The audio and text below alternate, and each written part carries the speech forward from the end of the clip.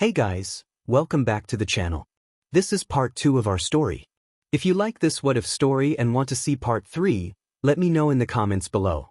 Before we start, don't forget to like, subscribe, and share this video with your friends. Also, check the description for more great content and my playlist. This story was posted by 𝗧𝗵𝗲 on Wattpad. Now let's start.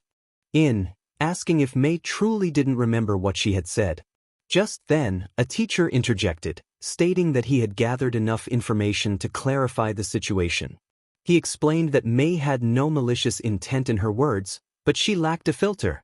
He also noted that Omari needed to toughen up a bit when it came to criticism, as even he was growing weary of having to help her. Lastly, he affirmed that Izuku was many things, but cowardly was not one of them. Even Bakugo had to begrudgingly acknowledge that Izuku's actions had taken courage.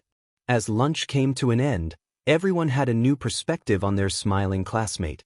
While they thought he was a bit out of his mind, it leaned more toward a positive view than a negative one. Hours later, Izuku was in the recovery room, lying in a hospital bed.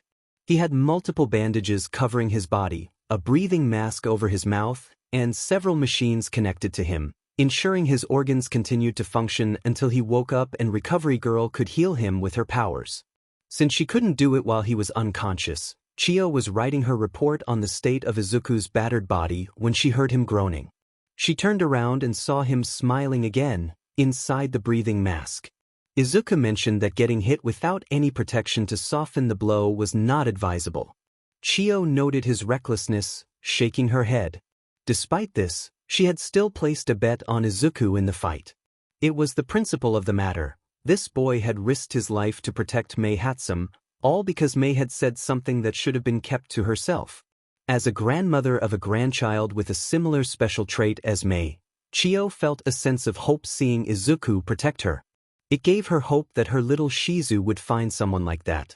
Izuku chuckled and shrugged, taking off his mask and inhaling deeply before continuing the conversation. He stated that if he had to, he would do it again, emphasizing that he wouldn't let a hero, whose name he couldn't recall, harm May for speaking the truth. Ch1 understood his motives and commended him for defending his friend, but she still pointed out that what he did was foolish. Despite her reprimand, she couldn't help but smile, especially since Izuku didn't have one for all and his teacher wasn't Toshinori. This meant that Ch1 treated him much better than in canon and fanon. 𝐒𝐭𝐽 had now become the target of Ch1's frustration for all the broken bones she had come to heal. Izuku shrugged, putting the mask back on as he found it difficult to breathe without it. However, he smirked, an amusing thought crossing his mind. He remarked that as a man, doing stupid things was part of life, which was why they often died young. Ch1 laughed, pleased to see his sense of humor intact. They shared a chuckle until Izuku winced, realizing he had laughed too hard for his body's comfort. Ch1 quickly returned to her medical duties, walking over to Izuku's fore and injecting a dose of morphine to alleviate some of his pain. Although it helped somewhat, it was clear that he had endured significant injuries from his recent stunt. Ch1 scolded herself internally, now back in her medical role, as she could hear the pain in Izuku's voice. He asked if she could heal him, to which she affirmed that she could but with a caveat. She explained that the amount of damage was too extensive for a single kiss to heal completely. She outlined the plan. She would kiss him, he would fall asleep from exhaustion, rest, wake up, and the process would repeat. Unlike Mirio, who had only a few injuries that could be healed with one kiss, Ch1 needed to be cautious with Izuku to avoid draining too much of his energy, especially given how severely he was injured. Izuku nodded in understanding but wanted to know how long the recovery would take. Ch1 estimated it would take about 3 to 4 days, no more than 5. He accepted this and closed his eyes, knowing he wouldn't be able to hide his condition from his mother. He anticipated the questions she would have when he woke up. He suggested they inform his mother, providing her number for Ch1 to call after he fell asleep. Ch1 noted this and mentioned that his little girlfriend and friend had tried to visit, but she had to turn them away since he was not in a condition to entertain guests. Izuku acknowledged her words, not wanting to move much to avoid the pain jolting through his body. It felt as if his body was punishing him for angering the demonic rabbit during the fight. Despite the discomfort, he wouldn't have it any other way. As the medication began to take effect, Izuku closed his eyes and drifted off to sleep. Chiyo smiled and kissed his forehead, initiating the healing process for his injuries. She sat at an outdoor table of a coffee shop, sipping a cup of tea while taking a deep breath to calm her nerves. The sight of her son connected to numerous machines had left her shaken. Although she was relieved he was stable, frustration brewed within her due to the lack of information about what had happened.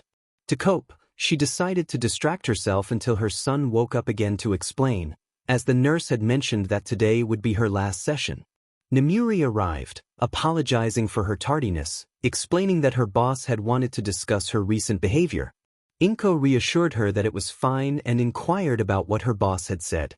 She felt a twinge of guilt for using Nomiuri as a distraction from her worries about her son, but she reminded herself that it was Nomiuri who had left abruptly after their last encounter. Taking a breath, Nomiuri smiled as 𝗂𝐭 pushed a drink toward her, signaling that she had at least made an effort to welcome her. She took a sip, savoring the moment before setting the cup down with a satisfied sigh. Nomiuri shared that her boss was concerned about her mood, noting that she had been down lately. 𝗂𝐭 asked if sushi was okay, recalling that it was one of the few things she knew about Nomiuri. She felt a blush creeping up at the thought of their previous encounter, quickly taking a sip of her tea to hide her embarrassment. Nomiuri found it endearing that 𝗂𝐭 cared, even if it was a bit of a distraction from her own troubles. Nomiuri reassured 𝗂𝐭 that sushi was fine but admitted she had been anxious about whether 𝗂𝐭 would give her another chance. 𝗂𝐭 hesitated, confessing that she almost didn't because she felt ashamed about what had happened between them. She gripped her cup tightly, unable to meet Nomiuri's gaze. Remaining calm, Nomiuri reminded 𝗂𝐭 that their previous encounter had occurred when they were both intoxicated, suggesting that it wasn't entirely within their control. 𝗂𝐭, however, felt conflicted, expressing her shame about the night and the complexities of her feelings. She glanced around nervously, worried someone might overhear their conversation. Despite the distraction from her son, it wasn't the kind of distraction she had hoped for. Nomiuri leaned in closer, curious about the possibility of continuing their connection. She asked if 𝗂𝐭 was ashamed of who she had been with, to which 𝗂𝐭 replied that it wasn't about Nomiuri as a person, but rather her own confusion about her feelings. She admitted to never having been with a woman before and questioned her own identity, unsure if she was straight or something else entirely. Understanding 𝗂𝐭's struggle, Nomiuri decided to lighten the mood. She leaned in and kissed 𝗂𝐭 unexpectedly. The brief kiss left 𝗂𝐭 momentarily speechless, her cheeks flushing with warmth. Nomiuri chuckled softly, enjoying the reaction. 𝗂𝐭 admitted that it felt nice, though she found it difficult to meet Nomiuri's eyes. Nomiuri's grin widened, pleased that 𝗂𝐭 was blushing for a good reason. She reached out, affectionately ruffling 𝗂𝐭's hair, treating her gently despite their age difference. 𝗂𝐭 expressed her difficulty in accepting her feelings, feeling flustered by the unexpected turn of their conversation. She had anticipated an apology from Nomiuri, not this playful exchange. Yet, she found herself unable to look up, lacking the bravery her son possessed.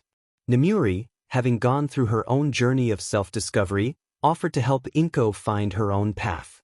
𝗂𝐭 hesitantly asked about Nomiuri's identity, curious to learn more. With a warm smile, Nomiuri began to share her experiences, confident in who she was, a complexity that few could truly understand. She knew exactly who she was and was unapologetic about it. Nomiuri identified as a woman, using she/her pronouns. She was pansexual, meaning she didn't care about gender, what mattered to her was the person behind it. Sometimes, she enjoyed dressing in drag under the stage name Electric Boogaloo. 𝗂𝐭, feeling confused and overwhelmed, asked what drag was. It dawned on her that she didn't fully understand her own identity, let alone what Nomiuri was explaining. Nomiuri noticed 𝗂𝐭's confusion and smiled kindly, realizing she had much to teach her. Meanwhile, Izuku lay in a hospital bed, recovering.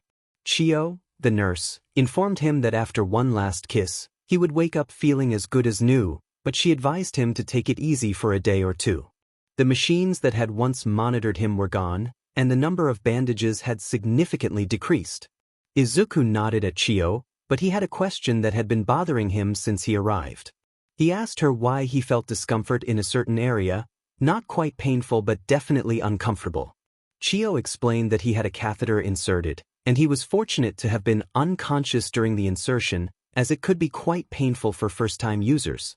She assured him that she would remove it while he slept. Izuku, feeling a mix of embarrassment and relief, chuckled nervously, appreciating the clarity.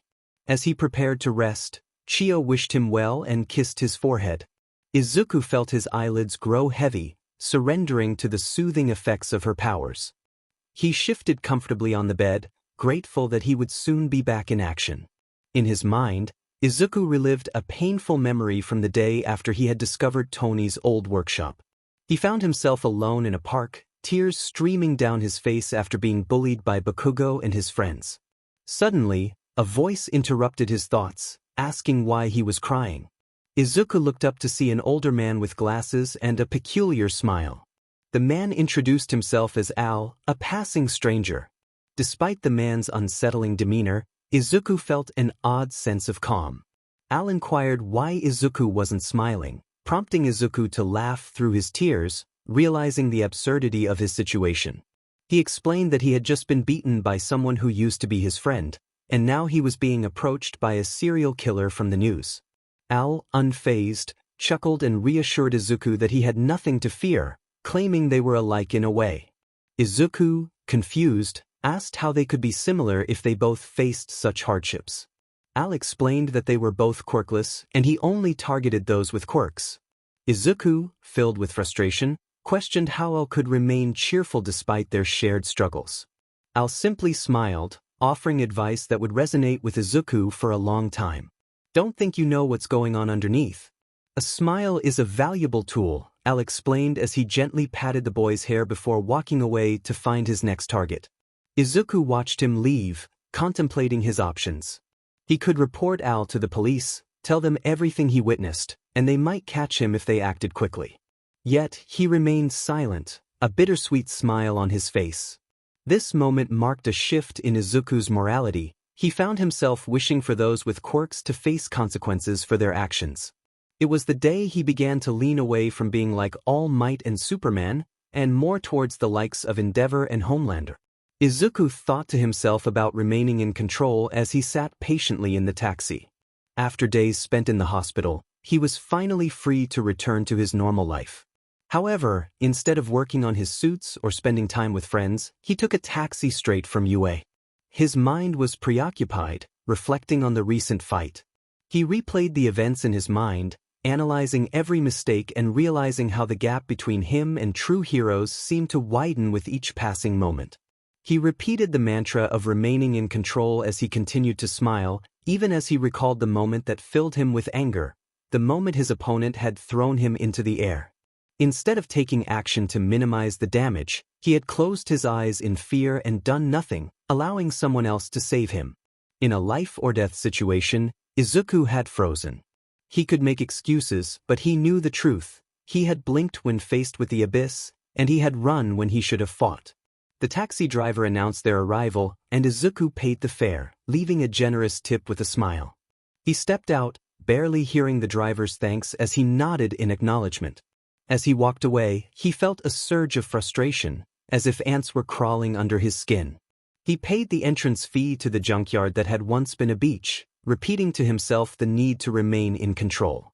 As he crossed his arms, he scratched at his arms, trying to calm the irritation, but it only intensified. He didn't notice that he had scratched himself enough to draw a little BLD. Once inside his workshop, he sat down and streamed the fight video to his TV, replaying it repeatedly. Each viewing revealed more errors, but none more significant than the moment he had frozen in midair. His breath quickened, and his heart raced as he felt the pressure building inside him. In a moment of frustration, he screamed, but the sound was lost to him. Suddenly, he was startled by a voice. 𝗎𝗎𝗓 exclaimed about his weight, and Izuku let out a loud scream as he jumped up, throwing his chair at the TV, which shattered and sparked. He continued his rampage, destroying everything in sight, his cries echoing with a mix of pain and anger. He was too consumed by his emotions to notice the chaos around him until he slipped and fell, landing on the shards of glass scattered on the floor. As he lay there, he felt the warm blood from his back seeping into his shirt, grounding him in the moment and halting his meltdown. He had already caused enough destruction and drawn unwanted attention. Rumi entered the room, arms crossed and eyebrow raised, surprised to find him there. She had been in the recovery room and was taken aback when she didn't see him. As she searched for something, she spoke to him, curious about his absence. Izuku was asked where he kept his first aid kit. He recalled that he had ripped it out of the wall and thrown it out the window, shattering the glass in the process. Rumi nodded and jumped out the window, deftly avoiding the sharp shards. Izuku marveled at her agility, but his own mental state prevented him from attempting the same feat. He felt a touch on his cheek, which made him wince from the pain caused by his forced smile. Rumi instructed him to turn around so she could examine his back. Izuku reluctantly complied, expressing his gratitude in a way that felt forced, as if thanking her was akin to pulling teeth. As Rumi opened the first aid box and began to remove the glass shards embedded in his back, she commented that his gratitude sounded insincere. Izuku chuckled, admitting that he was not in a good mental space to sound genuine. Internally, he berated himself for allowing someone to witness his struggles, having had multiple breakdowns since starting at UA. Rumi shrugged and continued her work, noting his discomfort. She remarked that she had seen his meltdown from the doorframe, and Izuku insisted that he hadn't had a meltdown because he lost. Rumi raised an eyebrow, sensing his anger from the tension in his clenched fists. She decided to give him a reality check, suggesting that he was upset about losing. Izuku hesitated, trying to maintain his smile, but the effort was taking its toll. Rumi took his silence as confirmation of her thoughts, believing he was angry about being defeated. She teased him about his destroyed lab, and Izuku felt frustration bubbling within him.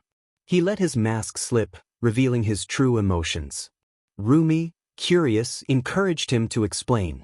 Izuku reflected on the moment Rumi had thrown him into the air, admitting that he had frozen in fear instead of finding a way to escape. He raised his arms for her to bandage his chest, and Rumi reassured him that fear was a natural instinct, something she understood well. Izuku argued that it was different for him because he lacked a quirk. He expressed his bitterness, feeling vulnerable without the powers that others had to rely on. Rumi, sensing the depth of his pain, asked who had hurt him. Izuku sighed, acknowledging that the list was long, and he got up to turn off the power at the fuse box.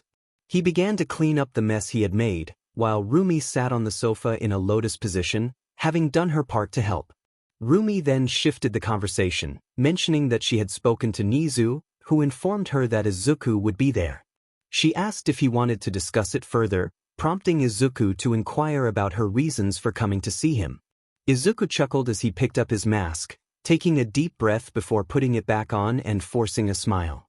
The sound of glass being swept up filled the air, an annoying noise for Rumi, who leaned back on the couch, lost in her thoughts. She noted Izuku's ego and felt it was all just bluster, which made her smirk. Despite his frustration, Izuku continued cleaning, determined not to let it show. Rumi decided it was time to make her intentions clear. She informed him that she was there to make him an offer. Curious, Izuku asked what kind of offer it was. Rumi tossed him his shirt, and as he put it on, she began to probe into his fighting background, questioning who had taught him such ineffective techniques. Izuku admitted he was self-taught from HeroTube videos, shrugging off her criticism. Rumi found his response amusing, and despite her dry tone, she couldn't help but feel a bit entertained by his naivety. She watched the video he had practiced with and was less than impressed, realizing why he struggled in fights. The techniques were outdated, and she couldn't help but express her disbelief at his choice of training material.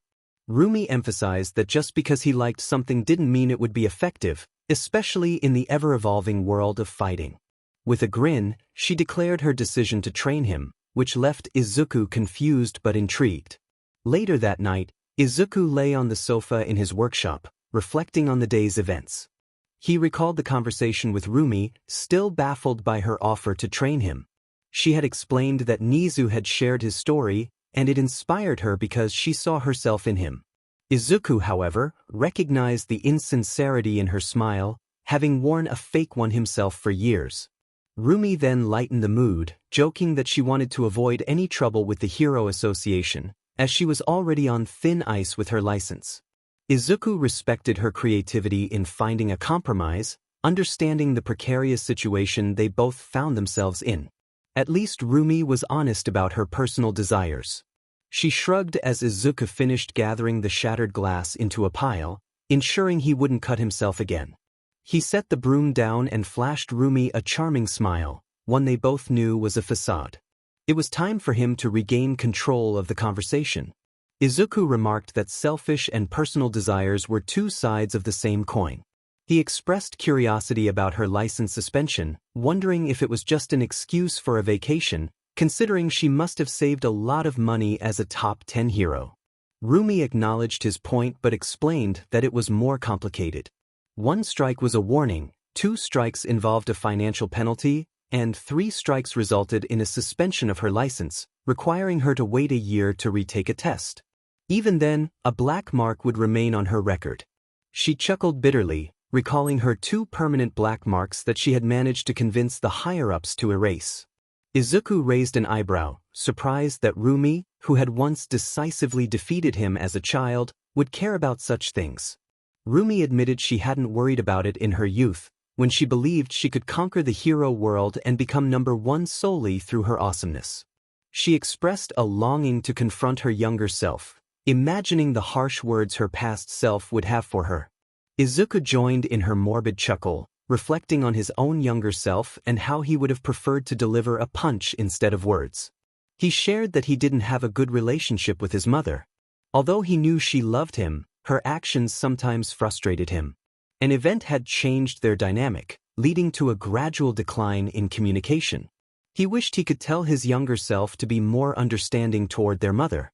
He sighed, running his fingers through his hair, acknowledging that while his mother did her best, it often felt insufficient. He lamented the unfairness of lashing out at her when he was struggling with his own feelings. Rumi listened and countered that it wasn't his fault, he was just a child. She asked what his mother had done to warrant such feelings. Izuku playfully reminded her that he had shared a little, and now it was her turn. Rumi leaned back on the sofa, her arms behind her head, and looked at the damage he had caused during his tantrum. Izuku felt uneasy with her relaxed demeanor, sensing she was taking control of the conversation in his own space. Before she continued, he questioned her interest in the topic. Rumi casually admitted she just wanted him to engage in their verbal game, which only irritated him further. He sighed and decided to continue.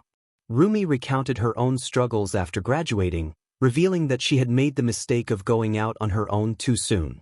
She described the hardships she faced, including living on the streets, despite her efforts to help others.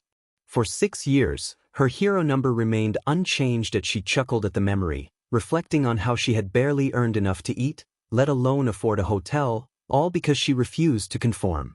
Izuku, sitting on the chair he had thrown earlier, sensed she wouldn't share more until he opened up again. Rumi encouraged him to spill his thoughts. Taking a deep breath, he contemplated a question he had asked many people over the years: could a quirkless person be a hero? Each year, the answer had been no, but he had never let that deter him. Until Izuku's mother advised him to pursue something more realistic, he had always dreamed of becoming a hero. Rumi, sitting up straight, reminded him that as a mother, her priority was his safety. Izuku chuckled in annoyance, feeling frustrated by the constant emphasis on safety over his dreams. He had heard this excuse before, and it never sat well with him. He refused to accept it from his mother, his grandmother, or even a hero. He reflected on his childhood, expressing disbelief that a mother would tell her 5-year-old son to give up on his dreams. He wished she could have allowed him to believe in his aspirations for a little longer. Rumi shrugged, acknowledging that she didn't have an answer. Izuku accepted her response but couldn't shake the feeling that he was following in his father's footsteps, someone who also sought to claim the world in his own way. Izuku questioned whether he was truly living if he never took risks or tried to achieve his dreams. Rumi, a thrill seeker, shared her own experiences of struggling to make it in the hero business, which was more about politics than heroism. She explained that without navigating the political landscape, one would struggle to succeed. Izuku listened intently, concerned about what this meant for his friends, especially Mei, who might also face challenges in the support gear industry. The thought made him uneasy, and he tightened his grip on the armrest. Rumi acknowledged that she had dampened the mood but emphasized the importance of accepting help when it was offered. She encouraged Izuku not to be as stubborn as she had been. As she stretched and relaxed, Izuku remembered that she had come to train him. Unsure of what to do next, he asked if he could think about her advice. Rumi agreed and gave him her number, urging him to reach out when he made his decision. In the present, Izuku took a deep breath and closed his eyes. Normally, he would dismiss such a request, but now, with his pride shaken, he found himself considering it. However, he couldn't help but feel conflicted about needing assistance from someone with a quirk to achieve his goal of becoming the first quirkless hero in thousands of years. They were exclusive and didn't attract him more than the indie games available on Steam. A few days later, Izuku had to make a decision. The longer he waited, the less time he would have to train if he chose to accept Rumi's offer. He was currently in the UA third-year gym, punching a sandbag to release his frustrations. He was so focused that he didn't notice the stares from others as he struck the bag with all his might, the sound echoing throughout the gym. He ignored the concerned look from Shinso, who was holding the bag, as he increased his speed and intensity. Izuku was completely in the zone until someone touched his shoulder, causing him to grunt and deliver one final powerful punch. The force sent Shinso slipping to the ground while the bag swung violently, hitting the ceiling. Izuku was pulled back as the heavy bag swung side to side from the momentum of his punch.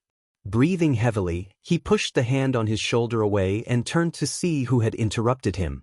Mirio, with a calm demeanor, advised him to calm down, expressing concern about his injury.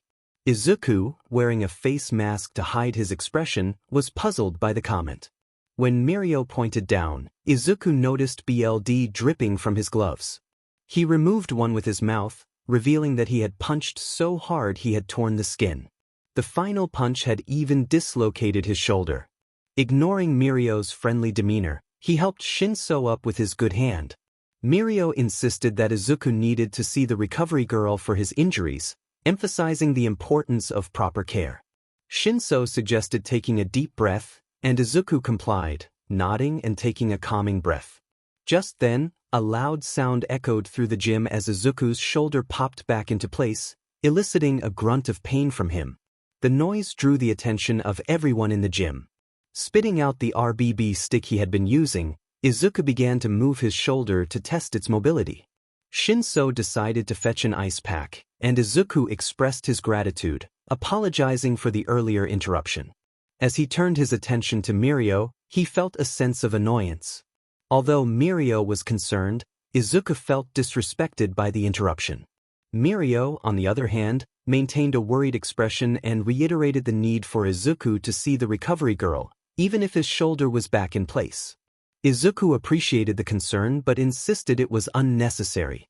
He then asked Mirio for his name, realizing they hadn't properly introduced themselves before. Izuku retrieved a medkit from his duffel bag and headed to the bathroom, with Mirio following closely behind. Mirio remarked on how Izuku had surprised him during their last encounter, complimenting his strength.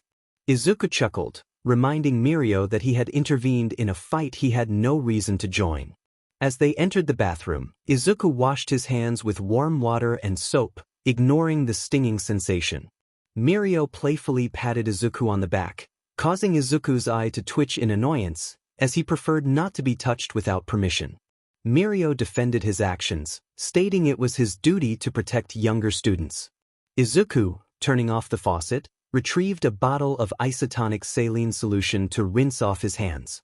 Mirio laughed at Izuku's response, appreciating his determination. Izuku introduced himself, but he also reminded Mirio to respect gym etiquette and not interrupt him during his training sessions. As he finished rinsing his hands, he used tweezers to carefully remove the loose skin from his knuckles. Mirio observed, acknowledging that Izuku knew how to care for minor injuries, but he still felt the need to emphasize the importance of training without overdoing it. Mirio pointed out that Izuku had been injuring himself with how hard he was hitting the bag, to which Izuku replied that this was nothing new for him. This is just how hard Izuku trains, but he appreciated the concern nonetheless as he inspected his knuckles for any loose skin. He was so accustomed to his training that he didn't even notice he was bleeding. It wasn't something he was bragging about, it was merely an observation about his dedication. As the yellow-haired man spoke, Mirio decided it was best to change the subject for a moment, sensing that Izuku was closing up like Tamaki does when drained of his social energy. Mirio remarked that Sir Toshinori was right. Izuku's smile was unsettling, to which Izuku responded that he took it as a compliment. He then mentioned that he knew All Might, chuckling softly as he applied antibiotic cream to his knuckles. Mirio smiled brightly, striking a proud hero pose that made Izuku roll his eyes, but Mirio remained undeterred. He proudly declared that he was the sidekick to All Might's previous sidekick, Sir Night-Eye. Izuku acknowledged the interesting dynamic between the two heroes, noting that it was surprising how a super-strength hero and a vision-type hero could work together. Despite his disdain for All Might, he felt a sense of distrust towards Sir Night-Eye. Whenever he saw that hero on TV, a strange feeling washed over him, urging him to be cautious. Mirio's smile widened as he spoke. About his boss, whom he idolized. Mirio explained that he had come to make sure Izuku didn't hurt himself further and would keep an eye on him. Izuku found that rather unsettling, prompting him to apply a roll of gauze to his knuckles. Mirio looked confused until he realized how that sounded and quickly clarified that Sir Night-Eye wanted him to keep an eye on Izuku for reasons unknown to him. Izuku expressed his distrust, finishing the first layer of gauze and applying a dry roll over it to ensure proper healing. Mirio waved his hands dismissively, watching Izuku wrap his hands with a mix of concern and admiration for the boy's skill. Mirio, ever curious, asked Izuku about his motivations for wanting to be a hero. Izuku explained that he wanted to help those who felt left behind, to be a hero for the 20% of people like him who lacked superpowers.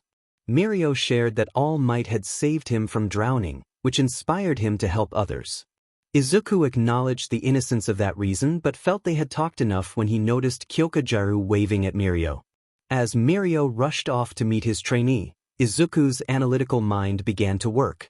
He concluded that Mirio likely knew the secret they were keeping, and if Mirio knew, there was a good chance Sir Night-Eye did too. This realization troubled him, as it meant more people were aware of a secret that he was not privy to. His thoughts were interrupted by a cold sensation on his sore shoulder, and he turned to see Shinso placing an ice pack on it. Izuku nodded in thanks and leaned back on the bench. Shinso asked if he was okay, to which Izuku replied that he was just thinking and needed a moment to breathe. As he held the ice pack against his shoulder, he watched Mirio begin training Kyoka. The sight reminded him of the business card in his pocket and the conversation he had a few nights ago regarding it. In a flashback, Izuku called out to 𝗲𝗏, the self-aware AI, who appeared on the monitor with a broken voice. Izuku inquired if there was anything left in 𝗲𝗏's corrupted files about how Tony Stark trained. 𝗲𝗏 searched but apologized, stating that the files were corrupted. Izuku sighed in frustration, feeling as though he was walking in the dark with a flashlight that rarely worked. Izuku took a few calming breaths as he decided to change the question a bit. He wondered if 𝗲𝗏 could at least remember anything about the situation. 𝗲𝗏 mentioned that the individual fought from a distance, but Izuku sensed that wasn't the answer he was looking for. As he closed his eyes, he felt the weight of the day pressing on him, knowing he had a long one ahead, filled with tasks to fix everything that had gone wrong. He asked how the fighter managed without the suit, but 𝗲𝗏 informed him that the file was corrupted. Izuku chuckled softly, wanting to express his frustration but holding back. He had already reached his limit for the next few months and didn't want to add to it. Instead, he improvised with a reference to a book he had read. He then inquired about 𝗲𝗏's opinion on his situation. 𝗲𝗏 responded that it was a matter of what was more important to Izuku, his pride as a quirkless hero, striving to achieve his goals without assistance, or the reality of making compromises to his dream and accepting help. The next day arrived, bringing Izuku closer to his goals, even as he found himself at a crossroads regarding his path. He couldn't dwell on that now, especially since his recent encounter with Rumi had led him to therapy with Inui, a necessity for appearances. He sat down with his ever-present smile, ready to hear what the therapist had to ask. Inoue posed the question of whether Izuku considered himself a good person. Izuku chuckled, crossing one leg and holding it with his bandaged hands, feigning a thoughtful expression. He found it amusing, though more annoying, that he was spending time on this. He mused that it was quite the question, asking why Inoue wanted to know. Inoue explained that he needed to gauge Izuku's mental state. As the sound of Inoue's pen clicking filled the room, Izuku stretched his neck, finding it a more valuable use of his time than answering. He reflected on the meaning of being a good person, noting that if asked, his mother would say it involved being kind and respectful to everyone, even those who crossed him. Inoue questioned whether Izuku believed that, prompting a soft laugh from him. The idea of being respectful to those he deemed lesser or who thought themselves superior felt absurd. He had tried kindness before, only to be met with pain, leading him to reject that notion. Izuku expressed that a good person respects themselves, knowing what they want and taking it for themselves. Inoue challenged him, asking what would happen if that person desired something another had. Izuku shrugged, recalling a classmate from his past, a memory that almost dimmed his smile, but he pushed it aside as he defended his perspective. He explained that while someone might take what they wanted, if they respected themselves, they would stop when told no. They wouldn't beg or settle for mere friendship, they would move on. He pointed out that Inoue had asked for his definition of a good person, and he had provided it. Inoue remarked that Izuku's description seemed selfish, to which Izuku nodded in agreement. He believed that a good person should prioritize their own well-being, as his attempts to be good for others had only resulted in pain. He had given up on that part of himself when the world had not nurtured it. Izuku argued that society's definition of a good person was subjective. In his view, he was striving for better, not just for himself, but for others like him who had been cast aside by a heartless society that discarded the unuseful. Inoue suggested that Izuku's motivations seemed more about seeking admiration than genuinely uplifting others. However, Izuku remained steadfast in his belief that one person, or even 100, wouldn't change his worldview. He understood the world was cold, and he needed to be just as resilient to survive, refusing to be punished for playing by its rules. Of course, that wasn't entirely true. Izuku was just seeing enemies everywhere he turned, but for now, he smirked at Inoue. He challenged Inoue, saying he would admit he was right if Inoue could tell him there were no heroes who sought glory. He asked if someone like 𝗕𝗏𝗏 didn't pursue glory and strive to surpass all might. Inoue shook his head, clarifying that he wasn't talking about those heroes but about Izuku himself. Izuku let out a soft laugh, leaning back slightly. He couldn't admit it, but he felt that those with quirks were allowed to act boldly, while he, without a superpower, was expected to be meek and 𝗬𝗵𝗲𝗍. Yet, he had helped the lion, so to speak, but ironically, he was the one who had placed the thorn in its paw. That was the kind of person Izuku was. He teased Inoue, questioning whether he was truly a dog, suggesting he looked more like a timid cat. Inoue, maintaining his professionalism after 13 years in the field, reminded Izuku that this wasn't a competition. He had seen many who thought they were special, and Izuku was not one of them. Izuku feigned boredom, sinking into the couch and putting his feet on the table, knowing it would annoy Inoue, who remained unfazed by such antics. Izuku expressed a certain respect for Rumi Usajiyama, appreciating her straightforwardness.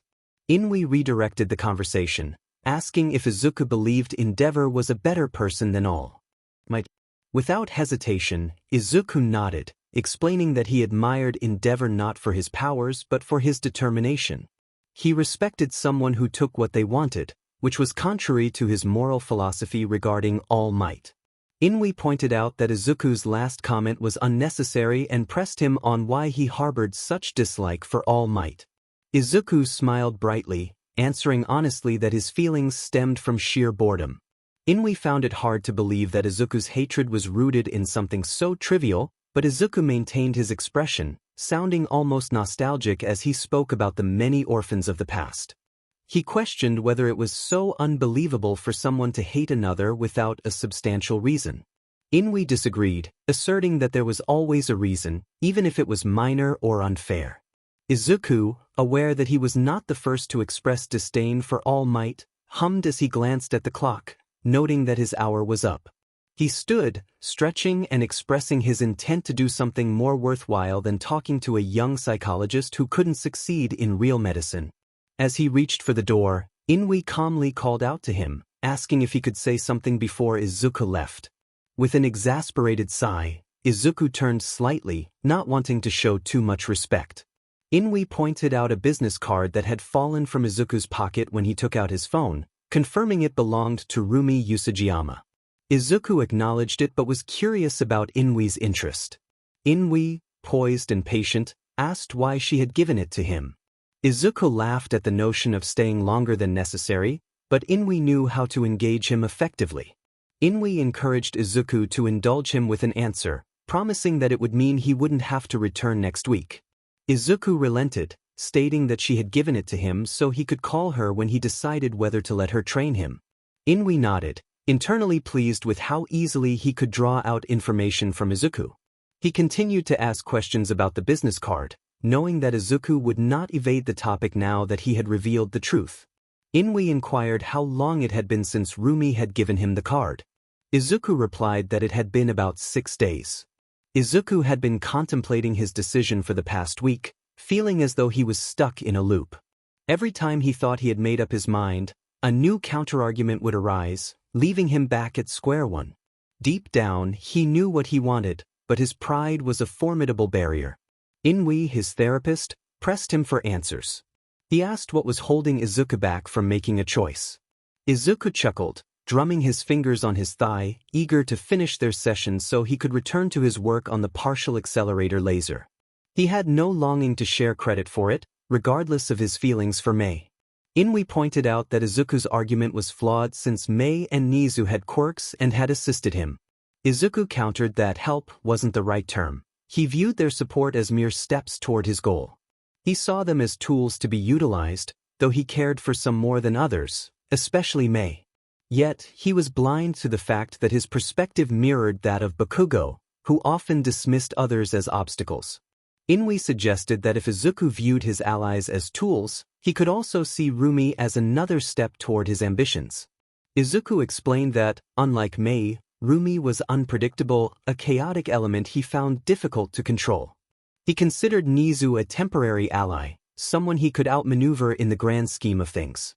Inui challenged Izuku's reluctance to accept help, pointing out that the current Hero Corps students were being trained by lesser heroes. Izuku shrugged, maintaining an indifferent grin, acknowledging that this was one way to look at it. As the days passed, Izuku found himself alone in his room, drumming his fingers on the table while holding a business card.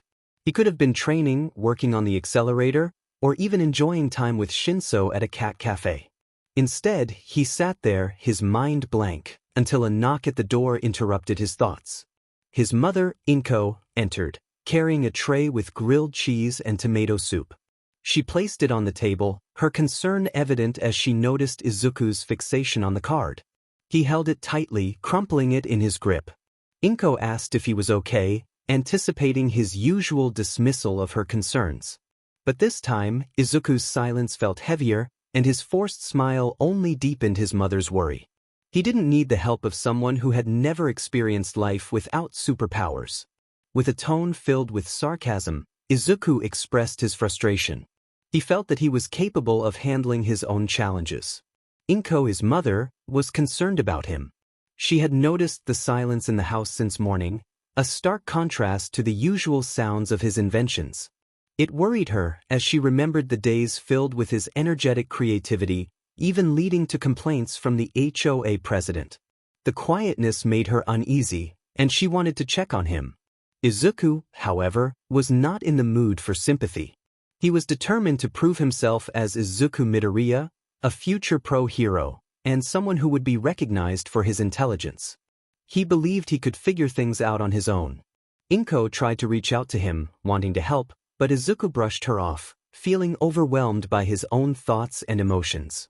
He reluctantly moved closer to her, but instead of expressing gratitude, he made a dismissive comment that stung Inko deeply. She felt hurt by his words, knowing she had done her best for him despite her circumstances. Izuku, wanting to be alone, pointed to the door, signaling for her to leave.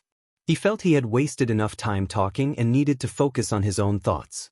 Inko, trying to maintain her composure, agreed to leave him alone but felt a sense of disappointment as she exited the room.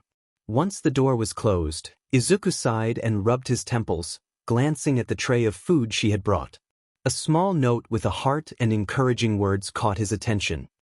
He carefully placed it in a drawer with other notes from her, never wanting to discard them. As he settled down to eat, he was startled by a sudden voice. Rumi Usajiyama, the number 3 pro hero in Japan, had somehow managed to sneak into his room, laughing at his reaction. Izuku, still recovering from the shock, quickly locked the door, hoping to keep his mother from discovering Rumi's presence. Inko, hearing the commotion, became concerned and knocked on the door, wondering if everything was all right. Izuku, panicking, assured her he was fine, not wanting to explain the situation. Inko, suspecting something unusual was happening, decided to give her son some space and went for a walk. Once she was gone, Rumi teased Izuku about being embarrassed. He explained that he didn't want his mother to have a heart attack at the sight of a woman in his room. Rumi, amused, casually mentioned her skills as a pro hero, implying that finding him had not been difficult. Izuku, curious about her visit, asked why she was there and how she had found him. Rumi, sitting on his bed with a playful demeanor, responded with a teasing tone, enjoying the moment and the surprise she had caused. "Do you have any idea how many people would love to have me in their rooms?" Izuku, however, was not one of those people. He expressed that he was not interested in her presence and pointed out the obvious age difference between them, making it clear that he was not going to fall for her teasing. He reiterated his question, asking what she was doing there. Rumi, slightly pouting, found Izuku less entertaining than she had hoped. He was all business today, unlike the boy she had met before, who had tried to talk his way out of trouble. After a week of deliberation, Izuku had become more straightforward and serious. Rumi mentioned that he was not as fun as another hero, 𝗵𝗲, who was easier to tease. She had come to check on him because it had been a week since he last contacted her. Izuku was puzzled by her concern, questioning why it mattered to her whether he called or not. Unbeknownst to him, Rumi was trying to avoid trouble with Nizu, who had his own motives for wanting her to keep an eye on Izuku. Rumi pointed out that a week without contact was excessive and that he was wasting a valuable opportunity. Izuku sarcastically remarked that being trained by a pro hero was not as great as it sounded, revealing his disdain for those with quirks. Rumi rolled her eyes, recognizing his deep-seated issues with quirks, which bordered on prejudice. She understood that Izuku was just a typical teenager, grappling with insecurities. Rumi bluntly told him to tone down his negative attitude, suggesting that his feelings about her powers were the root of his discomfort. Izuku insisted he was not insecure and crossed his arms defiantly, but Rumi saw through his bravado. She recognized that he was just a teenager, stubborn and struggling with self-identity. Izuku attempted to express his gratitude for her help, wanting to end the conversation and have his lunch. However, Rumi interrupted him, determined to train him regardless of his protests. She was not going to let Nizu have any leverage over her. Rumi declared that they should get started, ignoring Izuku's annoyance. She approached him and gave his shoulder a reassuring pat, indicating that he needed assistance to become a hero. Despite her selfish reasons for helping him, she was committed to guiding him. She urged him to set aside his pride, reminding him that he was not the exceptional hero he believed himself to be. Izuku sighed, feeling conflicted about her words. He was chasing an impossible dream and believed he was capable of achieving it, but Rumi was trying to help him see the reality of his situation. Rumi challenged him, asking if he would work with his classmates who all had quirks while he relied on his armor. Izuku insisted he could do it alone, acknowledging his arrogance but also recognizing his limitations. He turned away from her, seeking something to tinker with, a sign that he wanted to end the conversation. Rumi pressed on, stating that he needed to realize she was his best chance of making it into the hero course. With his current mindset, he would struggle to compete with others. Later, Izuku and Shinso were breathing heavily, clearly exhausted and dirty from their intense training session. Izuku had finally accepted Rumi's help, insisting that Shinso join in as well, believing that shared struggles could strengthen their resolve. 𝗔𝗂 glared at Izuku, clearly frustrated, as he felt the weight of their recent challenges. Izuku, with a breathless laugh that pained him, acknowledged their predicament. Rumi had pushed them to their limits, and even the act of laughing felt like a struggle. Suddenly, a loud crash echoed around them, followed by a cloud of smoke. As the dust settled, Rumi appeared in a military uniform, a wild grin on her face that sent a shiver down Izuku's spine, knowing it meant more rigorous training was on the way. Rumi commanded them to keep moving, her enthusiasm unyielding. The days leading up to this moment had been grueling, each one more challenging than the last. Today, however, was particularly tough, as Rumi aimed to assess 𝗔𝗂's fighting skills. After their latest bout, 𝗔𝗂, bruised and battered, shot Izuku a fierce look, blaming him for the pain they had endured. 𝗔𝗂 expressed his disbelief at their situation, while Izuku, ever the optimist, dismissed the label of insanity, grinning despite the discomfort. When 𝗔𝗂 touched his side, Izuku winced, feeling the pain radiate through him. Though both were injured, Izuku's condition seemed worse, a testament to his relentless spirit. He had kept getting back up, refusing to give in, while 𝗔𝗂 had known when to retreat. 𝗔𝗂 reminded Izuku of their recent defeat in the boxing ring, questioning the wisdom of challenging the same opponent without proper preparation. Izuku, though hurt, found humor in the situation, acknowledging that he had underestimated Rumi's skills. He reflected on how he had dodged some of her attacks but ultimately faced the consequences of his overconfidence. 𝗔𝗂 scoffed at Izuku's bravado, pointing out Rumi's formidable legs, which were practically weapons in their own right. Izuku, undeterred, insisted that the training was valuable, leaning back on the bleachers despite the pain. His pride was wounded, having seen classmates receive training from experienced heroes, and he was determined not to be outmatched by anyone, especially not by those he considered less capable. 𝗔𝗂 observed Izuku's battered appearance, noting the swelling and bruising. Despite the injuries, Izuku remained resolute, attributing his survival to 𝗔𝗂's ability to dull the pain. 𝗔𝗂 sighed, realizing the extent of his own injuries as he leaned back, chuckling at their predicament. Izuku challenged 𝗔𝗂, suggesting that if he didn't want to continue, he was free to leave.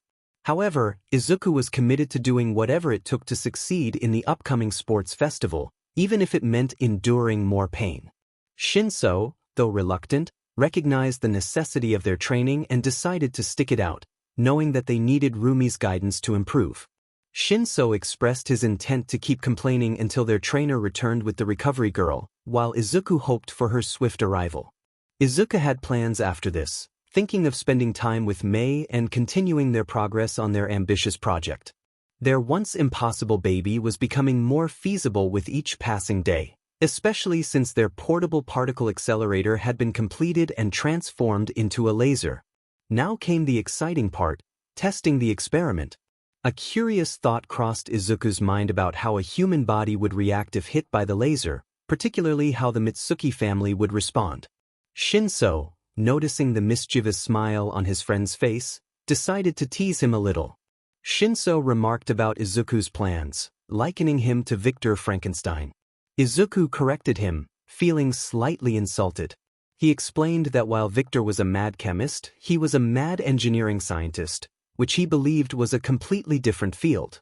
Chemistry had become less relevant since the emergence of quarks, and people often overlooked it in favor of more practical applications.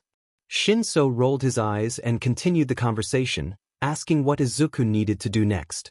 Izuku explained that the particle accelerator was built, and now it was just a matter of testing it before they could use it for their battery project.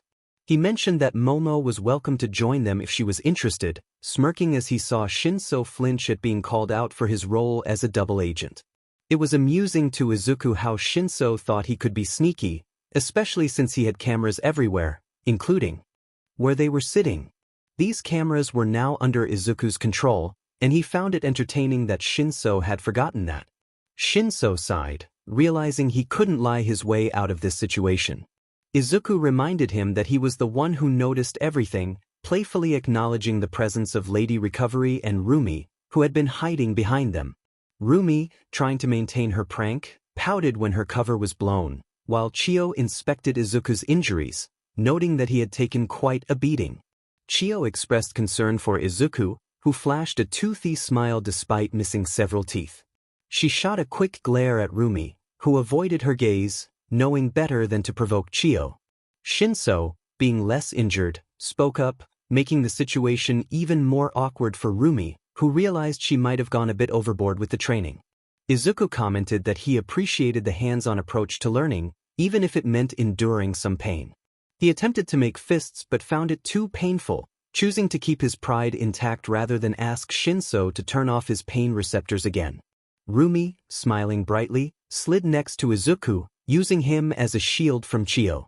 She playfully slapped Izuku on the back, causing him to wince but managed to keep a smile on his face.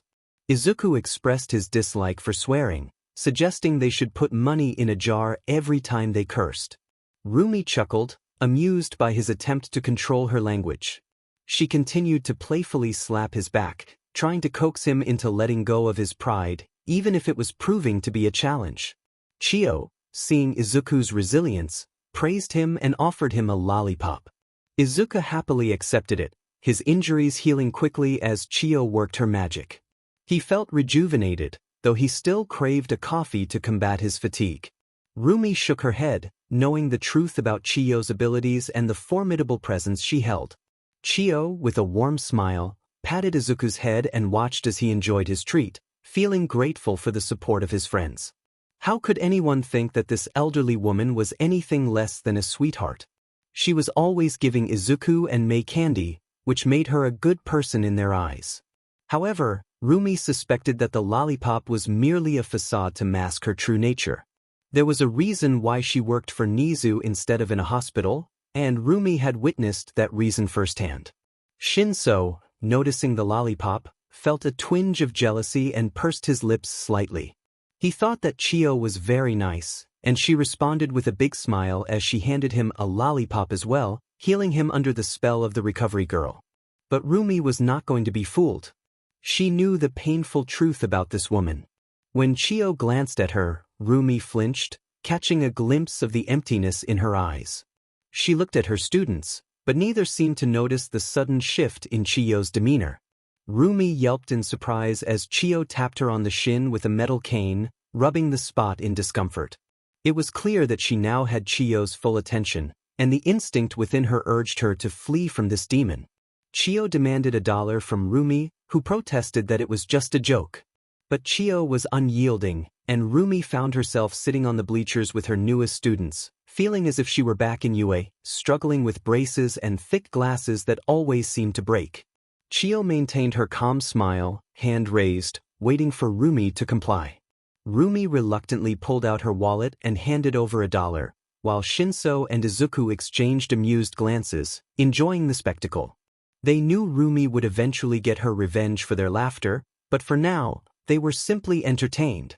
It was another day in Izuku's life, and he was in his workshop at UA.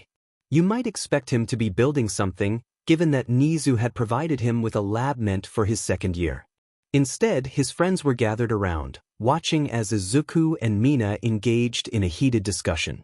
Izuku declared himself a visionary, insisting that Mina had no right to judge him.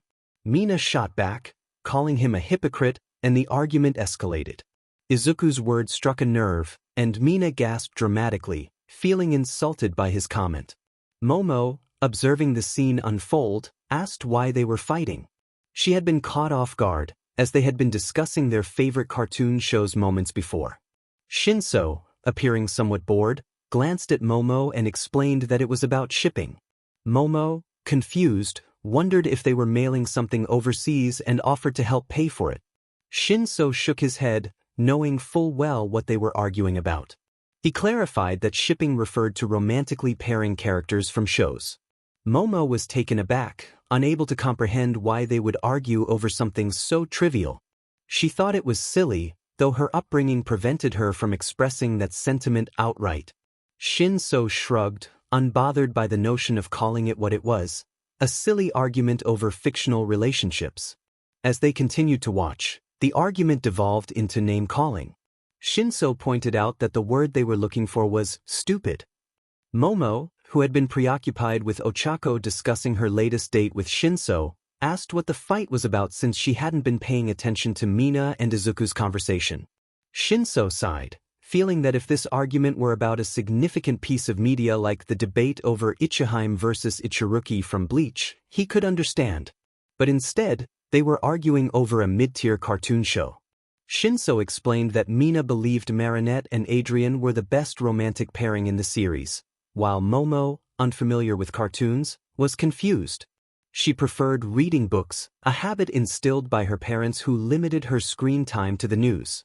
Shinso continued to clarify, mentioning that people often shipped Marinette with various characters, including Jason Todd from DC. Momo chuckled, trying to keep up with the conversation, while Ochako, in the background, flinched at the mention of Jason Todd, as she was a fan of that pairing. Shinso explained the root of the argument, which was as trivial as expected. Izuku had laughed and claimed that Marinette and Chloe made a better pairing than the canonical one. Mina accused Izuku of only liking that pairing because it featured two girls. Izuku scoffed but didn't immediately deny it, swatting Mina's finger away as she pointed at him. Their friends exchanged glances, surprised by his lack of denial. Izuku insisted that it had nothing to do with the conversation, but Mina countered, asserting that if Chloe were a boy, he would dismiss the pairing as toxic. Izuku, feeling defensive, pointed out that Mina was just as basic in her preferences, favoring canonical pairings. He laughed in annoyance, claiming that Adrien was just a typical pretty boy who wasn't even attractive. Mina was shocked by his assessment, insisting that Adrien was indeed attractive. Izuku, however, had a personal bias against blondes, having had negative experiences with them in the past. He boldly declared that Luca was far more appealing than Adrien. Mina reluctantly agreed but insisted that he was wrong about the overall pairing. Their friends sighed, thinking the argument might be over, but Mina's loud exclamation reignited the debate. Izuku's face flushed with anger as he declared himself the smartest boy in school, claiming he was never wrong about ships. He listed his preferred pairings, placing Chloe and Marinette at the top. Mina shot back, expressing her frustration with Izuku's smugness. He reveled in her anger, believing he had the upper hand. He continued to argue that the show had squandered its potential for better romantic options, criticizing the typical boy-meets-girl dynamic of Adrien and Marinette. Mina defended her ship, crossing her arms defiantly. She believed that many fans enjoyed the pairing, despite its flaws. Izuku, though begrudgingly acknowledging her point, envisioned how much better the show could have been with different romantic options. Mina, unimpressed, called him out for insulting her ship while asking her to keep an open mind. Izuku chuckled, realizing he might have gone too far, but he was determined to win this debate, no matter how trivial it seemed. He could pretend he was in the wrong if it meant getting his point across. Izuku decided to retract his previous statement, prompting Mina to encourage him to continue. In the background, onlookers observed them with unreadable expressions, finding the seriousness of their debate amusingly absurd. Izuku suggested imagining a scenario where Marinette moved on from her crush and learned to love genuinely. He pointed out that while Marinette had fallen for Adrien without truly knowing him, she and Luca had built a friendship based on mutual support. Mina expressed surprise that Izuku chose Luca as part of his argument. He sighed, wishing he could advocate for Marinette being paired with another girl, but he recognized the persistent negativity that often surrounded such ideas. He candidly remarked that mainstream cartoons were unlikely to feature an LGBTQ protagonist, so he opted for a more realistic pairing. Mina challenged him, wondering what would happen if people were more open-minded. Meanwhile, the onlookers continued to watch with blank faces, bemused by the duo's unpredictable shifts from passionate debate to calm discussion. Izuku rubbed his chin thoughtfully and responded without hesitation. He suggested that if they replaced Luca with Kagami, the argument would remain the same. Mina, incredulous, pointed out that he had previously argued for Cloonette but didn't choose her now. Izuku huffed, determined to stay calm, knowing that if they asked their friends for opinions, they would likely side with him due to his composed demeanor. He explained that he believed Kagaminette was the better ship but personally preferred Cloonette. Both, he argued, were superior to Adrianette. Mina retorted that he wouldn't feel that way if Chloe were a boy. Izuku playfully swatted her finger away, not denying the accusation but instead laughing and dismissively waving his hand, confident in his stance. He insisted that 𝗏𝗏 wasn't toxic because Chloe was not a boy, framing it as romantic. Mina questioned whether an abusive relationship could be considered romantic simply because the individuals were the same gender. This annoyed Izuku, as he believed that romantic pairings like 𝗏𝗏 had their own special qualities. He clarified that it was romantic because they were two girls, which he found appealing. As Izuku and Mina continued their spirited debate, Momo and Ochako exchanged glances, judging Izuku's comments. Shinso, momentarily distracted, let slip his true feelings, standing next to his girlfriend. He thought to himself that they really needed more guy friends, contemplating reaching out to Izuku about an invitation from a guy named Kaminari. However, a quick glance at his green-haired friend told him that now was not the right moment. Mina accused Izuku of being one of those fans, to which he retorted that she had no room to talk since she was an NCST shipper. Mina gasped at being called out, feeling the disapproving stares of her friends. Despite the embarrassment, she stood her ground, asserting that there was nothing wrong with enjoying a little taboo in fiction. She argued that it was different because they were fictional characters, and their relationship shouldn't matter. Izuku countered that Mirabelle and Isabella were no different from Chloe and Marinette. Their voices grew louder as they both became increasingly passionate about their positions, determined to outdo one another. Mina insisted that Isabella genuinely cared for Mirabelle, while Izuku countered that Chloe would care for Marinette if the writing were better. Their argument escalated to the point where it seemed they might come to blows, but thankfully, myheroacademia, who had been quietly working on her battery journal, finally looked up and interrupted them. She asked why they were fighting over something they deemed garbage. Izuku explained that while the story might be flawed, the characters were intriguing. He noted that fans often created better stories than the original creators, referencing the Sonic fandom as a prime example. Mina nodded in agreement, revealing her own Sonic OC, a wolf girl who had captured Knuckles' heart, proudly admitting that she had made her OC a Mary Sue. Confused, Mina turned to May, asking when she had arrived. May recapped the entire hangout, mentioning that she had asked for show recommendations, and after both of them suggested Miraculous Ladybug, the debate had erupted over Izuku's claim that the canon pairing was terrible. What had started as a simple request for something interesting to watch had spiraled into a chaotic discussion. Unbeknownst to May, she thought Izuku and Mina were merely having a lively conversation. But details and May were very special topics for Mina. She felt a flush of embarrassment as she glanced at her friends, who looked disappointed in both her and Izuku. Izuku, equally embarrassed, found himself blushing as well. They had gotten so caught up in their playful banter that they had forgotten the original conversation. Mina, frustrated with Izuku's teasing about her romantic pairing, declared that he was in trouble. In a spirited response, Izuku playfully retaliated, believing in the principle of equal rights, equal fights. The two began to exchange light-hearted jabs, each arguing passionately about their choices. Their friendly skirmish drew the attention of others, who stepped in to break it up, except for Shinso, who seemed to enjoy the spectacle. While the day may not have been productive for Izuku's goals, it did help him open up to his friends, and it brought him and Mina closer together in a platonic way. Overall, it turned out to be a good day for the young 14-year-old genius. As the alarm bell rang, 𝗏𝗏 quickly pressed it and dashed to the bathroom, a happy giggle escaping her lips at the delightful smell of breakfast wafting through the air. Today was a special day, the day she had been looking forward to all year. After a quick shower and brushing her teeth, 𝗏𝗏 sprinted into the living room, where her son was finishing setting the table. Izuku greeted her with a cheerful, "Good morning, mother. Happy birthday." 𝗏𝗏's face lit up with a bright smile, grateful that her son remembered and had made her breakfast. This day was particularly special because it was the one day a year when Izuku gave her his full attention, a day where he didn't ignore her. Izuku chuckled, recalling a certain memory associated with this day. He mentioned that he would have made her breakfast in bed, but they both knew how that had gone in the past. 𝗏𝗏 blushed at the memory, and they both shuddered at the thought, agreeing never to speak of it again. Izuku walked to the kitchen to retrieve the food, and when he returned, he placed a traditional Japanese breakfast in front of his mother. He kissed her cheek, making her giggle as if she were the child and he the parent. He shared that he and Mina had engaged in a lively discussion about romantic pairings, mentioning that she had learned that the hammer of justice was unisex.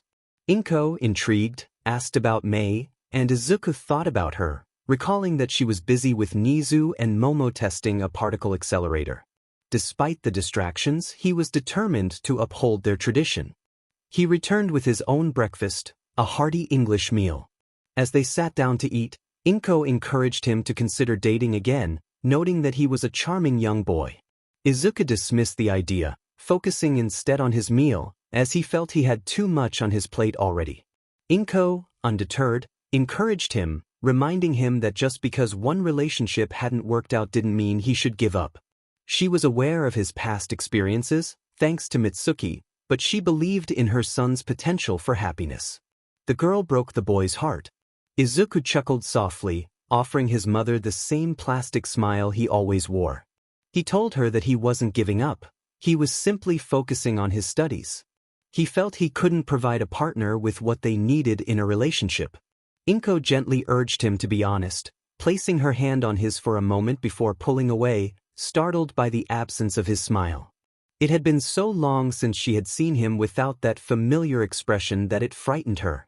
Izuku tightened his grip on his fork, recalling the girl with light brown hair.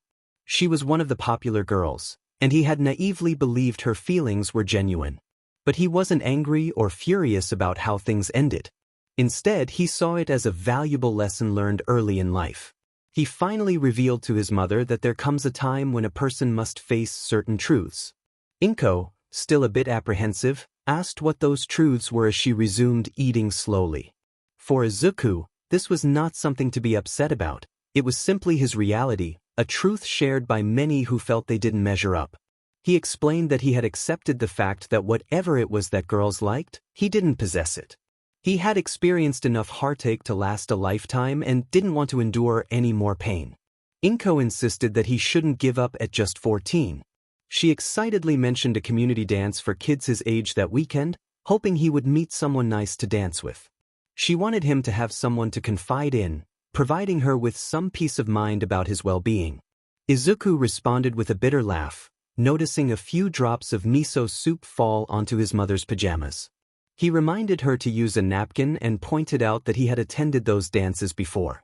𝗏𝗏 admitted she didn't know about his experiences, and he shrugged, deflecting the truth that he struggled with communication, especially with her. He acknowledged that he had indeed been to those dances and recalled mustering the courage to ask the girl across the street to the last community event. She had brushed him off, choosing instead to go with one of his old tormentors. 𝗏𝗏 expressed her sympathy, telling him it was her loss, and noted how Izuku's mask of confidence began to slip as he spoke. He tried to convince himself that he was past the pain, but the memory of that girl still stung. She had always been kind to him at school, but he realized it was likely out of pity. Izuku's thoughts turned to 𝗓𝗏 Shiozaki, the girl who had unknowingly hurt him the most. He felt no longing to attend another community event, fearing rejection yet again. He dismissed the idea of going to the dance, stating that he didn't want to feel like an outsider among the other kids. He placed his fork down, taking a few calming breaths to compose himself. His hair fell over his eyes, hiding the sad smile he wore, a smile directed at his own life rather than at his mother. He had learned not to risk love. He didn't want to play that game at all. He reminded his mother that even though he smiled often, he still had feelings and had endured enough pain. He ran his fingers through his hair to clear his vision and returned to his meal, trying to avoid letting it get cold. But 𝗏𝗏, ever persistent, tried once more to reach him. Izuku firmly stated that when the dance came he would be in his lab, continuing his work, as it would never hurt his feelings or make him feel like a loser in the neighborhood. His expression darkened, revealing the weight of his emotions. 𝗏𝗏 remained persistent, her determination fueled by the lack of smiles on her son's face. She wanted to help him, hoping he wouldn't feel alone when he turned 18 and chose to live independently. 𝗏𝗏 believed that if Izuku never tried, he would never be able to create a family for himself. Izuku shrugged, continuing to eat, indifferent to the idea of being a family man. His father had shattered that dream long ago. Deep down, Izuku feared becoming like his father, 𝐕𝗓𝗍. Though he resembled 𝗕𝗓𝗍 in many ways, his green hair set him apart, and unlike his father, he possessed no quirk. Seeing her son lost in thought, 𝗏𝗏 pressed on. She suggested he ask the nice girl, May, out, offering to buy him a green suit to match his hair. Izuku dismissed the idea, feeling that no matter what he wore, he would always be seen as a quirkless loser, unworthy of attention or compassion. He took a sip of his drink, hoping the coldness would soothe his frustration. 𝗏𝗏 felt a pang of sadness at his self-deprecating words but preferred this over the absence of emotion on his face. She continued to encourage him, determined to break through his defenses. Izuku, however, was weary of the conversation.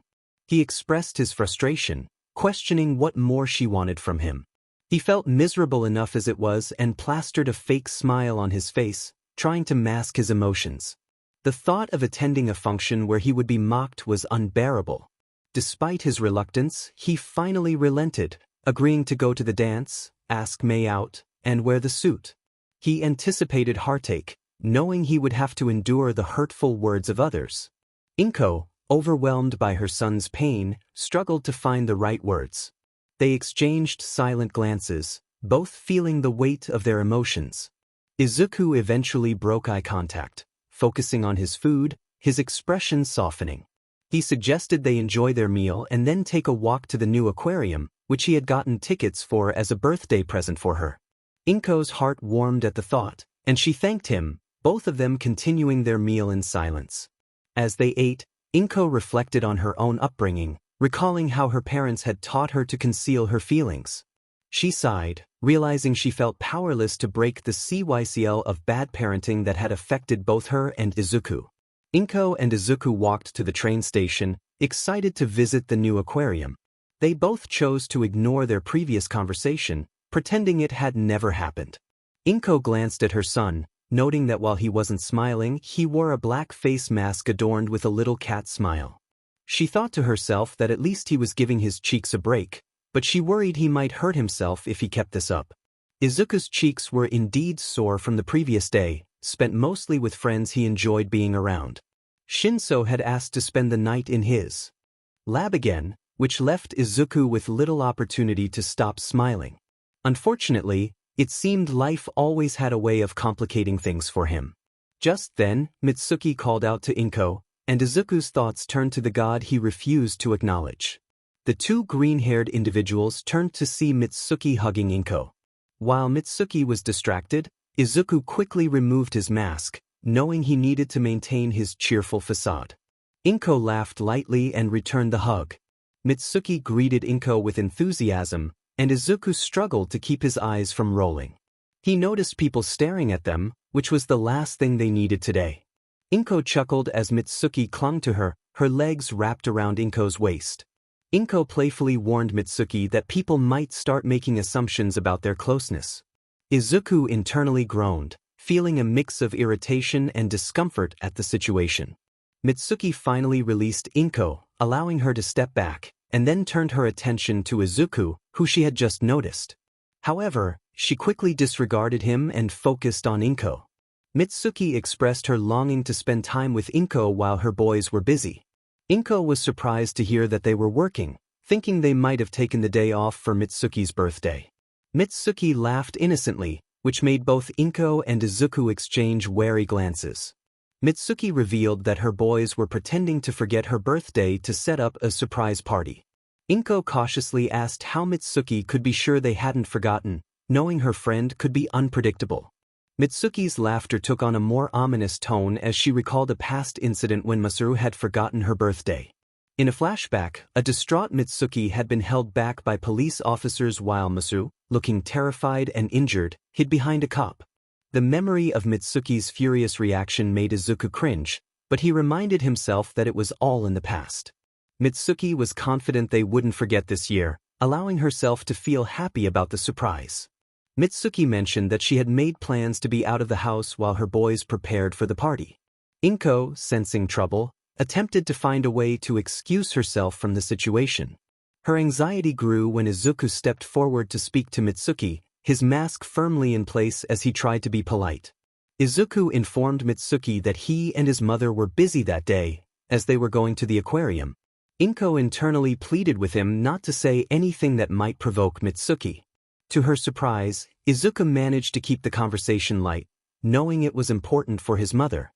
He mentioned that he would invite Mitsuki, as his mother enjoyed her company, but he only had 2 tickets. Mitsuki shrugged, suggesting that he simply give her his ticket, confident that it would solve the problem. Izuku took a sharp breath, his smile tightening at what he had just heard. 𝗏𝗏, his mother, also looked shocked by the boldness of her friend. Today was meant to be a special day with her son, not a day with her friend, which was reserved for Sundays. The unexpected request left them both momentarily speechless. Mitsuki insisted that 𝗏𝗏 give her the ticket, framing it as a birthday present. She believed that Izuku didn't truly want to spend time with his mother, and thought it would be better for Mitsuki to go instead, thinking 𝗏𝗏 would enjoy her company more. However, Izuku's resistance began to wane as he opened his mouth to respond, but his mother beat him to it. 𝗏𝗏 firmly stated that Mitsuki should be quiet. As Mitsuki began to protest, she felt an unexpected chill, as if facing a formidable opponent. 𝗏𝗏's hands subtly moved, using her telekinesis to create a sense of pressure around Mitsuki's throat. No one was going to take this day away from her, not Mitsuki, not the #1 hero, not even the president of Japan. With a calmness that unnerved Izuku, 𝗏𝗏 requested a moment alone with Mitsuki. Izuku, unaware of the tension, decided to step away, spotting a child selling lemonade. He offered to get them drinks, thanking his mother as he walked across the street. 𝗏𝗏's chilling smile directed at Mitsuki made her feel uneasy, a stark reminder of their past together. 𝗏𝗏 approached Mitsuki, recalling her friend's previous injuries, and decided to make her point clear. She reminded Mitsuki that today was their birthday, a day meant for her and Izuku to bond. 𝗏𝗏 emphasized that this was the only time of year when her son willingly engaged in activities with her, making it clear that she had no intention of sharing this special day. Mitsuki, feeling the pressure, attempted to backtrack, but 𝗏𝗏's presence was commanding. Despite her friend's attempts to downplay the situation, 𝗏𝗏 made it clear that she would not allow anyone to disrupt her day with Izuku. Mitsuki, sensing the seriousness of 𝗏𝗏's tone, quickly agreed to leave but asked for one favor. 𝗏𝗏, softening slightly, agreed to visit Mitsuki for her party, but warned her to leave quickly. As Mitsuki hurried away, 𝗏𝗏 turned back to see Izuku returning with lemonade. He handed her the cup, and she thanked him, appreciating his maturity in handling the situation. They resumed their day, and 𝗏𝗏 felt a mix of pride and annoyance that Izuku could have taken the high road all along, saving her stress. Taking a sip of the lemonade, 𝗏𝗏 immediately regretted it, spitting it out in surprise. Izuku chuckled at her reaction, teasing her about the salt instead of sugar. 𝗏𝗏, still miffed, questioned why he hadn't warned her. With a grin, Izuku explained that he wanted her to share in the experience of suffering from the drink.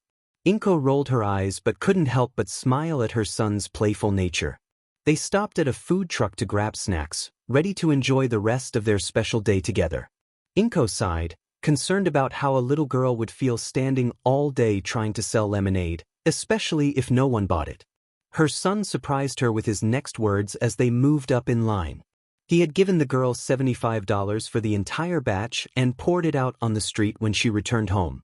𝗏𝗏 smiled kindly at him, proud of his generosity, as they reached the front of the line and ordered some takoyaki and a couple of bottles of water. Izuku checked the time on his phone, realizing they needed to hurry to catch the train. He mentioned that he could be sweet at times, urging his mother to pick up the pace so they wouldn't miss the train to the opening ceremony. 𝗏𝗏 recalled her past as a rebellious youth, reminiscing about the days when she and her friend Mitsuki dyed their hair bright colors and thought they were tough.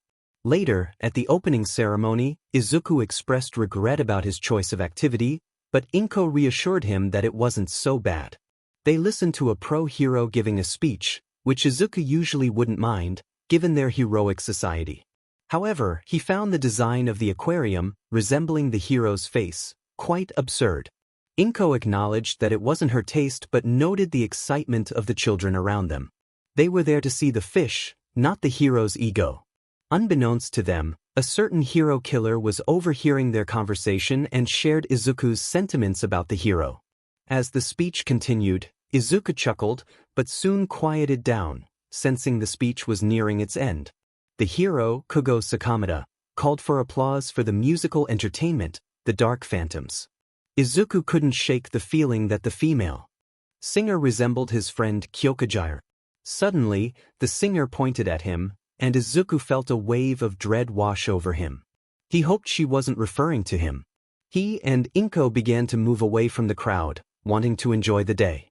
However, the singer snapped his fingers, and lights focused on Izuku, confirming his fears. He groaned internally, pulling his hood up to avoid attention. The singer approached, insisting he wouldn't let someone like Izuku be his precious little angel's boyfriend. Izuku, feeling the weight of the moment, took off his hood, determined to stand up for the children present who shouldn't hear such language. The singer got uncomfortably close, shouting, but Izuku remained calm, ready to defend himself and the young ones around him. Mirabelle glanced to the side, noticing the rats and cockroaches scurrying about the place.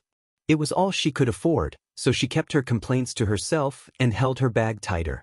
They arrived at room number 24, where the large man used his MSTR key to open the door and stepped inside, followed by Mirabelle. The apartment was empty, a studio with a bathroom that lacked a door. The landlord snorted before stating that the rent was 46 euros a month, mentioning there was no hot water or heat. Mirabelle calmly replied that it would work fine and thanked him, trying her best to mask her fear. At just 16 years old and far from her family, she needed to maintain a brave face. The landlord nodded, handed her a copy of the door key and left. Mirabelle closed and locked the door, securing the little chain as if it would provide any real protection. She took a deep breath, removed her bag, and began unpacking its contents. She thought of her older sister, Louisa, seeing her as a guardian angel. As she laid out her sleeping bag, a small hot plate, a few spare clothes, and a binder, she settled onto the sleeping bag to avoid the floor.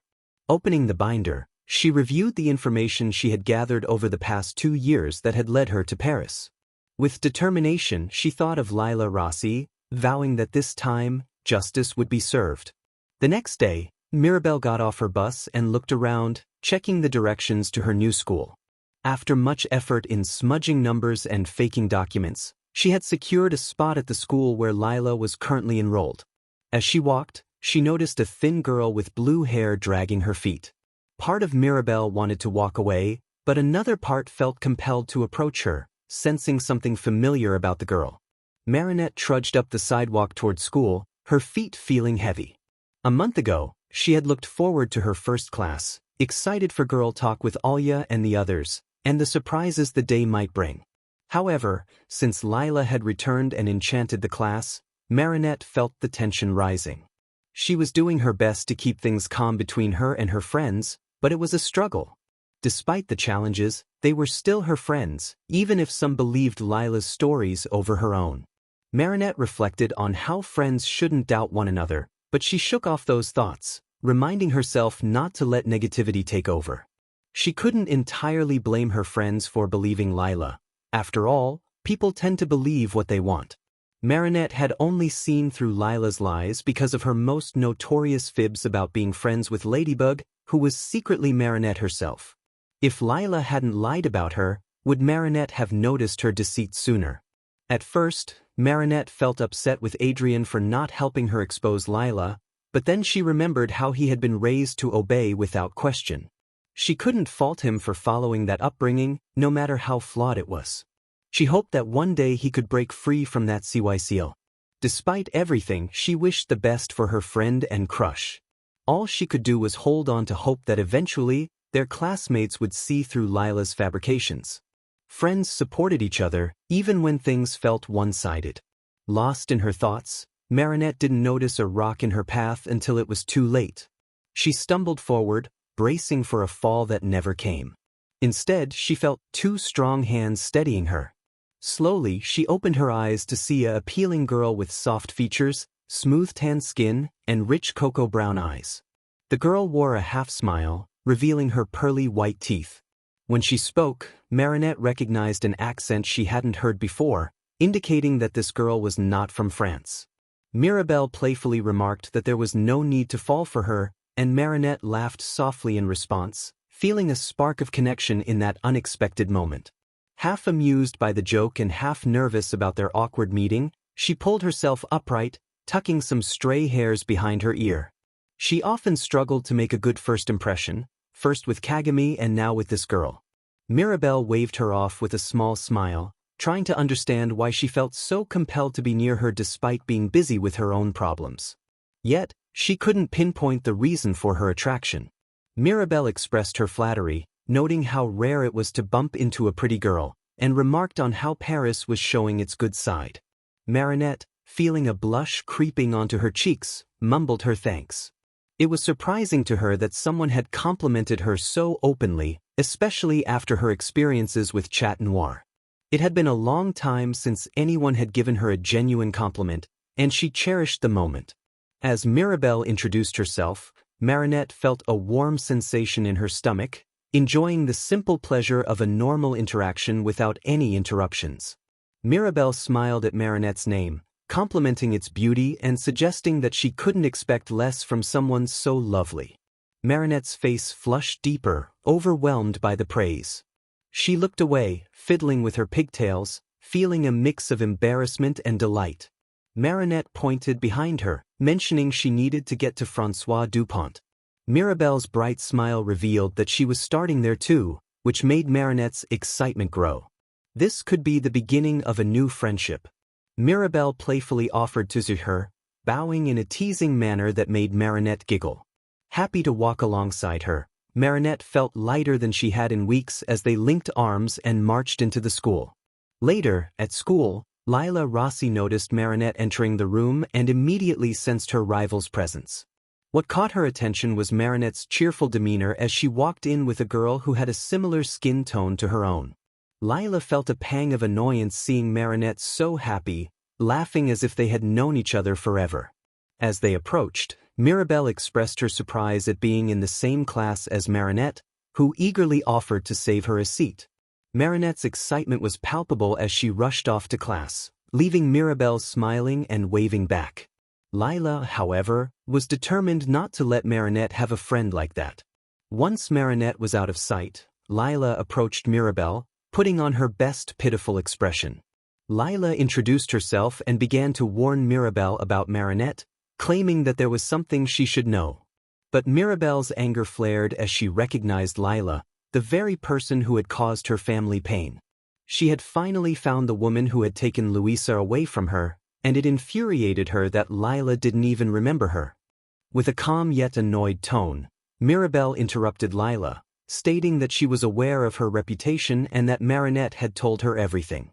She called Lila out for her deceitful behavior, finding it amusing that anyone could believe someone as two-faced as her. Lila's facade cracked momentarily, revealing a glimpse of the person Mirabelle remembered from her past. However, Lila quickly shifted the conversation to her advantage, claiming that Marinette was the one bullying her out of jealousy. Mirabelle stood firm, ready to defend her new friend against Lila's manipulations. "Have you traveled the world?" Because last Mirabelle checked, Lila's mother hadn't left Paris in a year. Mirabelle casually shrugged, controlling her expression while internally smiling at Lila's pale face. Lila began to panic, wondering how Mirabelle knew that. She had manipulated her classmates so well that they were eating from her hand, but that also meant she had become careless. Lila stammered, struggling for words, while Mirabelle stroked her chin with a devious smirk. The truth was that Mirabelle had been searching for Lila ever since Louisa's funeral, determined to confront her for the pain she had caused. Mirabelle took out her phone and showed Lila something that made her even paler, her mother's official webpage. Mirabelle pointed out that while she didn't find any profiles matching Lila, she did discover her mother's official webpage on the embassy site where she worked. It was clear that Lila's mother had mentioned her as her daughter and even posted childhood photographs. However, the embassy rules stated that members weren't allowed to take their children on foreign missions. Mirabelle wondered aloud where Layla had been all this time and suggested visiting the address on her mother's profile to ask her to check in with the school, just to be safe. Mirabelle's grin widened, revealing her true intentions. She wasn't interested in merely humiliating Layla. She wanted to ensure that Layla could never rebuild her life or harm anyone again.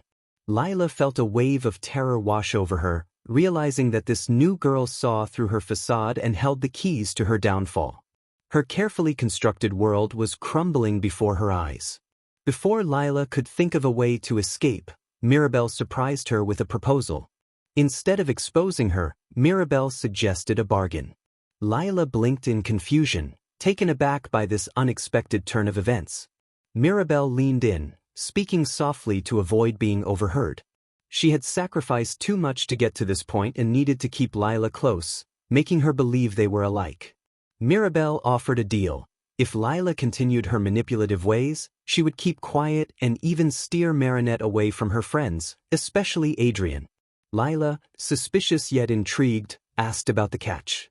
Mirabelle assured her there was none, just a chance for Layla to maintain her crowd of admirers without interference while Mirabelle kept Marinette to herself. Mirabelle chuckled softly, realizing her fascination with Marinette stemmed from her resemblance to Louisa. She felt a protective instinct toward Marinette, wanting to save her where she had failed to save Louisa. Layla quickly understood Mirabelle's angle. If all of Marinette's friends were against her, she could easily keep Marinette to herself, like a dragon hoarding treasure. Despite feeling disappointed that she couldn't turn Mirabelle against Marinette, Layla decided it was a worthy sacrifice to keep her secrets safe. She smiled wickedly and shook Mirabelle's hand, sealing their agreement before parting ways. As Layla left with a smirk, she didn't notice the hatred in Mirabelle's expression as she watched her go. Mirabelle thought to herself that Layla's day would come. Later, Adrien walked into the classroom, double-checking his school supplies when he noticed Layla sitting in Nino's seat. Nino and 𝗬𝗓 followed in, and 𝗬𝗓 immediately sided with Layla, which made Adrien want to roll his eyes. 𝗬𝗓 expressed concern for Layla, asking if her tinnitus was acting up again.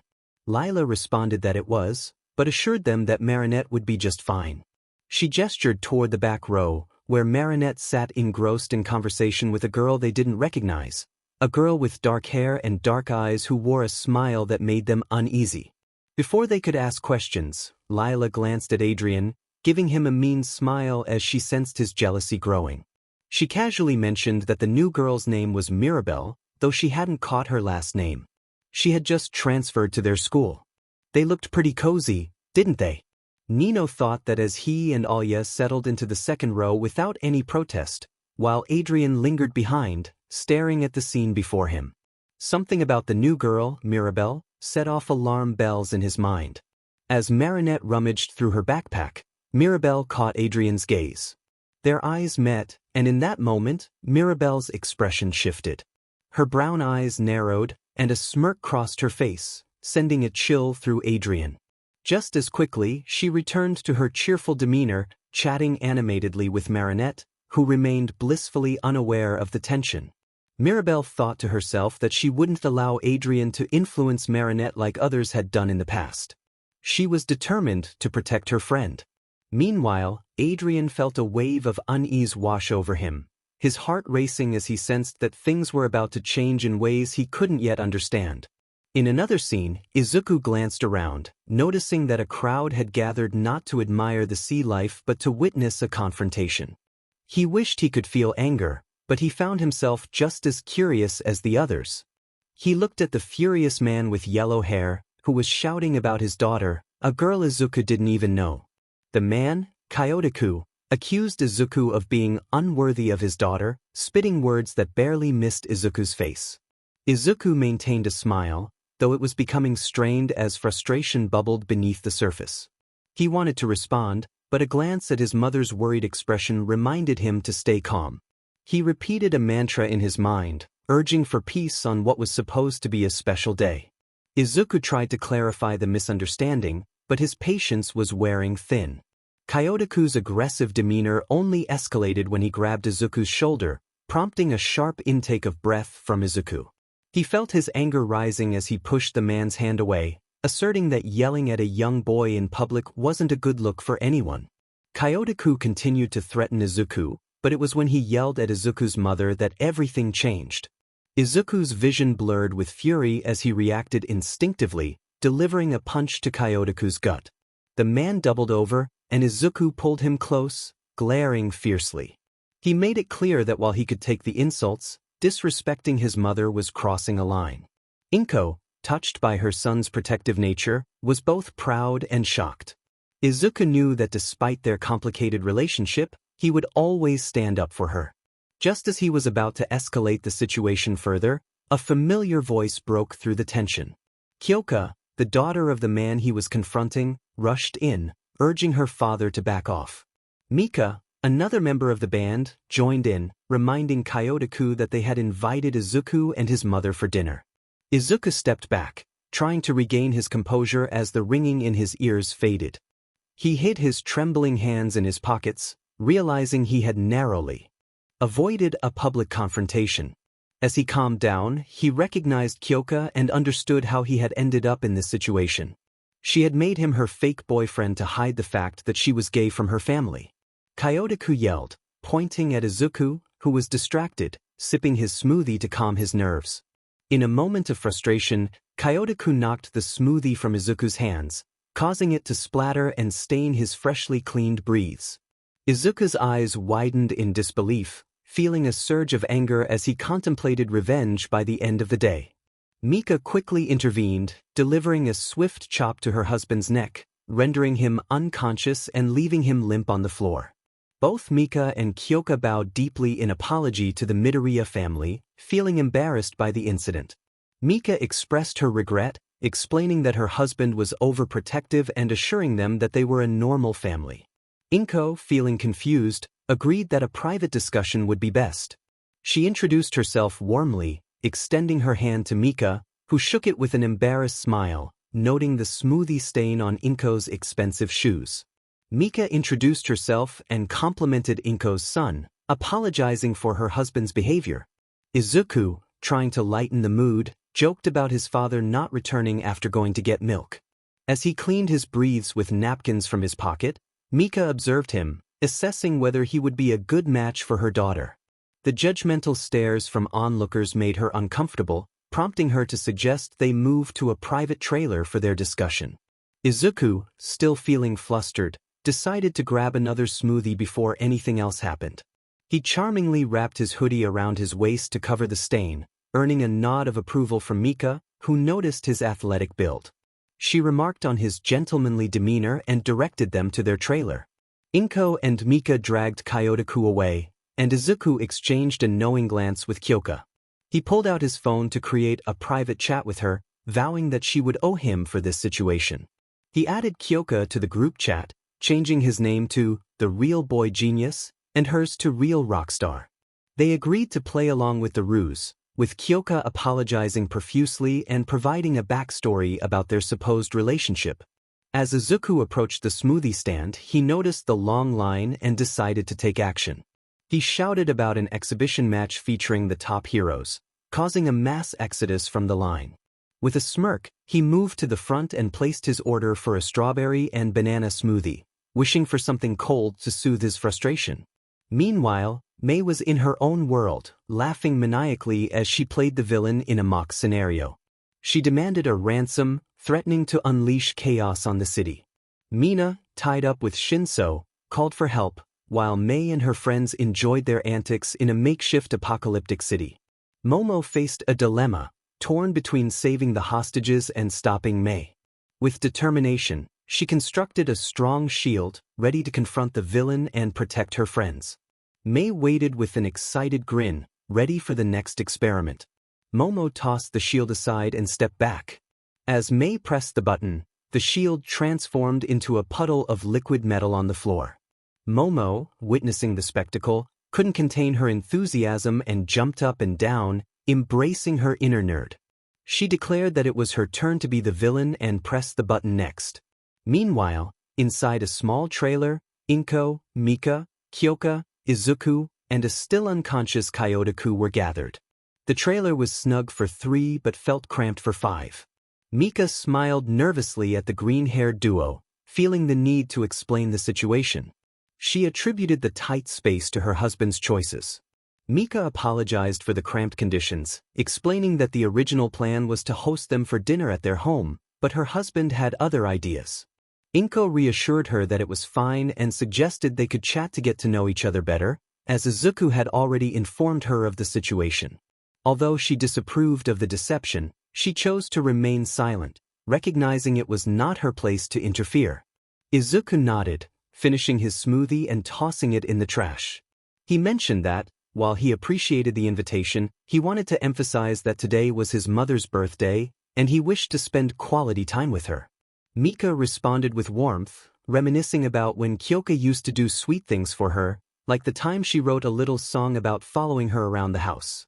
This memory brought a blush to 𝗂𝐭𝐻's cheeks, knowing Izuku would tease her about it later. Mika, with a kind smile, turned her attention to Izuku, eager to learn more about him. He nodded, feeling a bit nervous but determined to uncover the secret of how Toshinori had passed his quirk to 𝗂𝐭𝐞. He spoke cheerfully about his interests, mentioning his age, his passion for mechanics, and his love for singing, which had led him to notice 𝗂𝐭𝐞. Mika expressed her curiosity, prompting him to elaborate. Izuku recounted how he had heard an appealing voice while walking through UA and had found 𝗂𝐭𝐞 singing to herself. He praised her talent and shared how he had asked her out in the lunchroom, feeling fortunate that she had said yes. Mika smiled fondly, recalling how she had met 𝗂𝐭𝐞's father in a similar way. Suddenly, they heard groaning from 𝗂𝐭𝐞, who was beginning to stir. 𝗂𝐭𝐞 glanced at him, feeling a mix of annoyance and concern. As 𝗂𝐭𝐞 woke up, he protested against the situation, causing Izuku to remain calm despite his longing to escape the conversation. He just wanted to celebrate his mother's birthday and later enjoy his time in the workshop with his laser equipment. With a calm demeanor, Izuku warned 𝗂𝐭𝐞 to be careful, as Mika looked ready to knock him out again. Mika added that she would do so as many times as necessary. 𝗂𝐭𝐞, undeterred, crossed his arms and declared that he wouldn't accept Izuku unless he proved himself. Izuku thought to himself that this was going to be ridiculous but nodded, ready to play along. He asked what he needed to do to earn 𝗂𝐭𝐞's approval. In a rare moment of seriousness, 𝗂𝐭𝐞 proposed a test of courage and inquired if Izuku could play an instrument. 𝗏𝗏 was puzzled, knowing her son didn't play any instruments, but Izuku surprised her with his response. He mentioned that he could play a few songs on the acoustic guitar. 𝗂𝐭𝐞 then excitedly announced that if Izuku could perform one of his songs in half an hour, he would accept him dating 𝗂𝐭𝐞. Izuku looked at 𝗂𝐭𝐞, bewildered by his antics, but when he saw 𝗂𝐭𝐞's pleading expression he sighed, realizing he had to go along with it. He thought to himself that this was indeed foolish but was determined to uncover the secret he sought. Izuku then set a condition. After performing, he wanted to be allowed to leave with his mother to enjoy her birthday in peace. Later on, Izuku suggested organizing another meeting when they were more prepared, and 𝗂𝐭𝐞 nodded enthusiastically. She jumped from her seat, nearly hitting her head on the roof, but her height saved her from that fate. Izuku's idea was perfect. It would give her a chance to explain things better. Mika expressed her regret about a certain someone, referring to her husband as an idiot, but she accepted that he was her idiot forever. As Mika looked at her husband, dragged Izuku to the stage to begin. Izuku repeated a mantra to keep his composure, trying to maintain his calm despite feeling uncomfortable with the unwanted contact. He reminded himself that it was his mother's birthday and chose to focus on peace instead of anger. Once they reached the stage, Izuku pushed 𝗂𝐭𝐞 away, his smile fading slightly as he struggled to keep his frustration in check. He took a deep breath and glared at the yellow-haired man who had touched him for too long, noticing that he was too busy setting things up to acknowledge him. Izuku made it clear that he did not appreciate being touched, and 𝗂𝐭𝐞 acknowledged this with a simple nod. He then handed Izuku an acoustic guitar, which Izuku tested by playing a note. He frowned as he began to tune it correctly, and 𝗂𝐭𝐞 nodded in approval, knowing that any good guitarist should be able to tune their instrument without an electric tuner. Izuku warned 𝗂𝐭𝐞 that the songs he knew might not fit the event, as his taste leaned towards more emotional music. 𝗂𝐭𝐞 chuckled, seemingly unfazed by Izuku's concerns. However, Izuku noticed some children nearby and reminded 𝗬𝗂𝑇ku to be mindful of his language, as their parents were not pleased with the adult's choice of words. 𝗬𝗂𝑇ku dismissed Izuku's concerns and urged him to get ready for the performance. Izuku felt increasingly uncomfortable with 𝗬𝗂𝑇ku's behavior, which seemed more suited to a sitcom than reality.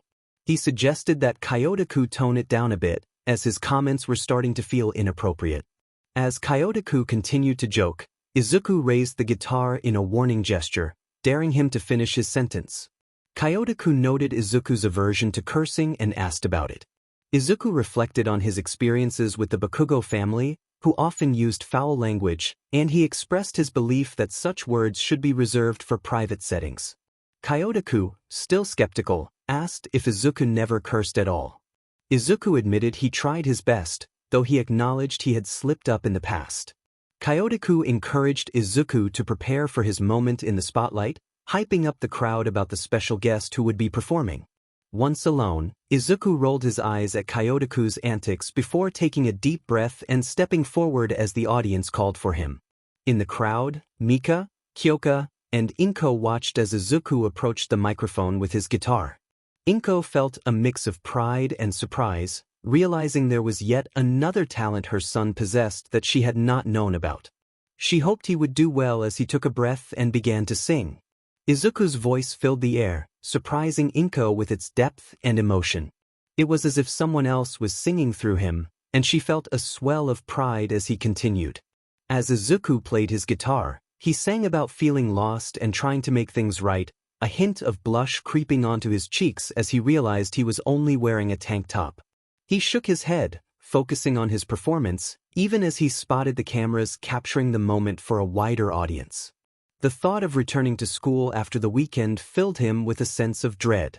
He continued to sing, expressing his struggles and emotions, while viewers like Kendo, Pony, Momo, Shinso, Kaminari, Shoto, and Mineta watched in surprise at his talent. Nizu chuckled at the sight of his student on stage.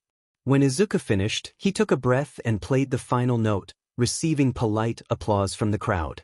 It wasn't a standing ovation, but it was enough to make him feel appreciated. He bowed slightly before walking over to his mother, who was waiting for him. Just as they were about to leave, Mika and Kyoka approached them. Mika expressed her gratitude for Izuku's support during her husband's antics, nervously playing with her hair.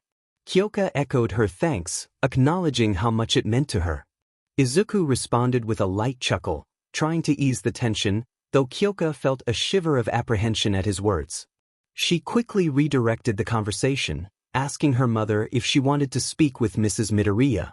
Mika requested their contact information to arrange a future meeting, promising it would be a normal gathering. 𝗃𝐽 took Mika's phone, wrote down her number, and even called it to confirm its authenticity. Mika smiled appreciatively and bowed before she and Kyoka walked away. Izuku and 𝗃𝐽 exchanged glances before continuing their day in silence until they reached the aquarium. 𝗃𝐽 asked if there were any more surprises, to which Izuku jokingly mentioned a tattoo, but he quickly dismissed the idea, feeling the stares of onlookers. 𝗃𝐽 shared his discomfort, suggesting they find a t-shirt in the gift shop to avoid further attention. Izuku agreed, noting that it wasn't just the girls who were watching him.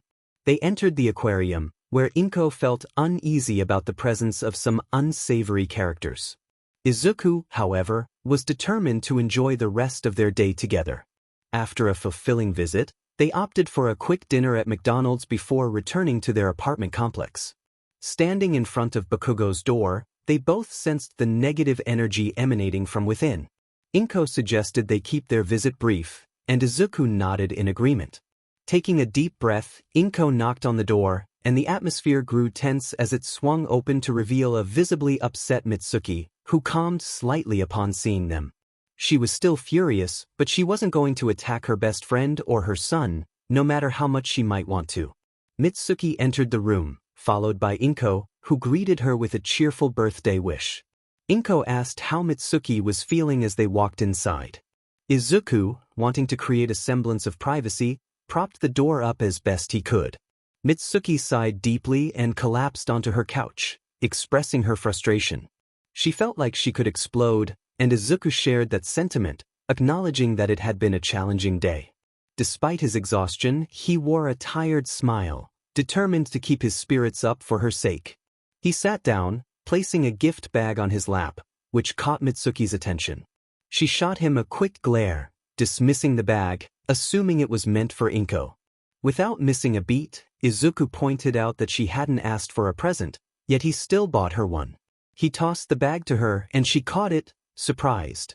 𝗏𝗏 looked at her son in disbelief, astonished that he would give a birthday gift to someone like Mitsuki, especially considering his previous discontent toward her. Mitsuki was taken aback, asking if it was really a diamond bracelet when she opened the small black box inside the bag. 𝗏𝗏 gasped, questioning where he had gotten the money for such an extravagant gift. Izuku shrugged, clarifying that it wasn't a natural diamond bracelet but rather one made with lab-grown diamonds, which were much more affordable yet looked identical to real ones. Mitsuki's relief washed over her as she thanked him, appreciating that he hadn't wasted his money. As she put on the bracelet, a soft smile spread across her face. She waved for Izuku to stand up, and he did so reluctantly. When she hugged him, he groaned at the physical contact, but Mitsuki playfully told him to hug her back. He sighed and complied, unaware that 𝗏𝗏 was capturing the moment with her phone. With a smile still on his face, Izuku looked up at Mitsuki, who appeared slightly annoyed. He asked if she was happy, to which she replied that she wasn't unhappy and genuinely thanked him. Patting his head, Izuku then turned his attention to his mother, who seemed hopeful that he would do something nice for her as well. He approached her, and she quickly stood up. He wished her a happy birthday, but just as he was about to express his feelings, he stopped mid-sentence. 𝗏𝗏, confused, looked at him, but he simply pointed behind her. When she turned to see the clock striking 12:01, she realized her birthday had officially ended, leaving Izuku free to retreat into his usual silence. 𝗏𝗏 playfully complained about his teasing, but Izuku pointed elsewhere again, causing her to look again. This time, when she turned back, he had given her a quick kiss on the cheek before walking away. As he left, he waved dismissively, announcing he was heading to his lab. Mitsuki looked at 𝗏𝗏 and then at the bracelet on her wrist, remarking on how Izuku certainly had his moments. 𝗏𝗏 agreed and then inquired about Mitsuki's family. Meanwhile, the Bakugo males were out on a boat in the middle of a lake, accompanied by the Kirishima males, who had opted for a father-son fishing trip instead of celebrating with Mitsuki. Masaru commented on how great the midnight fishing was, pleased with their catch. Tashika Kirishima chuckled, teasing that someone didn't want to go home. Katsuki, feeling a phantom pain from past events, reflected on the anniversary of a significant fight his parents had the previous year. Ijiro, smiling, asked for more details, enjoying the camaraderie of their manly fishing trip. Masaru chuckled as he recalled his mistake from the previous year. He realized he had forgotten his wife's birthday and felt a wave of panic wash over him. He had not gotten her a present or her favorite strawberry cheesecake. The realization hit him hard, and he could only think of two options: to panic or to scream. Meanwhile, after a long day, Izuku finally returned to UA. He pressed a button to open the gates and walked inside, closing them behind him. He made his way to his workshop and opened the door, finding a few friends still asleep on his bed while Shinso lay on the ground. Feeling exhausted, Izuku thought about how he would need to set some boundaries with his friends the next day.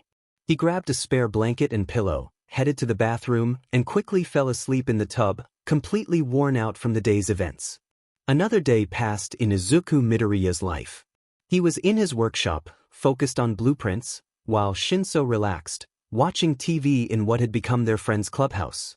Shinso noticed Izuku had stopped working and was staring blankly at the wall. Concerned, she snapped her fingers in front of his face, knowing Izuku disliked being touched.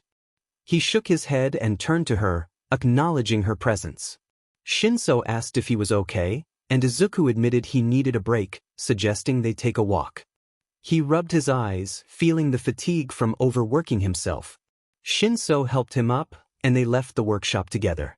As they walked out of UA, Mina and Jiraiya entered the workshop, having pulled a prank on a now clean-shaven Aizawa. Shinso initiated a conversation, asking Izuku if he felt close to completing his project.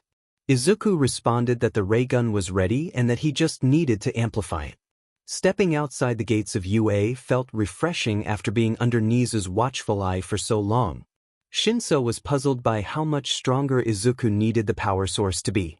Izuku explained that he was recreating an element, which required a significant amount of energy to be expelled from the ray gun. His thoughts drifted as he considered a glitch in his system that had given him access to blueprints for Iron Man suits. The ambition to recreate advanced technology ignited within him, and he was determined to achieve his goals, even if they felt like a distant dream. Shinso pressed for details on the energy required, and Izuku casually mentioned it was a fraction of the power a star emits in a year, hinting at the vastness of what he was trying to accomplish. To finally awaken the human race's interest in scientific progress, she would make it impossible for the world to ignore his achievement. He would grab a mirror and show just how dependent society had become on quirks. While Izuku was caught up in one of his ambitious ideas, envisioning himself as a gift to mankind, Shinso regarded him with a blank stare, wondering how he was supposed to comprehend the energy output of a star or what a fraction of that even meant.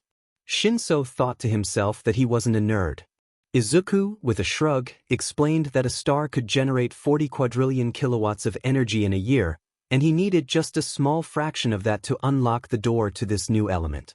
For Izuku, it was a necessary risk. Sure, it could be dangerous and might even cause a blackout across Japan, but he believed it was a small sacrifice for what he wanted to achieve. Shinso looked at Izuku as if he were a mad scientist, questioning how he had transitioned from building a suit to creating something that could replicate a star's power output. He expressed his disbelief, thinking that Momo might have been more right than Izuku. After all, Izuku was just a 14-year-old boy. How could he possibly build something like that? With a small chuckle, Shinso shrugged at his friend, unable to shake the truth he saw. This venture was starting to feel like science fiction. Izuku acknowledged that it was indeed science fiction, but he aimed to transform that fiction into reality. He reflected on how all science had once been fiction: flying like birds, living past 40, reaching the moon. All of it had become reality through time and effort. Izuku was determined to follow in the footsteps of those quirkless heroes before him and make the fictional a tangible reality. As always, Shinso interrupted Izuku's train of thought, reminding him that he wasn't alone in this endeavor. Izuku quickly corrected himself, acknowledging that he meant we, and not just I. He was aware of his tendency to forget about 𝗲's contributions. To divert the conversation, he suggested they take a break and visit a cat cafe, knowing it was Shinsu's weakness. Shinsu's interest peaked at the mention of the cat cafe, and he eagerly agreed to go. Just then, they were interrupted by an annoying voice. 𝗍𝗵𝗲 stood before them, leaning against a wall in a pose that he thought looked cool. Izuku recalled a promise he had made to volunteer at a soup kitchen, a promise he had not fulfilled, and realized it was time to face the consequences of his forgetfulness. He admitted to Shinso that he deserved the situation he found himself in. Shinso, in a hushed tone, pointed out that 𝗍𝗲 was the kid he had previously confronted. Izuku confirmed this, noting that he found 𝗍𝗲 so unremarkable that he couldn't even remember his name. They considered ignoring him, but Shinso was more interested in the cat cafe.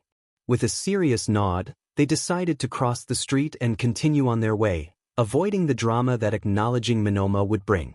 Meanwhile, 𝗍𝗲, with his eyes closed, waited for them to speak, plotting his revenge. When he finally opened his eyes and realized they were ignoring him, his anger flared. How dare they disregard him? He decided to follow them, determined to make his presence known. As he called out to them, Izuku and Shinso maintained their composure, showing remarkable restraint in not giving 𝗍𝗲 the attention he sought. Izuku felt a strong urge to remind 𝗍𝗲 of his place, believing him to be nothing more than a background character in the grand scheme of things. With a low chuckle, Izuku continued on his way, ready to enjoy the day ahead. Reflecting on 𝗍𝗲's earlier comments, Izuku expressed his disbelief at the arrogance of someone who thought they could simply walk away from him. They were leaving the school, and 𝗍𝗲 was merely in their way. Shinso, curious about Izuku's relationship with 𝗲, noted how unusual it was. He had observed them working on the same machine in silence, only to leave hand in hand afterward. Izuku shrugged, indicating there was nothing significant to discuss regarding that aspect. Mei was a valuable ally in his goals, and while her touch dependence was uncomfortable for him, he could tolerate it for the sake of his ambitions. Izuku remarked that things were the same as usual, with nothing to report in that area. Shinso then asked about his own relationship with Ochako, but was abruptly interrupted as Izuku was struck by a rock thrown from behind. Both boys halted, and Izuku instinctively touched the back of his head, feeling something warm and wet. He pulled his hand back to find blood on his fingers, realizing he had been attacked. Shinso stepped back as Izuku's expression shifted, his smile fading. Izuku turned to Shinso, seeking confirmation about the incident. Shinso confirmed it, and they both looked toward Monoma, who stood smugly, tossing another rock in his hand. Izuku took a moment to process the situation, weighing his options as anger surged within him. He calmly asked Shinso if he would be a witness to the assault. Shinso confirmed he would, noticing the gathering crowd of civilians, cameras, and pro-heroes who had witnessed the event. Some pro-heroes were already approaching Monoma to address the situation, but Izuku, consumed by his emotions, began to walk toward Monoma, leaving Shinso resigned to the outcome. Izuku clenched his fists in his pockets, feeling the tension rise. He expressed his thoughts on what would happen next, hinting at the consequences for Monoma's actions. Monoma, caught off guard, could only respond before Izuku tackled him to the ground. A sharp pain followed as Izuku retaliated, using a hidden weapon for protection. He unleashed a flurry of punches, determined to make Monoma understand the gravity of his actions. Meanwhile, 𝐭𝐸 was on a journey of self-discovery, accompanied by Nomuri, who was encouraging her to take the next step. They stood in front of a door labeled Pride Anonymous, a support group for the LGBTQ+ community. 𝐭𝐸 hesitated, unsure about entering, and looked to Nomuri for reassurance. Nomuri reminded her that the meeting was anonymous, and no one would know she was there. 𝐭𝐸's apprehensions stemmed from the societal challenges still faced by those who were different, but Nomuri was determined to support her. 𝐭𝐸 expressed her doubts about her identity, questioning whether her feelings were genuine or just a one-time occurrence. Before she could voice her concerns further, Nomuri kissed her deeply, leaving 𝐭𝐸 flustered and blushing. Nomuri playfully asked if 𝐭𝐸 felt anything during the kiss, prompting 𝐭𝐸 to huff in annoyance at being treated like a child. Despite her embarrassment, 𝐭𝐸 acknowledged that she enjoyed the kiss and wanted to experience it again. Nomuri affirmed that this meant 𝐭𝐸 was at least bisexual and encouraged her to take the next step without regressing. 𝐭𝐸 fidgeted nervously, staring at the door that loomed before her, feeling overwhelmed by the prospect of entering. But with Nomuri by her side, she knew she had the support she needed to face her fears and embrace her true self. She just wanted to run away and go back home. It didn't matter that they were in a different city, she hoped no one would recognize 𝐭𝐸. 𝐭𝐸 felt safe in the closet, but it was also painful. In the long run, it wasn't the real her. Nomuri encouraged her, saying she didn't even have to talk, just sit and listen. She gently rubbed 𝐭𝐸's shoulder, providing a small measure of comfort. It helped a little, but 𝐭𝐸 still wished she could be brave enough to open the door and express her feelings. Yet she wasn't that person. Maybe, just maybe, walking inside and listening could be enough for now. Taking a deep breath, 𝐭𝐸 nodded and walked away from the door, deciding to go to the bathroom first. Nomuri warned her that the windows were very tiny, so escaping that way wouldn't be an option. 𝐭𝐸 flinched at the smug tone, realizing that her backup plan was fading away. With a deep sigh, she nodded and slowly made her way to the bathroom, dragging her feet to prolong the moment. Nomuri felt proud of 𝐭𝐸 for taking this step. Once 𝐭𝐸 was gone, Nomuri touched her lips and smiled softly, remembering how soft 𝐭𝐸's lips had felt. Izuku bounced a ball against the wall, blood still on his hands and shirt from a recent confrontation. He had a patch on the back of his neck where he had been struck, and his knuckles were lightly wrapped in bandages from using brass knuckles. The rhythmic sound of the ball kept him distracted from his boredom. After an unknown amount of time, the cell doors opened. Izuku grabbed the ball and looked at the officer holding a clipboard with his information. The officer informed Izuku that his mother was there to pick him up. Grateful, Izuku got up and walked with the officer. As they passed the Bakugo squad waiting for Aizawa, Izuku stepped outside the cell area of the police department. He spotted his mother speaking with an officer, likely discussing the bail. When 𝗏𝗏 saw him, she blinked rapidly and rushed to hug him, but Izuku dodged, causing her to stumble. Nevertheless, she began to speak, her voice filled with concern. 𝗏𝗏 apologized for taking so long, explaining that she hadn't had her phone and wasn't in the city. Izuku reassured her that it was fine but asked her not to cry in public. 𝗏𝗏 noticed the bandages on his hands, which only intensified her worry.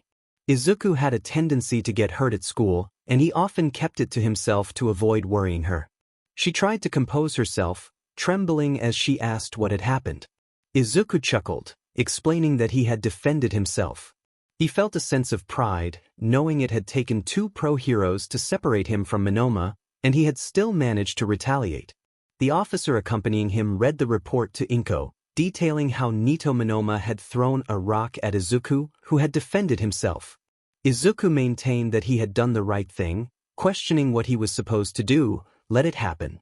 He laughed lightly, but the police officers felt uneasy at his demeanor, which reminded them of someone notorious.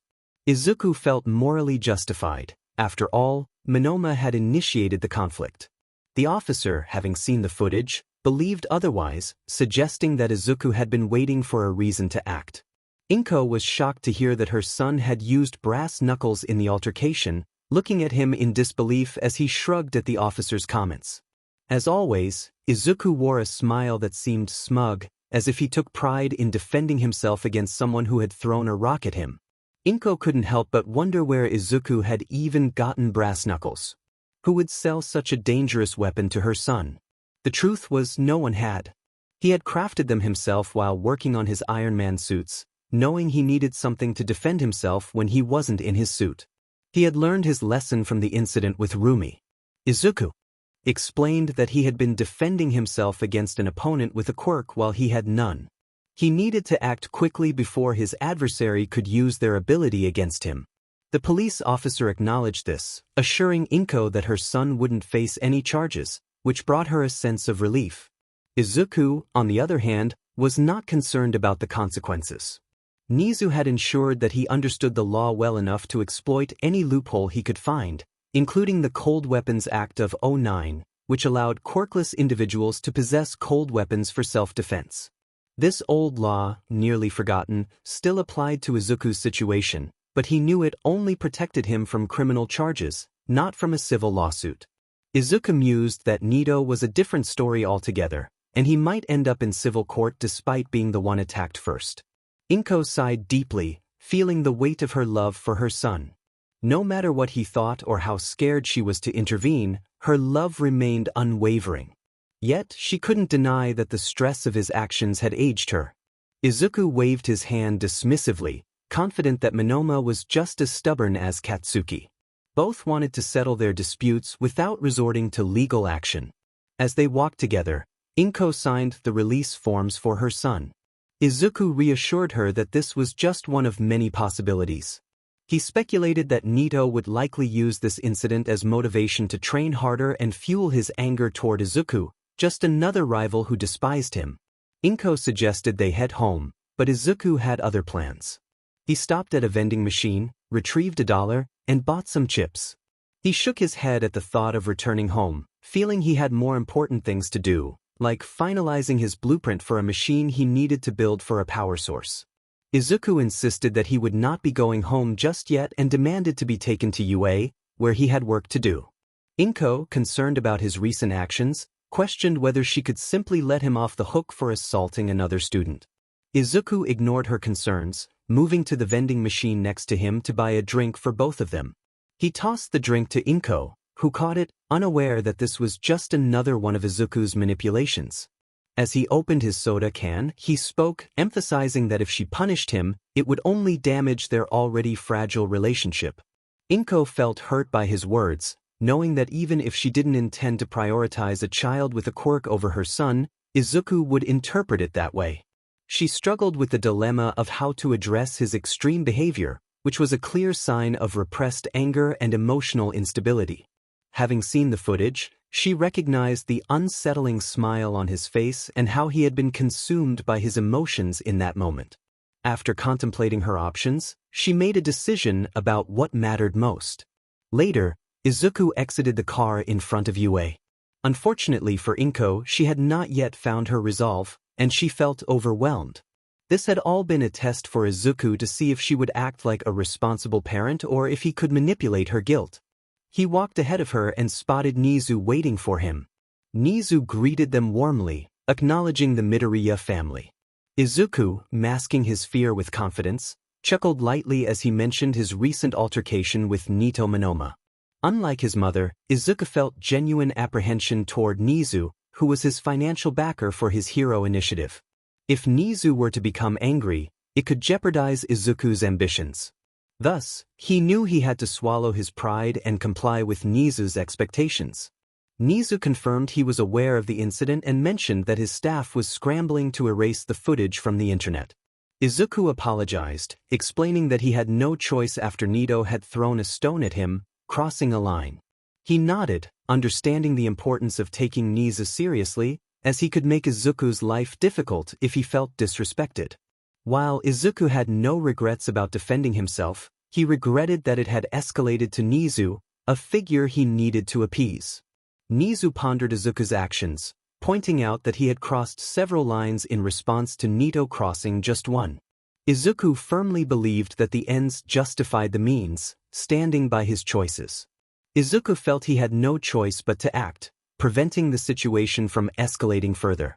He justified his actions, even as his mask slipped in public.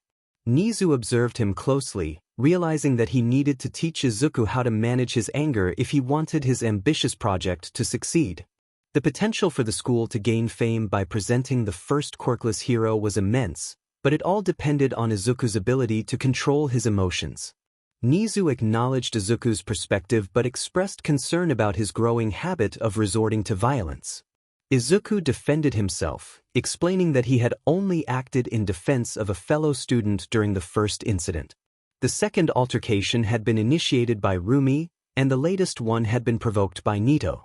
As they walked into the school, they ignored Inko, who watched her son leave, wishing to say goodbye but hesitating as usual.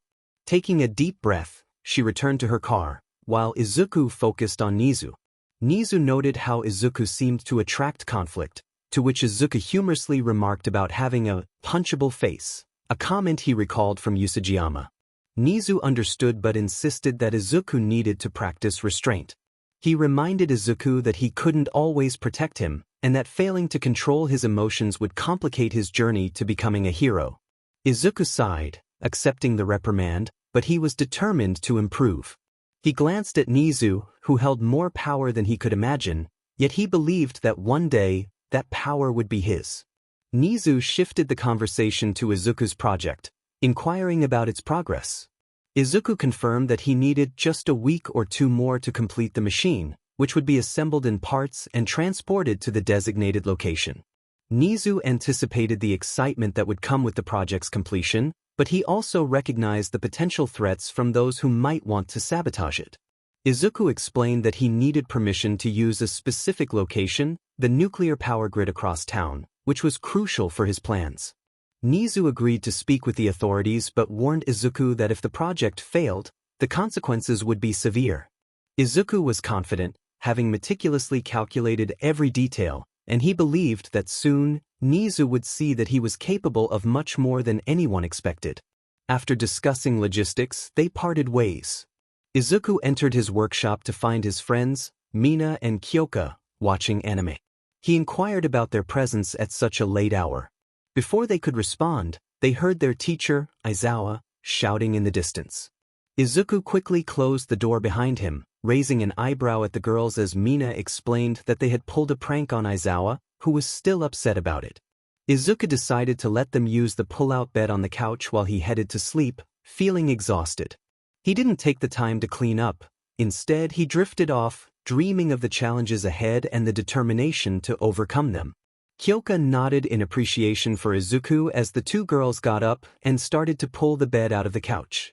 Both of them were hopeful that Aizawa would calm down by morning. Izuku, feeling exhausted and aware of the stressful days ahead, covered himself with his blanket and drifted off to sleep. He anticipated a full day of rigorous training with 𝗵𝗲, which was not the break he had hoped for, but it had been an interesting day nonetheless. He felt a genuine smile spread across his face as he recalled how 𝗵𝗲 had helped him relieve some stress. The scene shifted to another day in izuku Midoriya's life, where he was one step closer to achieving his goals. He was preparing for the upcoming sports festival and training hard under the watchful eye of 𝗵𝗲 Usajiyama, the number 3 hero. Izuku and Shinso were both battered and bruised, their bodies showing the toll of their intense training. 𝗵𝗲, observing their struggle, took a deep breath and announced a break, her voice commanding like that of a general. Shinso collapsed to the ground, groaning in pain, while Izuku, despite feeling equally exhausted, stood tall. He refused to show weakness in front of 𝗵𝗲, who had seen him falter too many times. Instead, he looked down at Shinso with a grin, trying to lighten the mood.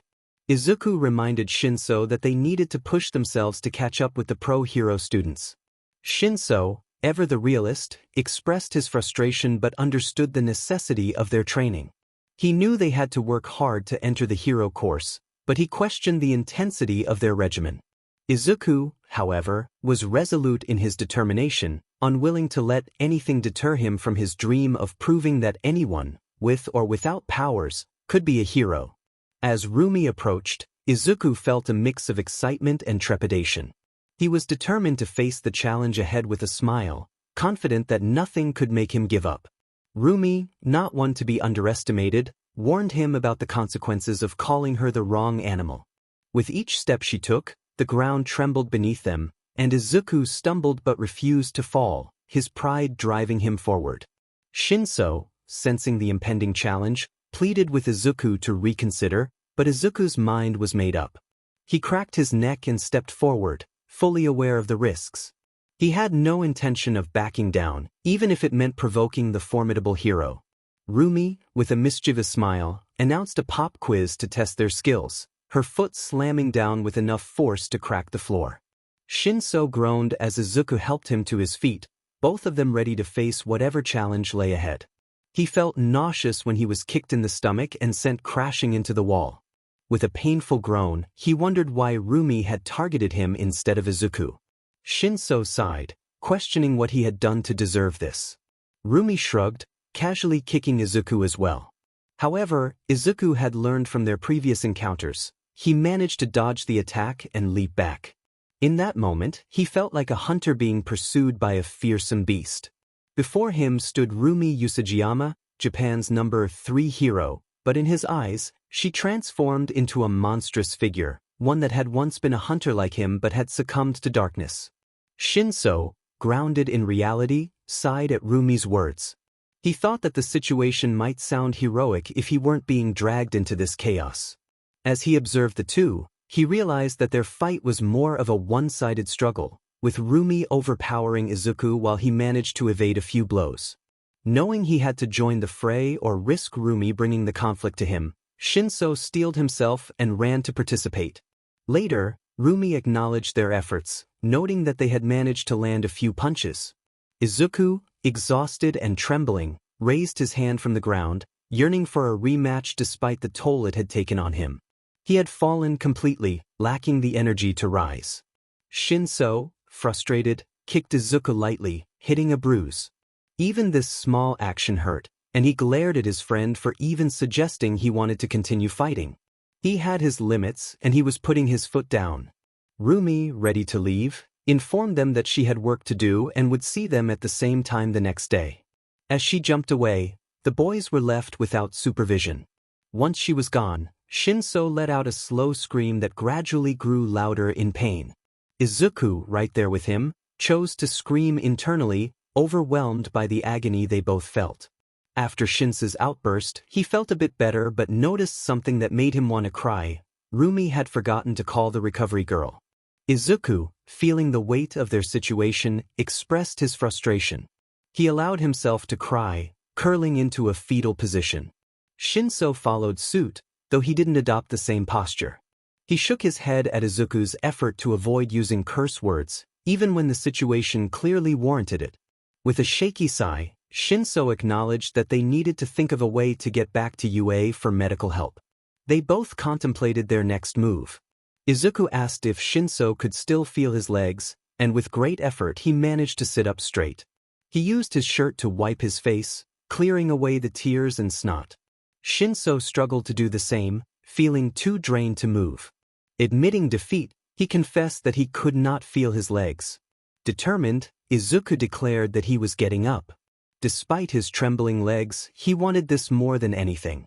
With a strength that momentarily reminded 𝗫𝗄 of all might, Izuku stood up and remained upright, smiling and raising a fist in triumph, even though he felt like a walking corpse. He acknowledged the pain but insisted they needed to get moving. 𝗫𝗄 reminded him that it was an hour's walk back to UA. Nevertheless, Izuku accomplished two remarkable feats. He managed to lift 𝗫𝗄 onto his back and began walking out of the training arena. Though he stumbled and nearly fell several times, he persevered, carrying the extra weight. Reaching the bleachers where their bags were, Izuku carefully set 𝗫𝗄 down before sitting beside him, both using their packs as armrests. He took out his phone and opened the Uber application, suggesting they call for a ride instead of walking. 𝗫𝗄 agreed, pulling out his own phone to watch cat videos, hoping to lift his spirits amidst the pain. Izuku chuckled smugly at what 𝗫𝗄 said, knowing it was a brilliant plan since he was the one who came up with it. Izuku considered himself a genius, a once-in-a-generation talent, a star shining brighter than any other. He confidently acknowledged his intelligence, reminding 𝗫𝗄 that all his choices were smart choices. 𝗫𝗄, however, questioned the wisdom of their recent encounter with the number 3 hero, expressing his frustration with a frown as he spat on the ground, a sign of his irritation. Despite the temporary pain they both felt, Izuku remained undeterred. He understood that this struggle was a necessary step toward his ultimate goal of becoming the number 1 hero, a true beacon of hope for everyone, not just those with power. He nodded at 𝗫𝗄, reinforcing their purpose. Each day, they were becoming stronger, and while 𝗫𝗄 complained, he could not deny the results. 𝗫𝗄, still feeling the sting of their recent defeat, struggled to find solace in the cat videos he watched. Anger simmered within him as he reflected on how Izuku managed to land hits on Rumi, while he felt like mere fodder. He knew he had to improve, but it was hard to keep pace with Izuku, who seemed to carry the weight of the world on his shoulders. Without pause, Izuku noticed 𝗫𝗄's growing frown and encouraged him to smile, reminding him that one was never fully dressed without a smile. 𝗫𝗄, however, found it difficult to smile with the pain in his teeth. Izuku shrugged off the discomfort, determined to keep pushing forward, even if it meant enduring the roughness of the ground.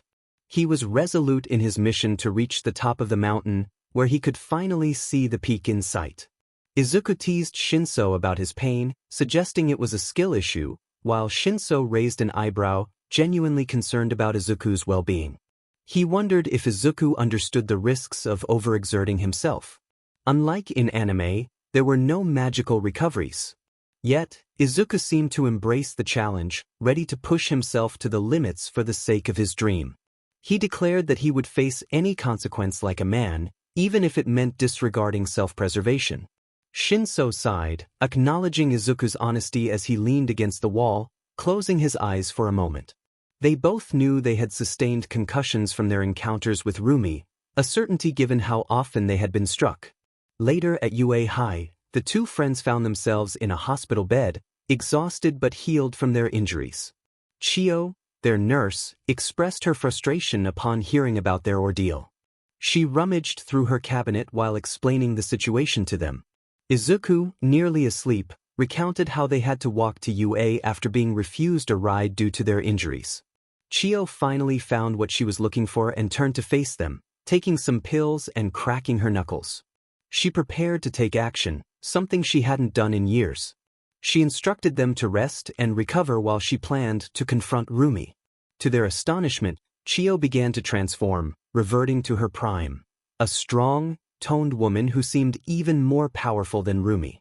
Izuku couldn't help but smirk, realizing his theory about Chiyo's quirk had been correct.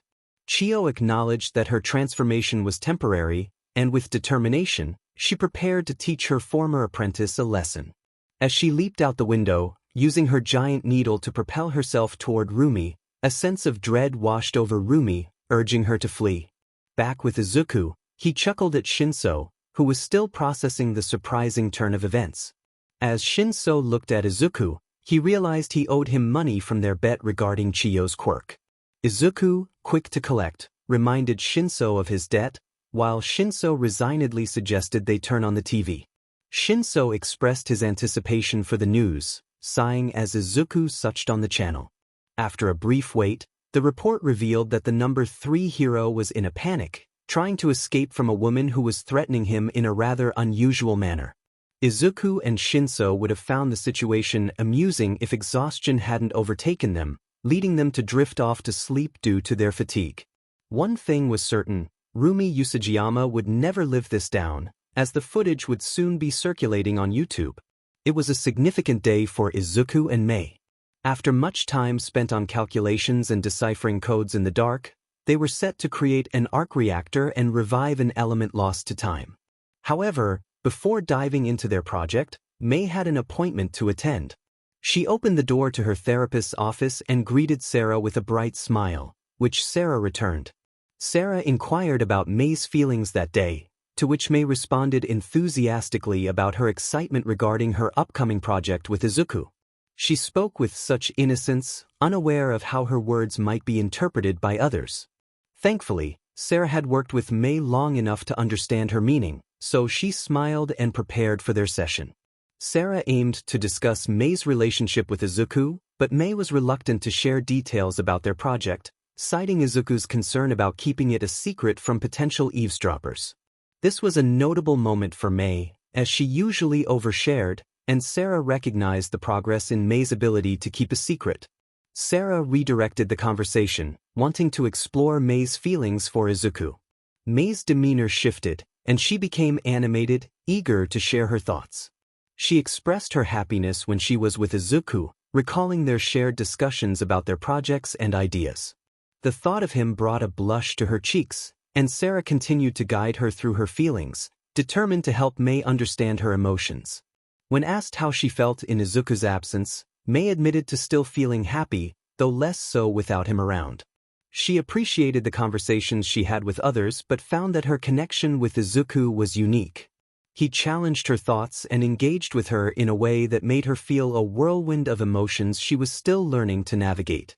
Sarah noted that there were no dependency issues, but she probed further, asking if Mei desired more than just discussing their projects with Izuku. Mei firmly stated that she couldn't imagine a better way to spend her time than working alongside him, immersed in their shared passion for building and creating. Sarah then clarified her question, asking if Mei would enjoy sharing a meal with Izuku. Mei's face lit up at the idea, confirming that she indeed liked eating with him. Mei expressed her enjoyment of holding hands with Izuku, particularly when he took her out for lunch or prepared meals for them in the lab. Their playful debates were just a part of their routine, a way to challenge each other's thoughts and learn together. Sarah, curious about Mei's feelings, guided her to consider deeper connections with Izuku. She asked if Mei would like to do more things with him, like hugging or kissing. Mei admitted that she liked hugs but was puzzled by the idea of kissing. She understood what it was, having seen it in movies and observed her parents, but she couldn't grasp why it was so popular. The thought of sharing germs by connecting lips seemed odd to her. Sarah, recognizing that Mei might need a little push to explore her feelings, suggested that she invite Izuku to a date at the amusement park on the boardwalk to see how she felt. Meanwhile, Izuku was buried in his work in the lab, struggling with exhaustion. He had dark circles under his eyes from sleepless nights fueled by energy drinks and coffee. He was engrossed in complex mathematical equations, muttering to himself as he checked for any errors. When Shinso entered the lab, he took a moment to breathe in the stale air before steeling himself to confront his friend. Shinso remarked on Izuku's appearance, noting that he looked worse than usual. Izuku explained that he hadn't slept at all, consumed by the need to recalculate his work repeatedly. Shinso observed the chaotic table covered in papers filled with incomprehensible calculations and wondered why Izuku didn't take a break. Izuku explained that he had only one chance to get this right. If he failed, the consequences could be severe. Qinsou was incredulous, questioning why Izuku would risk so much for a single opportunity. Izuku shrugged, acknowledging the stakes but believing in the potential reward. He took a moment to sip his unusual energy drink, knowing it would draw disapproval from Recovery Girl. Qinsou rolled his eyes at Izuku's dramatic outlook, but Izuku remained resolute. He believed that risking everything for a chance at progress was worth it, even if it meant a temporary loss of electricity for Japan. Qinsou shook his head, thinking that Izuku was chasing an unrealistic dream rather than improving what he already had. Despite their differing views, Izuku insisted that Qinsou couldn't understand his struggles. He felt that while Qinsou had power and opportunities, he had to fight for his own. This struck a nerve with Qinsou, who felt that he too had faced his own challenges. Izuku acknowledged Shinsou's struggles but emphasized that they were not the same as his own. "Can you donate BLD?" Izuku asked Qinsou, feeling a bit annoyed that his friend was interrupting him while he was focused on his last-minute work. He wondered if Qinsou understood the stakes. If he failed, Japan would be without power for at least 6 months. While that was a small price to pay in the grand scheme of things, it still weighed heavily on Izuku's mind. Qinsou looked at Izuku, confused by the question, unsure of how BLD related to their conversation. Izuku continued, still not looking up as he flipped his paper and resumed writing. Qinsou, still puzzled, nodded, acknowledging that he could indeed donate BLD. He had no illnesses that could be transmitted through a transfusion. Most people were in the same boat, thanks to powerful healing quirks that had eradicated many diseases. However, Izuku knew that while on paper everyone could donate BLD, there were deeper issues at play that Qinsou didn't grasp. Qinsou confirmed he could donate BLD, and Izuku replied with a hint of sarcasm, stating that he couldn't. The moment they saw he lacked any powers, they would send him away. People often viewed his BLD as inferior. He then asked Qinsou if he had ever faced that kind of discrimination. As he stood up and walked past Qinsou, he felt he had more important things to do, but he still wanted to engage his friend in this conversation. It was a fact that Izuku had it worse than Qinsou, even if Qinsou didn't want to admit it. Qinsou frowned and crossed his arms, feeling the weight of Izuku's words. Izuku pointed out that he was providing an example, but he could offer many more. He spoke about the underfunded quirkless-only schools, where books were so worn that they were nearly unreadable. He described the terrible job options available, jobs that were so undesirable they wouldn't even appear in nightmares. He painted a picture of a life where one might have to clean raw sewage with outdated tools or be treated as test subjects for experimental cures. None of that sounded appealing, and those were the options his people faced in society. Returning to the table with a large stack of white paper, Izuku resumed his calculations, not giving those jobs a second thought since he knew he would never have to take one. He felt frustrated with his mother for suggesting a vocational school, knowing it would lead him to jobs that would treat him poorly simply because he lacked a special power. He was determined to achieve something greater than what society expected of him, refusing to settle for less. Qinsou remained silent, unable to counter Izuku's arguments. Izuku pressed on, challenging Qinsou to explain how he struggled with his powers while he himself was fighting hard for a chance to be on equal footing with everyone else. He returned to his calculations, fully focused on his project, which was crucial for proving himself to the world, to Jarvis, and to the memory of Tony Stark. Qinsou clicked his tongue, feeling unsettled by the conversation, and turned to leave. Izuku, unfazed, told him to go if he had nothing more to say. He had only an hour left before he needed to leave for the location that would determine his future. He had no time to care about Shinsou's feelings, believing that he had bigger challenges to face than someone who wallowed in self-pity instead of working to change his situation. As Izuku muttered to himself about the limitations he faced, being unable to donate BLD, join a union, or even earn minimum wage, Jarvis interjected, reminding him to start getting ready if he wanted to be on time. Izuku waved dismissively at his machine, knowing that everything he had done had led him to this moment. He refused to accept the script that had been written for him simply because he lacked powers.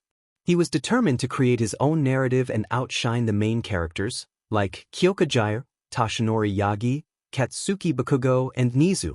He insisted he would arrive when he pleased, having fought hard to get where he was, pouring his heart and soul into proving the world wrong.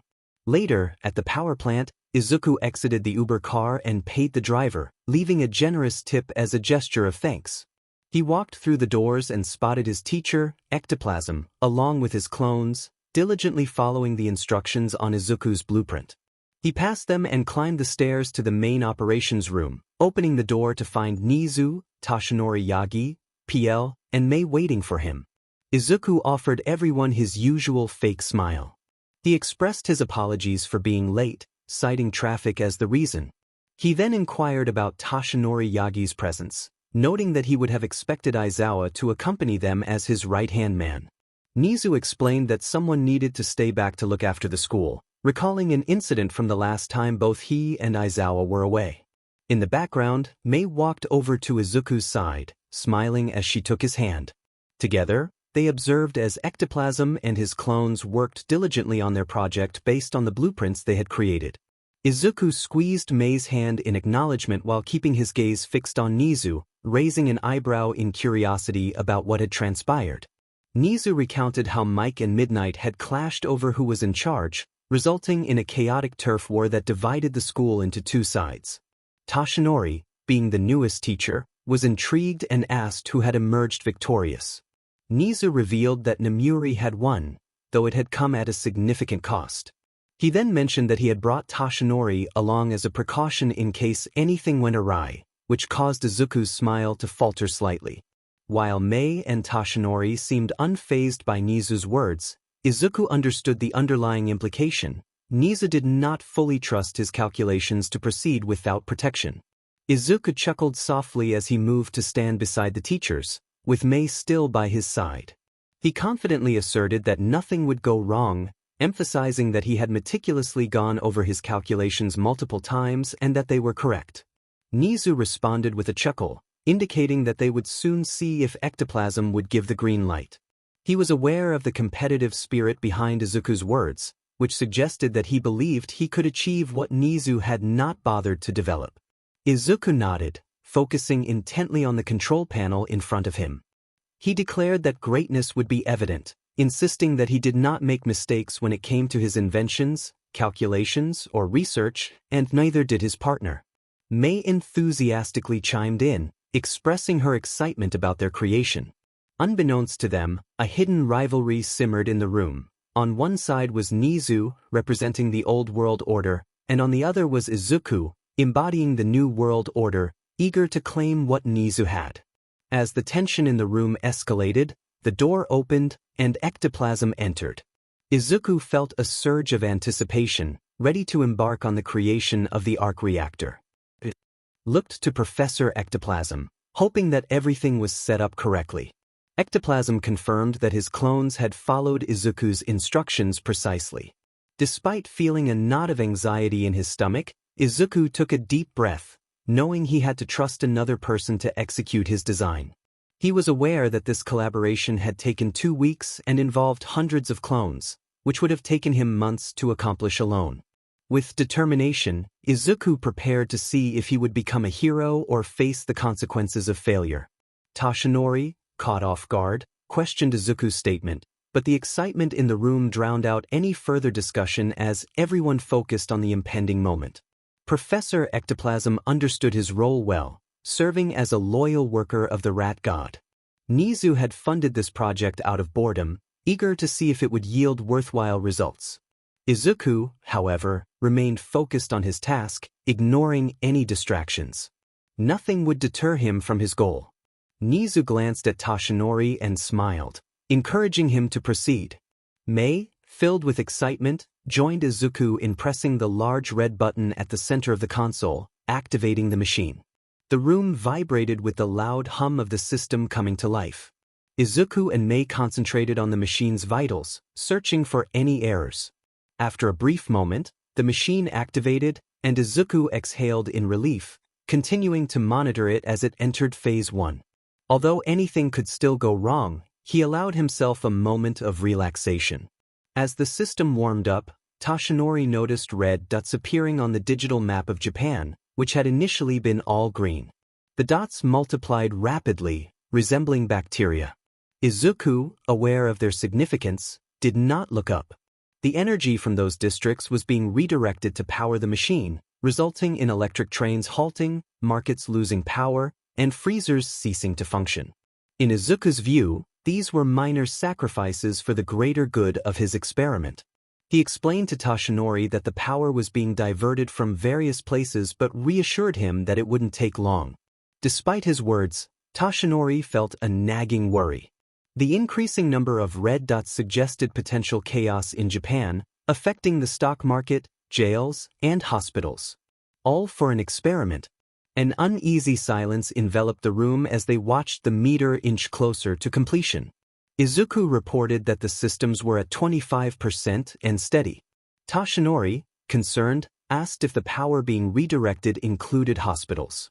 He believed in pursuing dreams, but not at the cost of innocent lives. The silence that followed Izuku's gaze at the monitor spoke volumes. Eventually, Izuku responded, albeit with a tone that did not reassure Tashinori. He mentioned that hospitals had emergency generators and would be fine. Tashinori raised an eyebrow, questioning the situation in rural areas where basic hospitals lacked such luxuries. Izuku shrugged, viewing the rural hospitals as a small sacrifice compared to the potential outcomes of his experiment. He was determined to see it through, dismissing the concerns of those who might be affected. Izuku insisted that people in rural areas likely faced no serious issues, urging Tashinori to stop focusing on the negatives and let him enjoy the fruits of his LBR. He had waited years for this moment, and he was unwilling to let anyone take it from him. Tashinori chuckled lightly, but he could sense Izuku's underlying frustration. Before he could continue, Izuku interrupted, expressing his disdain for being called son, a term he found patronizing. Mei, lost in her excitement, announced that the machine was at 36%. She reveled in the moment, while Tashinori frowned at Izuku, who still refused to acknowledge him. Izuku wanted to share in the joy of the moment, but Tashinori's concerns weighed heavily on him. Tashinori pointed out that people could die because of this experiment. Izuku shrugged, stating that people die every day, but at least this way, they would die for something greater than themselves. His willingness to sacrifice for his goals became evident, revealing a darker side to his ambition. He believed that if a few lives were lost due to the machine's demands, it was a necessary cost. Izuku's thoughts reflected a harsh reality. He felt indifferent to those who might suffer. Tashinori frowned deeper, recognizing that while Izuku's mentality mirrored some aspects of society, his own vision was focused on what Japan could achieve. He tried once more to connect with Izuku, but the boy's irritation was palpable. Izuku wanted to celebrate his intellectual achievements, but Tashinori's concerns felt like a barrier to his joy. Tashinori stepped forward to the controls, observing the growing red dots on the screen. This machine was endangering lives for the sake of one individual with a troubling mix of inferiority and god complexes. He questioned how anyone could call themselves a hero while knowing their actions were putting people at risk. Izuku challenged Tashinori's integrity, pointing out the hypocrisy of his friendship with 𝗕𝗏𝗏, given the serious allegations against him. The rivalry between the number 1 and number 2 heroes was well known, as was the gossip surrounding Enji Todoroki's family troubles. Izuku felt the injustice of the situation keenly. While Enji wielded power and privilege, he was punished for daring to aspire beyond his limitations. Tashinori insisted that the conversation should focus on Izuku, but Izuku firmly declared that he belonged to no one but his mother. His frustration was evident, and Nizu, observing the exchange, was intrigued by the unfolding tension. Izuku maintained a facade of calm, yet the growing annoyance was clear as he laid out his determination to claim what he believed was rightfully his.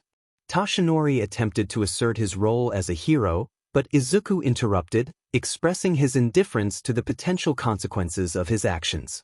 He stood resolute, unafraid of Tashinori's yet-to-be-revealed strength, knowing he had a plan if the situation escalated. Tashinori frowned, understanding the stakes involved. Without electricity, lives would be at risk, and he felt compelled to intervene for the safety of Japan. Izuku revealed that he had learned secrets from 𝐒𝐭𝐻, secrets that he now held alone. He taunted Tashinori, questioning how he could still consider himself a hero after forgetting those like Izuku once he gained his powers. Tashinori tried to reason with him, but the tension escalated when Izuku, overwhelmed by emotion, hurled a chair at the wall in frustration, shattering it into pieces. Izuku's mask of composure slipped, replaced by fury as he demanded Tashinori stop calling him son. Mei, oblivious to the gravity of the situation, expressed her excitement about their project. Izuku, feeling dismissed, vented his anger, confronting Tashinori about his past dismissals of those without quirks. He declared that he would not be deterred by the potential loss of life, emphasizing his unwavering resolve. Tashinori, burdened by the weight of his responsibilities, announced his intention to shut down the project for the sake of Japan's safety.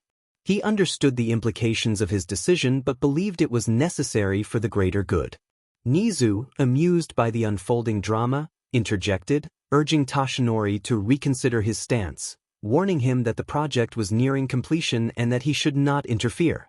Tashinori insisted that the protection of Japan took precedence over his job, a statement that proved to be a grave error.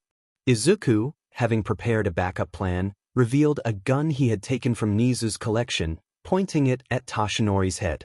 The atmosphere shifted as Izuku's determination became palpable. He was prepared to do whatever it took to achieve his goals. 𝗎𝗠, intrigued by Izuku's boldness, noted the lengths to which individuals would go for victory.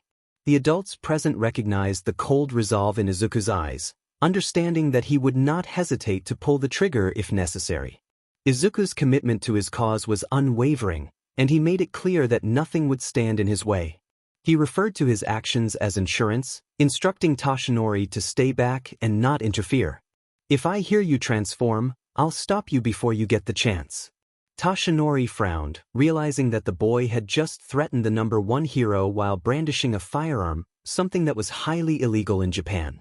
This could lead to 5 years in prison for the boy. Tashinori felt a mix of disgust and disappointment, knowing the boy was willing to sacrifice his freedom for this project. He was determined to do whatever it took to keep Japan safe, even if it meant reminding Izuku Midoriya that heroes were merely enforcers of the law. This experiment needed to come to an end. Izuku, despite his reluctance, knew he had to gamble everything he had with 𝗎𝗠, giving him more leverage against Izuku and increasing his debt to 𝗎𝗠. 𝗎𝗠 chuckled, amused by the situation, and pointed out that there were no firearms in sight. Ectoplasm, another hero, confirmed this, much to Tashinori's shock. Ectoplasm was turning a blind eye, revealing the stark difference between ideals and reality. Heroes like Ectoplasm were only as heroic as their paycheck, which came from 𝗎𝗠, not Tashinori. 𝗎𝗠 laughed, confident that the odds were against Tashinori. He had invested too much time and money into this project to let morals interfere with his plans. Tashinori looked at the three of them, feeling a deep sense of disappointment. He expressed that what they were doing was wrong, that people were suffering. Izuku countered, arguing that a few sacrifices were necessary for progress. He highlighted the despair faced by many, the hopelessness that led to tragic outcomes. He declared that he would be the hope and salvation for those left behind, embodying a heroism that Tashinori could not provide. This only fueled Izuku's resentment towards Tashinori, making it harder for him to forgive the past. Tashinori sighed and turned to leave, knowing that people would need his help. Japan required as many heroes as possible to protect the innocent in light of the current situation. He hoped they could live with their choices. Izuku, feeling emboldened, told Tashinori to keep this a secret, or he would expose Tashinori's own secrets. He spat on the ground in Tashinori's direction, signaling that he understood the message. Once Tashinori left, Izuku returned the gun to 𝗎𝗠, who appreciated that Izuku had been careful not to leave any trace of himself on it. With the tension dissipated, 𝗎𝗠 turned to Mei for an update on the project. Mei reported that they were at 65% completion with no issues. Her excitement was palpable as she focused on the monitor. Izuku noted that more than half of Japan was currently without power, but that was of little concern to him. He calculated the situation in his mind and felt satisfied. 𝗎𝗠 expressed his delight at the progress and suggested they pass the time with a friendly game of poker. Ectoplasm and Izuku joined him, knowing there was nothing else to do while they waited. They played cards until the lights began to blink and then went out, indicating that all of Japan was officially without power. They exchanged glances, then turned to the source of light in the room, a soft, almost light blue glow emanating from the adjacent room. Izuku rushed to open the door and approached the battery, cradling it in his arms with a breathless laugh. He had finally achieved what he had been striving for months. He had secured his power source. To be continued. Weeks had passed since the last chapter, and Tashinori's concerns had proven to be accurate. The loss of power had led to chaos and despair across Japan. It wasn't just a temporary outage. Entire regions remained without electricity, leading to dire consequences. Hospitals struggled to transfer patients, and many tragically did not survive the journey. The stock market had plummeted, causing families like the 𝐎𝐩𝐢𝐳 to lose millions. Crime rates surged as major villains took advantage of the situation, escaping from prison due to the malfunctioning power collars. Tashinori and the other heroes were tirelessly working to restore order, feeling overwhelmed by the aftermath of one boy's reckless desires. Frustration gnawed at Tashinori as he grappled with his inability to bring the true culprits to justice. Meanwhile, 𝐒𝐭𝐻 approached Izuku's laboratory, her expression a mix of anxiety and determination. She pondered her purpose for being there, feeling the weight of uncertainty. In a flashback, 𝐒𝐭𝐻 and Nomuri were in a makeup room, where Nomuri was enhancing her friend's beauty. 𝐒𝐭𝐻's nervousness bubbled to the surface, prompting her to voice her concerns. She questioned whether she was truly ready for the challenges ahead. Nomuri, with a calm demeanor, reassured her that readiness would come in time. Despite her friend's encouragement, 𝐒𝐭𝐻 remained troubled, fearing she might never feel prepared to share her personal life with others. As Nomuri's phone rang again, she silenced it, opting to block Tashinori's number after multiple calls. 𝐒𝐭𝐻 shook her head, feeling misunderstood. She expressed her fears of never being ready to embrace her true self in front of the world. Nomuri responded with a shrug, dismissing 𝐒𝐭𝐻's doubts and emphasizing that many people struggle with self-acceptance due to societal pressures. The conversation took a deeper turn as 𝐒𝐭𝐻 learned about Nomuri's past with her conservative family. Nomuri recounted her decision to distance herself from them after they failed to accept her for who she was. 𝐒𝐭𝐻 felt a pang of sympathy, grappling with the cultural expectations of respecting family, even when they were unkind. Nomuri, however, stood firm in her beliefs, rejecting the notion that familial ties justified mistreatment. 𝐒𝐭𝐻's heart ached at the contrast between her values and Nomuri's experiences. She struggled to articulate her thoughts, but Nomuri interrupted, insisting there were no excuses for accepting harmful behavior, regardless of familial bonds. The conversation highlighted the stark differences in their perspectives, with 𝐒𝐭𝐻 admiring Nomuri's strength and independence. As they continued their discussion, the bond between them deepened, revealing layers of vulnerability and resilience. 𝐒𝐭𝐻 realized that embracing one's identity often required courage, and with Nomuri's support, she felt a flicker of hope for her own journey ahead. Nomuri grinned as she playfully tapped 𝐒𝐭𝐻, who yelped in surprise and shot her a furious look. However, 𝐒𝐭𝐻's cheeks were flushed, betraying her embarrassment. Nomuri chuckled softly while 𝐒𝐭𝐻 lightly slapped her arm in response. Nomuri was unapologetically herself, a woman who enjoyed teasing 𝐒𝐭𝐻. 𝐒𝐭𝐻 huffed in annoyance, muttering under her breath about Nomuri's antics. 𝐒𝐭𝐻 was struggling with her insecurities, feeling unprepared to share her true self with anyone. Nomuri, with an encouraging smile, reassured her that she would eventually be ready to embrace her identity. She understood that everyone had their own journey, and she would never push 𝐒𝐭𝐻 before she was ready. 𝐒𝐭𝐻 expressed her fears about never being ready, but Nomuri insisted that starting small could help.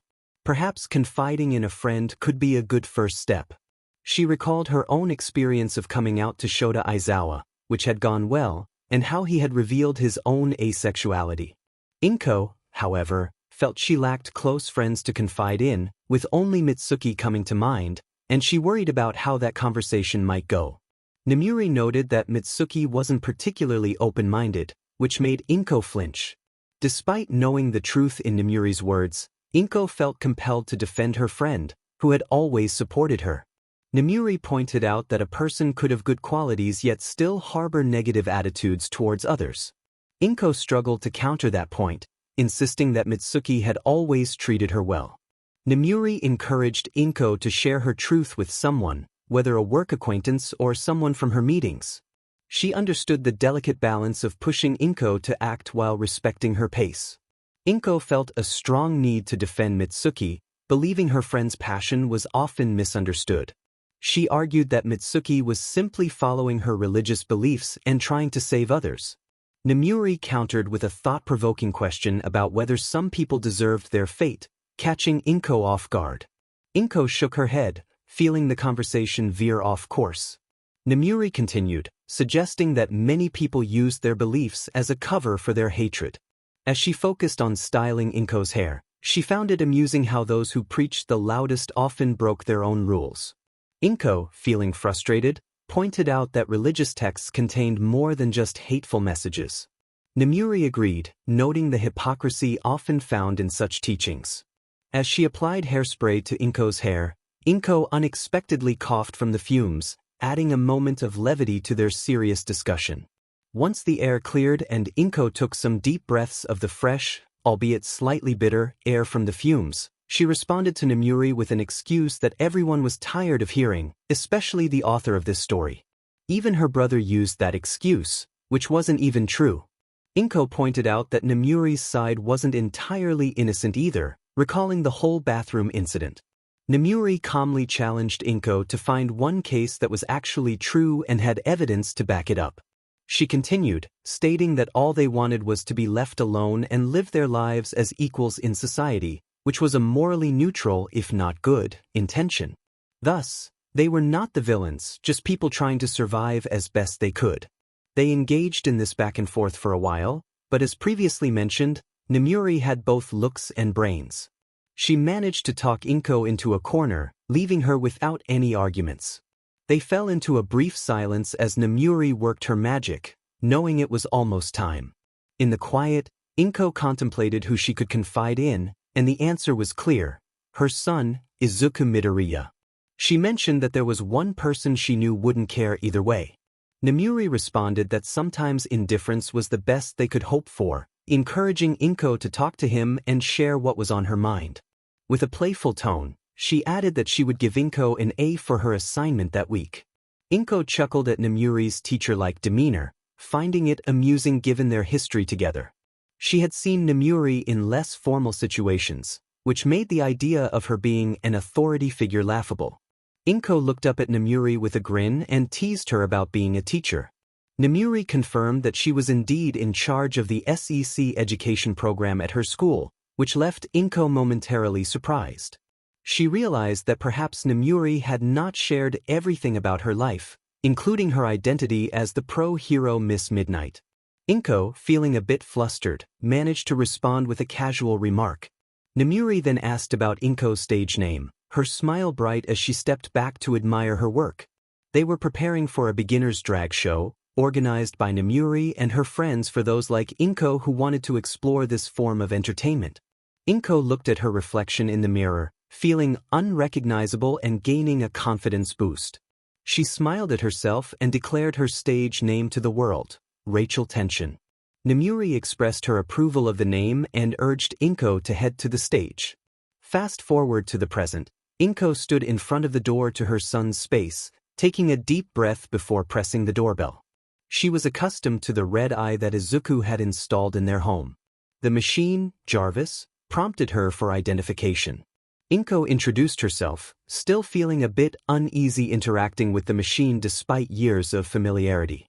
She watched as the monitor displayed a checklist of access permissions, and to her surprise, she received a green check mark for all of them. Izuku had granted her full access. As the locking mechanism clicked open, 𝗒𝐭 stepped inside and was greeted by an unexpected sight. There were several children present who were not her son. A girl with black hair was drinking tea, another girl had pink hair and skin, and two others were being tutored by a girl with black hair. A boy with purple hair was watching TV, but Izuku was nowhere to be seen. The children looked at 𝗒𝐭 with confusion, unsure of who she was. 𝗒𝐭 asked if she was in the wrong place. Just then, Izuku appeared, removing his welding mask and revealing his familiar smile. 𝗏𝗏 could tell from his tone that he was slightly annoyed by her sudden visit. Mina, one of Izuku's friends, quickly approached 𝗏𝗏, excitedly introducing herself and complimenting her. Izuku thought to himself that friend was a strong word, but he continued working on his project. The arc reactor was complete, and now he was focused on building the Mark III, which would be faster, more flexible, and more powerful than its predecessors.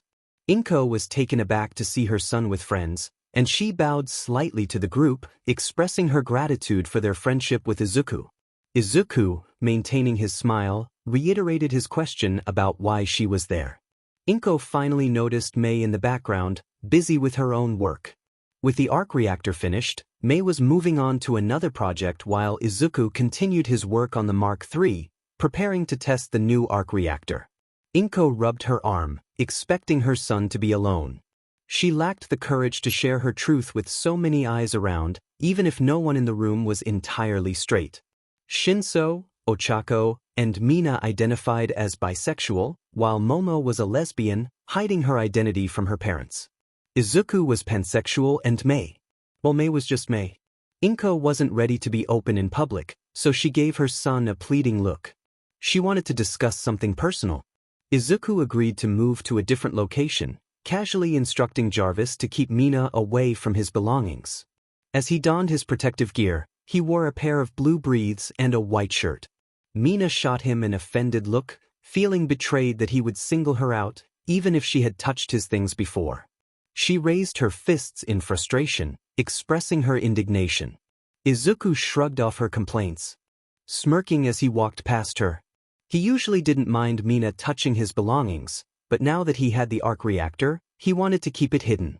With all his friends aware of it, he and Mei were still working on their projects, hoping to surprise everyone at the upcoming sports festival. He led his mother out of the workshop and into the hallway, maintaining his usual plastic smile. He suggested a nearby cafe for privacy, but 𝗏𝗏 hesitated, not wanting to take up too much of his time. The irony was that Izuku didn't hate her. He was merely frustrated that she hadn't been supportive when he needed her. He pointed toward a less conspicuous area of the school, where Nizu had hidden cameras with audio capabilities, preferring to keep their conversation private. Once at the cafe, they ordered simple meals. Izuku chose a turkey club while 𝗏𝗏 opted for a tuna melt. They also got drinks and 2 slices of pie for dessert. As Izuku finished his sandwich, he noticed his mother focused intently on her plate, avoiding eye contact. He asked what was so important that she had pulled him away from his work. 𝗏𝗏 nervously explained that she had been trying to reach him, but he had been too busy with his projects. Izuku acknowledged that he had been preoccupied with the Mark III and 𝗬𝗏𝗀𝗏's hero costume, but he was willing to listen now. 𝗏𝗏 took a deep breath, her body trembling with nerves. She knew their relationship had been strained, but she felt it was important for him to know something about her. She revealed that she was discovering her own identity and had come to realize that she was bisexual. The table fell silent as they exchanged glances. Izuku observed 𝗏𝗏, who was visibly anxious, fearing his rejection. He took a slow sip of his tea, contemplating her fear. Despite his mixed feelings, he didn't want her to cry, so he simply acknowledged her revelation. 𝗏𝗏 quickly mentioned that while Izuku's father provided child support, she needed more than that. She began to speak rapidly, sharing her thoughts and feelings. Izuku leaned back, allowing her to express herself. He wondered if he would have been as anxious and fearful of showing his true self to the world if he hadn't found Jarvis. The thought lingered in his mind as he listened to her. Izuku placed his thoughts aside and nodded to 𝗏𝗏. She mentioned that she had met someone, not a romantic partner, but a friend who was introducing her to a whole new world she wanted to explore. 𝗏𝗏 felt nervous, much like Nemuri, who was keeping her true job from 𝗏𝗏. 𝗏𝗏 was hesitant to share that she had a 14-year-old child with Nemuri, believing it was best to keep them apart for now. Izuku called the waitress over, ready to order another piece of pie since he had finished his dessert before the main meal. He asked if his mother would like one too, and she requested apple pie. 𝗏𝗏 acknowledged that this was a lot for Izuku to take in and expressed her longing for the experience to be smooth for both of them. As she nervously picked at a napkin, she was too preoccupied to notice Izuku's own anxiety about the conversation. Izuku hummed, contemplating whether he had made a mistake in choosing apple pie over blueberry. Realizing he needed to respond to his mother, he nodded. 𝗏𝗏 reassured him that he had a say in her dating decisions and promised to consult him first if she ever went on a date. The thought of dating made her even more anxious, especially when she imagined Nemuri's face. Izuku finished his sandwich while 𝗏𝗏 continued her nervous rambling, which he recognized as her way of coping with panic. He nodded to encourage her to keep talking. 𝗏𝗏 declared that she would never date anyone he didn't like because his happiness was her priority. They both felt an unspoken tension, each believing the other harbored negative feelings, yet neither was willing to address it. The waitress returned with their pies, and Izuku appreciated the gesture as he began to eat. He noticed his mother was still lost in her thoughts and asked how much longer she would be caught up in her muttering. 𝗏𝗏 took a deep breath, realizing she had been speaking too much and felt a bit lightheaded. Izuku put down his fork, clasped his hands together, and closed his eyes, preparing to share something important. He wanted to tell his mother a secret of his own. 𝗏𝗏, eager to hear, encouraged him to share anything. Leaning in closely, Izuku revealed a simple truth: the sky is blue. 𝗏𝗏 was taken aback, confused by his serious tone. She felt a bit insulted, believing her significant revelation deserved more attention. Izuku leaned back, returning to his pie, realizing that he hadn't taken her seriously because he already knew about her feelings and her friend. Apologizing for any misunderstanding, Izuku explained that he thought they were just stating the obvious. 𝗏𝗏 was shocked to learn that he already knew about her orientation, causing her to raise her voice in surprise, attracting the attention of other customers. Embarrassed, she bowed slightly in apology, while Izuku felt annoyed that she had reacted so dramatically. He acknowledged that while he had assumed she was a lesbian rather than bisexual, he was aware she wasn't straight. 𝗏𝗏, feeling insulted, questioned how he could know something about her that she hadn't even realized herself. Izuku shrugged, pointing out the absence of a wedding ring and her reluctance to discuss his father as clues to her feelings.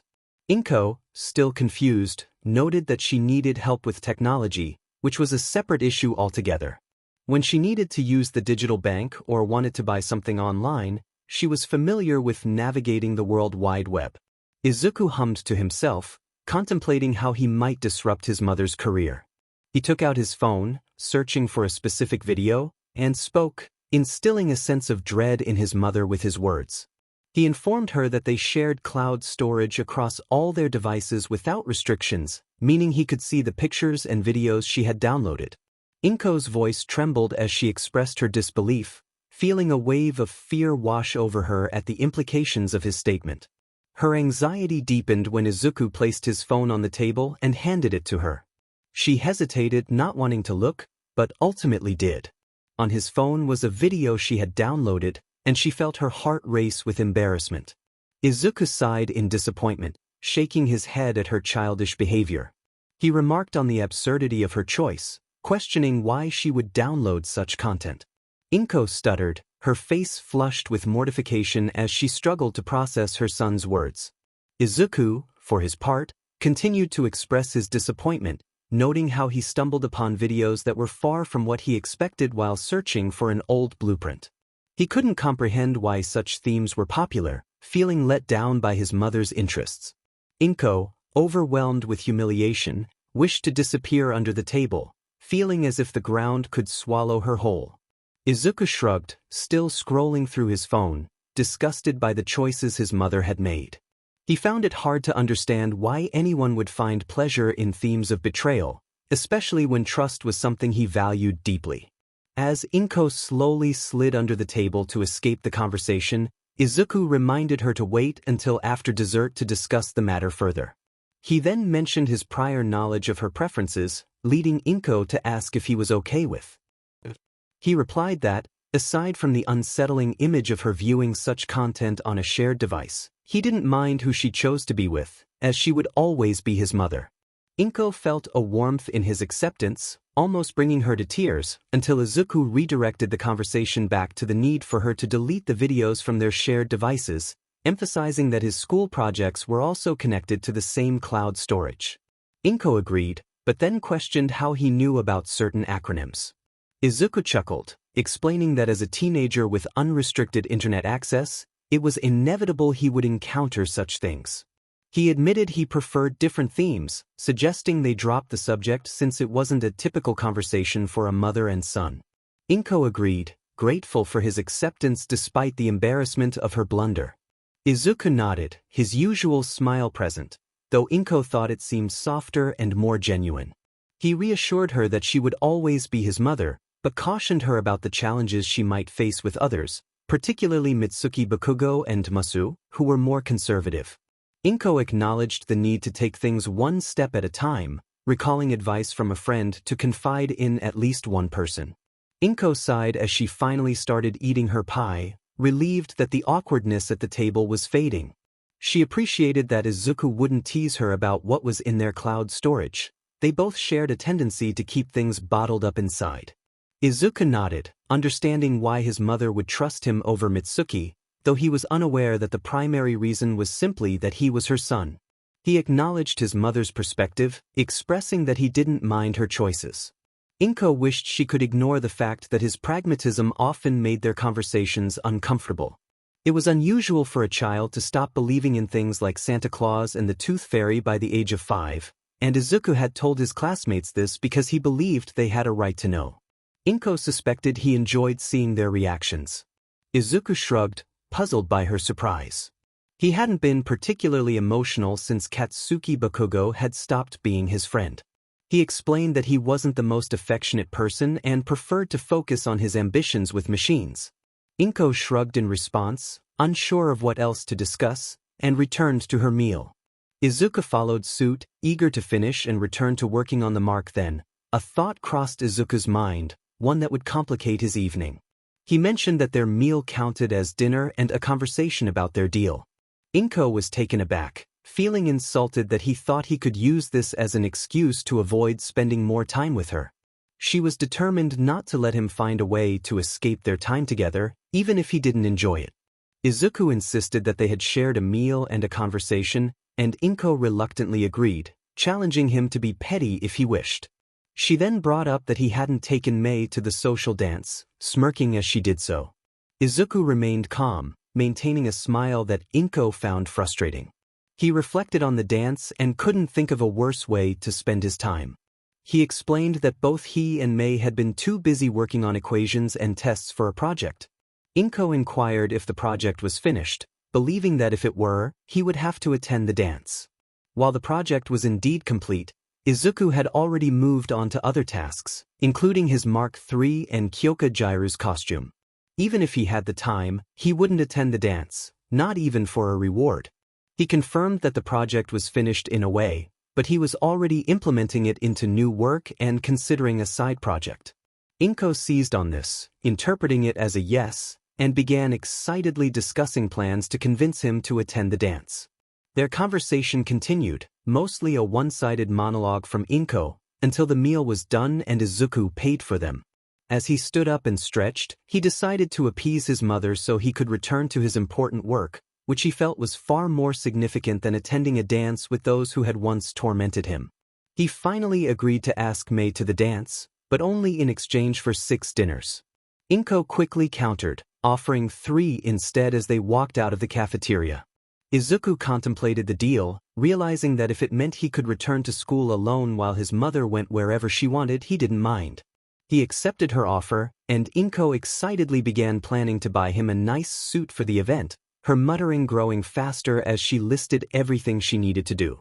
Unfortunately for Izuku, she was so caught up in her thoughts that she didn't notice she was heading in the wrong direction away from the train station.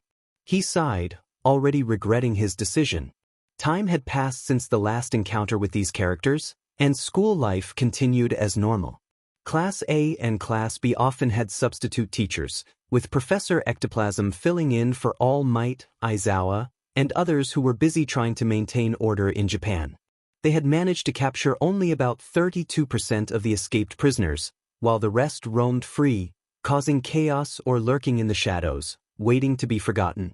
All for One was thriving with his recruitment numbers soaring, But none of that concerned Izuku, so the turmoil in Japan would remain unaddressed for now.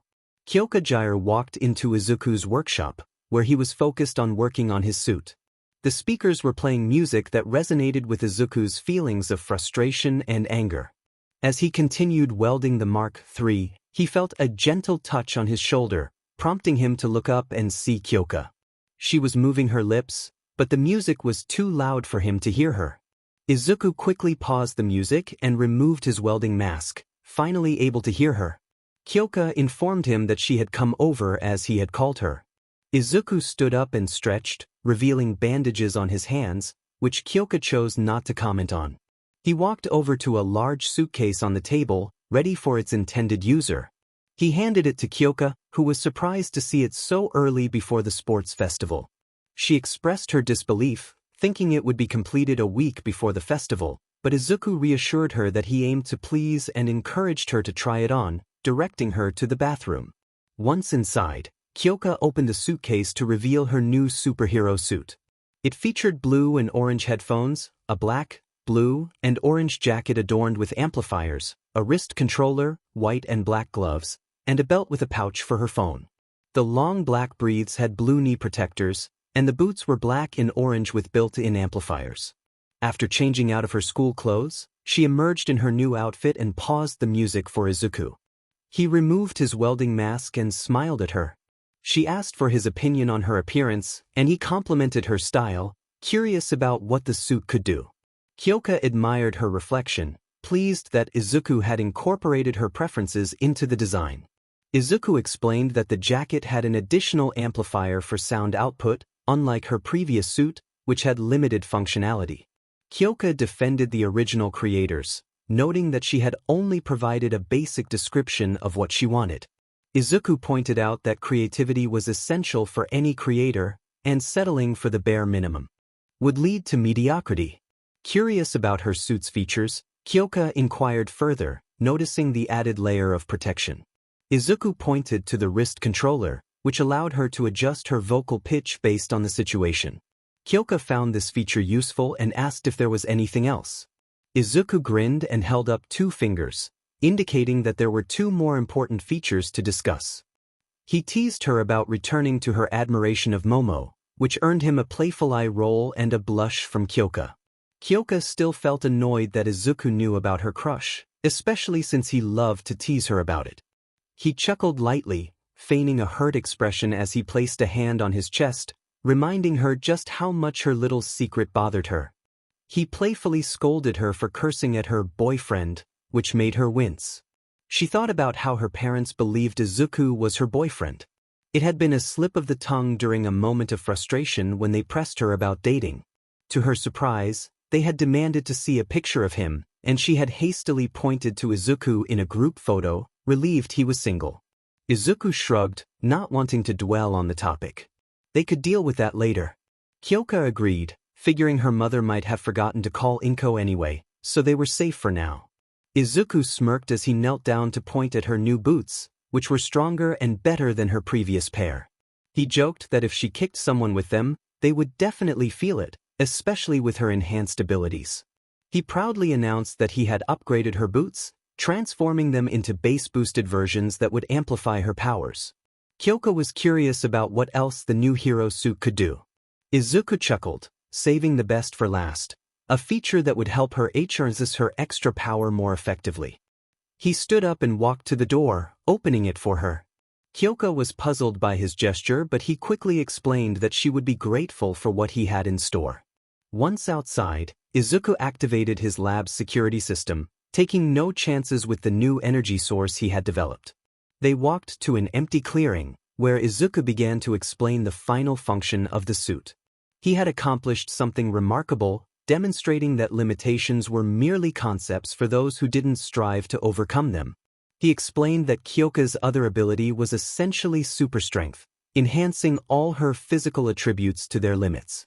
She noted that she could only use about 5% of that strength before risking injury. Izuku, however, nodded confidently, ready to show her that she could exceed her previous limits. He asked her what percentage would break her arm, and she guessed around 7%, glancing at her scarred arms. Izuku assured her that soon she would be able to punch the sky with 10% of her power. Kyoka frowned, skeptical that she could handle more than what had already caused her pain. Izuku could see her confusion and concern but remained undeterred, believing in his own plan. He placed a bandaged hand on her shoulder, encouraging her to trust him. Kyoka reluctantly agreed, warning him that if it didn't work, he would be the one dealing with the recovery girl, whom they both feared. Izuku dismissed her concerns, insisting that she was a sweetheart. With a determined nod, Kyoka activated her power, the purple electricity crackling around her arm. She pulled back her hand and shouted, "Nickelback!" before unleashing a punch into the air, the force creating a gust of wind around her.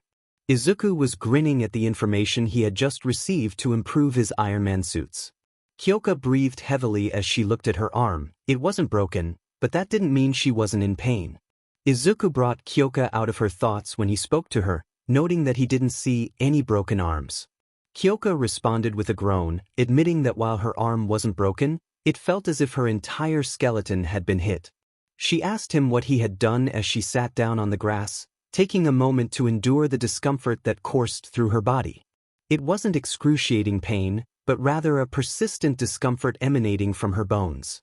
Izuku's smile turned smug as he reveled in his intelligence, once again proving why he was destined for greatness.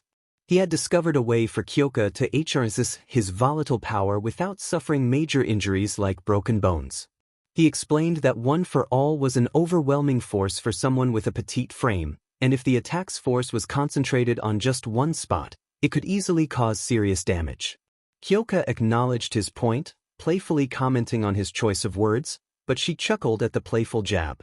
Izuku continued, sharing his solution, which he found surprisingly simple. He was taken aback that Tashinori hadn't suggested it to her. To be fair, Izuku thought, it made sense that someone who couldn't see the sacrifices required for progress wouldn't recognize his vision for utilizing One for All more effectively. He explained that the suit would absorb kinetic energy and distribute it throughout her entire body, allowing her to experience only a fraction of the power's intensity. This would enable her to access a higher percentage of the power without the pain being concentrated in one area. Kyoka expressed her genuine gratitude, feeling thankful for Izuku's help. She couldn't understand why Tashinori was so concerned about Izuku or why he had advised her to distance herself from him for her safety when he had helped her more than Tashinori had. While she appreciated Tashinori's assistance, she recognized that she needed more strength to properly utilize One for All, and thanks to Izuku, that issue was resolved.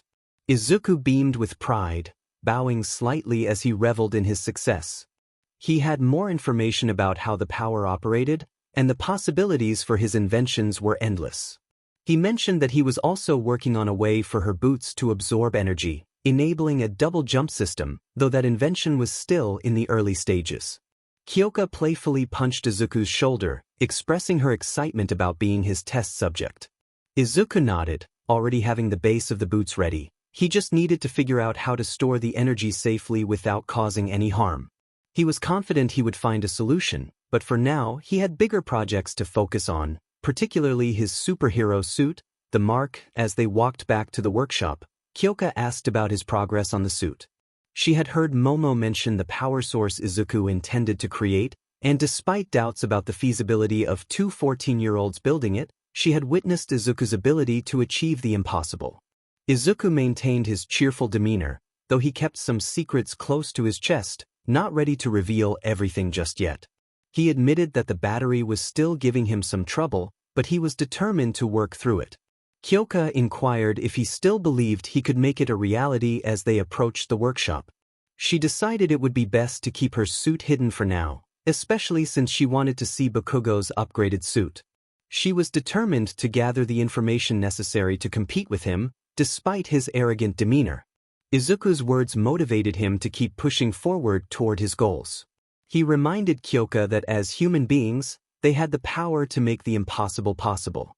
Limitations were merely constructs imposed by those who wished to stifle their imagination. He promised her that he would show everyone what he was capable of achieving. It had been a few days since the last chapter, and Tashinori was too busy to talk or train his protege, 𝐒𝐭𝐲, leaving that responsibility to Mirio. Outside the major cities, chaos reigned, especially in the underworld, where old factions clashed with new ones, each vying for territory. Amidst this turmoil, Izuku, Kyoka, and, to Izuku's surprise, Mirio found themselves in Izuku's workshop. Izuku had been discussing Shinso, not in the best light. Kyoka finally asked what everyone in their friend group was curious about. She wanted to know what was going on between Izuku and Shinso, sensing tension in the air. Izuku explained that Shinso had been complaining to him about his struggles with his villainous powers, rolling his eyes as he spoke. He was busy working on the boots he had mentioned previously, while Mirio watched, fascinated by the process and by Kyoka's explanation of her new suit. As Izuku thought about the arguments he had with Shinso since creating his new battery, he felt justified in his stance. He believed Shinso was overly pessimistic, unwilling to put in the effort yet expecting results. Kyoka nodded slowly, understanding how Izuku could be annoyed by Shinso's attitude.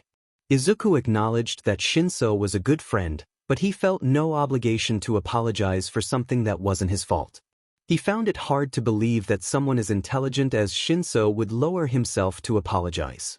If Shinso hadn't apologized after being bested by the number 3 hero, Izuku doubted he would do so now, especially since Izuku had called him out for being a baby. Mirio, sensing Izuku's frustration, encouraged him to share more. Izuku expressed that Shinso's negative outlook required a significant change. He lamented that Shinso often resigned himself to circumstances beyond his control instead of fighting for what he wanted. Izuku slammed his fist on the table, his expression shifting from determination to frustration. He despised people who did not strive for their goals, refusing to accept defeat. Mirio nodded in agreement, aligning more with Izuku's perspective than with Shinso's. Izuku reflected on his own life, where he had to fight for every opportunity. He had screamed until he lost his voice to be heard, resisting societal pressures to conform. He refused to let anyone or anything hinder his potential. In contrast, he felt Shinso waited passively for opportunities to come to him, which Izuku found disheartening. Mirio winced slightly, recognizing that Izuku's words echoed his own experiences with his friend Tamaki. He questioned whether Izuku's assessment was too harsh, considering Shinso was his best friend. Izuku countered that his friendship allowed him to voice these concerns. He pointed out that while Shinso had aspirations of joining the hero course, he had never trained beyond what was necessary. Shinso often complained about the training they needed to catch up, which Izuku facilitated. This issue weighed heavily on Izuku, as he believed every day presented a new opportunity to shape the future. However, Shinso did not seize these chances, forcing Izuku to take action for him. Kyoka wondered why Izuku cared so much about Shinso's motivation. Izuku clarified that he wanted Shinso to feel a sense of urgency, to be as driven as he was to affect change in the world. He wanted Shinso to stop lamenting how unfair life was and instead fight to make it fair. Mirio wholeheartedly agreed with Izuku, sharing his belief that the world was full of opportunities for those willing to pursue them. While Mirio maintained a more positive outlook, Izuku recognized the obstacles in his path and remained undeterred, ready to rise again after each fall to continue the fight. They would have to defeat him to make him stop, and even then he would fight against the odds for another chance at life if necessary. Izuku's determination was unmatched by anyone else. Kyoka noted that not everyone shared his motivation or Mirio's. Izuku believed they should. The world would be better off if they did. He expressed that he wasn't trying to be rude, but if someone didn't find the motivation to pursue the future they wanted, they would end up with the future that was expected of them. With a sigh, he jumped back to avoid getting shocked by the wires of his boots. He had been so distracted by the conversation and his emotions that he forgot to turn off the battery he was using for testing. After switching it off, he continued working while talking. Mirio nodded in agreement, recognizing that people often wanted change but were reluctant to be the ones to initiate it. If his teacher hadn't warned him about midoriya, they could have been great friends. Mirio acknowledged Izuku's passion for the topic, understanding that he was trying to enter the hero course using his intelligence. Izuku shrugged, glancing at his Mark III, a striking red and gold suit of armor that symbolized his defiance against society. He made it clear that he would be the change he wanted to see, willing to face any challenge for his beliefs, as nothing would stop his future from happening. Mirio could relate to Izuku's feelings, but he reminded him that ultimately, it wasn't their responsibility to help those who refused to help themselves. Izuku understood that it wasn't his burden, but he felt that just as he was striving for something greater than himself, so was the other person. He was merely offering a helping hand, not doing all the work for them. He sighed, reflecting on what Toshinori had been discussing whenever Izuku was nearby, the many people suffering and losing their lives due to the nationwide blackout. To Izuku, it seemed trivial. What were a few sacrifices if it meant a better future for himself? He believed that if Toshinori expected someone to sacrifice everything for others, he was mistaken. Izuku would save people, yes, but he wouldn't jeopardize his future in the process. The thought of working hard only to end up with nothing would infuriate him, as it would mean all his efforts were in vain. Thankfully, this Izuku didn't possess a hero complex that would lead him to harm himself. Kyoka nodded slowly, her phone vibrating, and her eyes widened as she realized she had forgotten that Tsuyu needed her help. She quickly excused herself, and Izuku waved goodbye, placing the boots back in their protective box. He planned to continue working on the beta boots later, focusing on his Mark III since the sports festival was approaching, and he needed to be prepared. Mirio waved enthusiastically, pleased to have found someone who shared his perspective on life, even if it was from a different angle. Mirio complimented Izuku on the new superhero suit he designed for Kyoka, and Izuku responded that he aimed to please. He then moved to his suit, grabbing a tablet connected to it for a checkup. He hadn't tested the suit yet, but he wanted to ensure everything was functioning properly. Mirio wondered why Toshinori spoke poorly of Izuku behind his back without providing a reason, only stating that he knows what he did whenever questioned. As Mirio prepared to leave, he reminded Izuku not to let Shinsu's lack of motivation ruin his day. Izuku agreed, acknowledging that if Shinsu didn't want to reach his full potential, there was nothing he could do. However, he found the conversation cathartic and thanked Mirio. With a deep sigh, Izuku returned to his work, focusing intently on his future. He lost track of time as he tinkered with his machine, determined to eliminate any errors. While humans may be imperfect, machines were meant to be flawless, and Izuku was committed to making the Mark III as perfect as possible, a testament to his resolve. He was pulled from his concentration when someone called his name. May greeted him, and he asked how her weekend was, curious if she had thought of any new inventions.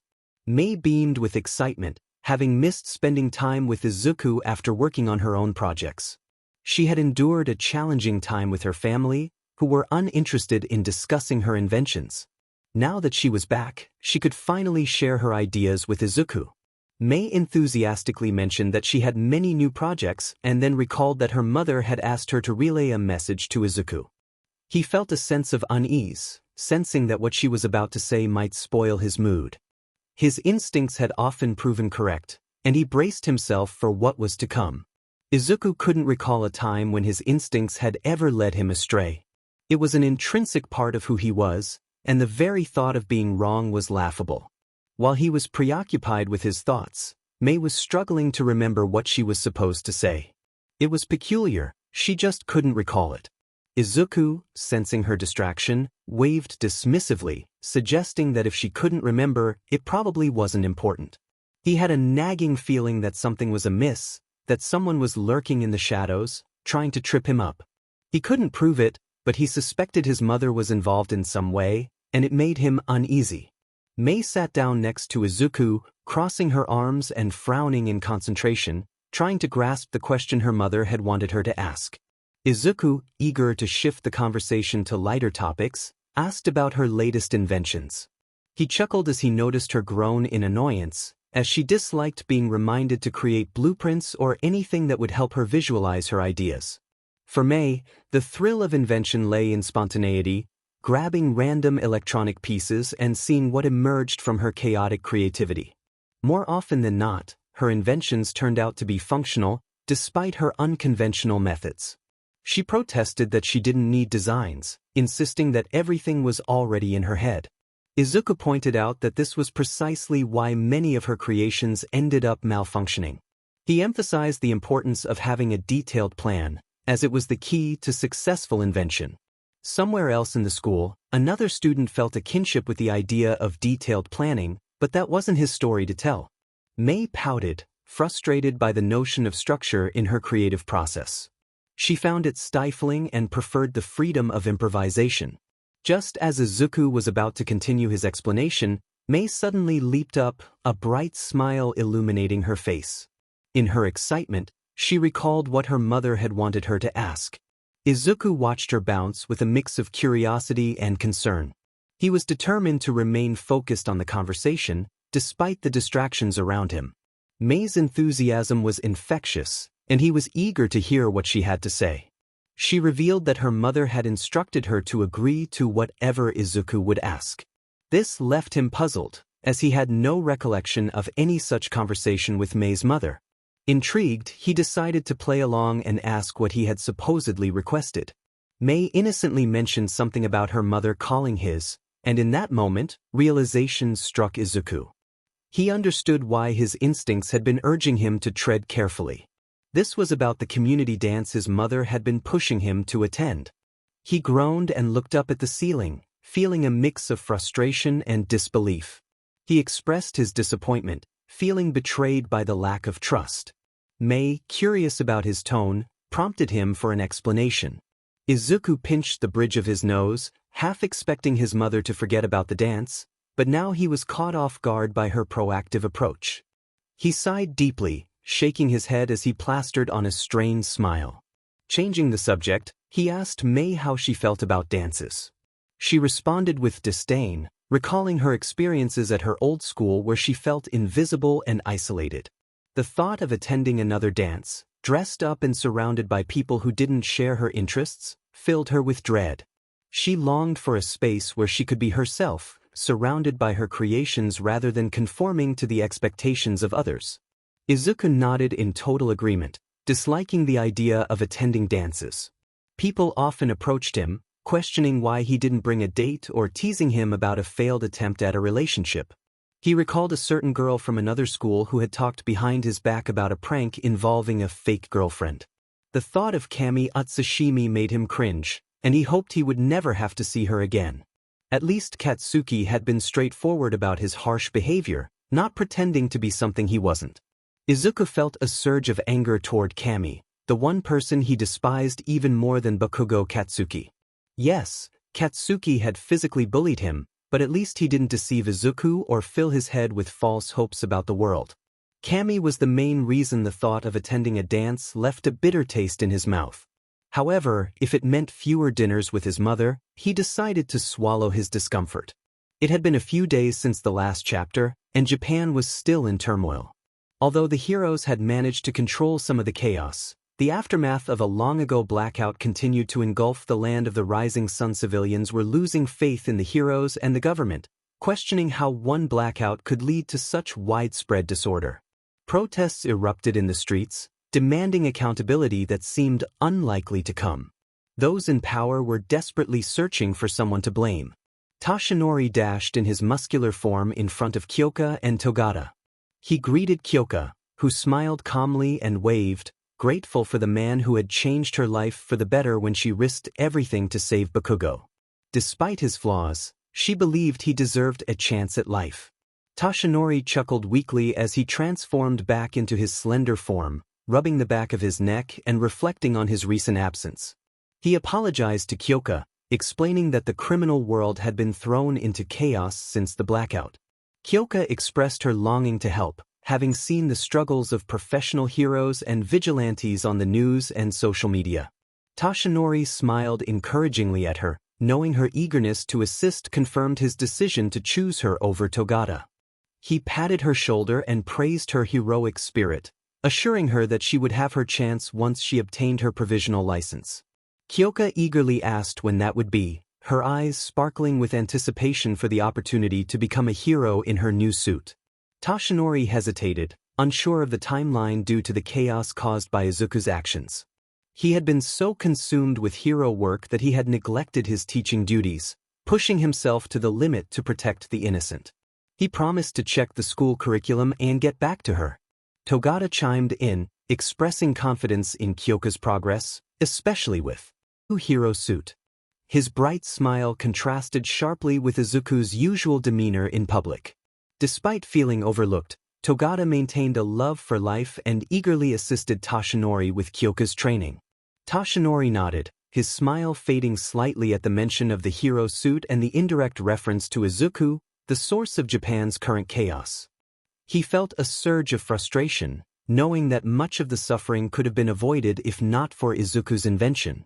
Kyoka, undeterred by the tension, stepped away to put on her suit, ready to embrace her future as a hero. But for now, Toshinori shot Kyoka an encouraging smile. He expressed his curiosity about what she had built for young Jiryu. Kyoka felt the tension in the air as she quickly left the training area to retrieve her hero suit, eager to avoid the underlying discomfort emanating from her mentor. Once alone, Togata looked at Toshinori with confusion, puzzled by the anger directed at the boy. Izuku Midoriya was just a child. How could he possibly cause such turmoil? Togata glanced at his mentor, who had once betrayed him, but he pushed that aside for now and asked what the real issue was with Izuku. Togata inquired about Toshinori's feelings towards Midoriya, noting that he seemed like an excellent person with inspiring dreams and determination. Toshinori, however, remained tight-lipped, insisting that it was not his story to tell. He urged Togata to trust him, stating that not all heroes are good people and not all good people are heroes. A scowl crossed Toshinori's face as he thought of the boy, who had been involved in one of the most significant acts of chaos Japan had faced in recent history. For what? A small battery for his superhero suit. It was a selfish reason that Toshinori couldn't comprehend. With his powers fading, he refused to jeopardize others' lives for a few more years as a hero, unlike Izuku, who had taken such a risk. Togata shrugged, remaining naive to the true nature of Toshinori's anger. He expressed that he couldn't simply accept Toshinori's words without question, as that would be unfair to the younger student. Until he saw otherwise, he would continue to view Midoriya as a good person. Toshinori sighed, stating that he wouldn't force Togata to believe anything but advised him to keep Midoriya at a distance for his own good. In Toshinori's eyes, Izuku would never be a true hero after his one selfish act, which had led to the loss and suffering of many. What troubled Toshinori even more was that the boy showed no remorse for the lives affected, believing that the ends justified the means. To Toshinori, Izuku Midoriya was not a hero, he was simply a selfish individual. Meanwhile, Izuku was in his workshop, speaking to Jarvis, who confirmed that all systems were functioning correctly and the suit was ready for testing. Izuku gazed at the completed Mark III, feeling a knot of anxiety in his stomach. Despite the suit's perfection, he sensed something was off. Shaking his head, he decided to conduct another round of rebuilding, believing it was better to be safe than sorry. Jarvis questioned the source of Izuku's unease, noting that there were no mechanical issues. Izuku, however, ignored the machine's words, grabbing his tools with determination. He felt that something was missing and needed to disassemble the suit to ensure it was flawless. This machine represented everything he had worked for, and he was committed to making it perfect. Izuku acknowledged that unforeseen errors could still occur, like a miswired connection or a loose bolt. Jarvis pointed out that the issues seemed more emotional than mechanical. Izuku paused, scowling at the truth in Jarvis's observation. Alone with the AI, he allowed himself to express his feelings. This project was his chance to escape a life of mediocrity, and the fear of failure weighed heavily on him. Jarvis reminded him that if he wanted to embrace the mantle of Ironman, he couldn't be afraid to wear the mark. Izuku reacted by throwing a wrench at the monitor, cracking it in frustration. For a brief moment, he felt a sense of release, but it quickly gave way to annoyance at the need to fix the monitor again. He felt anger boiling inside him. How could Jarvis, a machine, understand the complexities of human emotions? Izuku had faced many challenges and emerged unscathed, yet the pressure of this moment felt overwhelming. He declared that he was not afraid, having confronted powerful foes and endured hardships. Jarvis, however, pressed him on whether he would don the suit or shy away from the responsibilities of being the next Iron Man. Izuku held the helmet of the Mark III in his hands, staring at its emotionless face. This was the culmination of all his efforts, the mask that had appeared in news reports and videos. If he put it on, he would no longer be just Izuku Midoriya. He would be an Ironman. Back to 𝐒𝐭𝐻.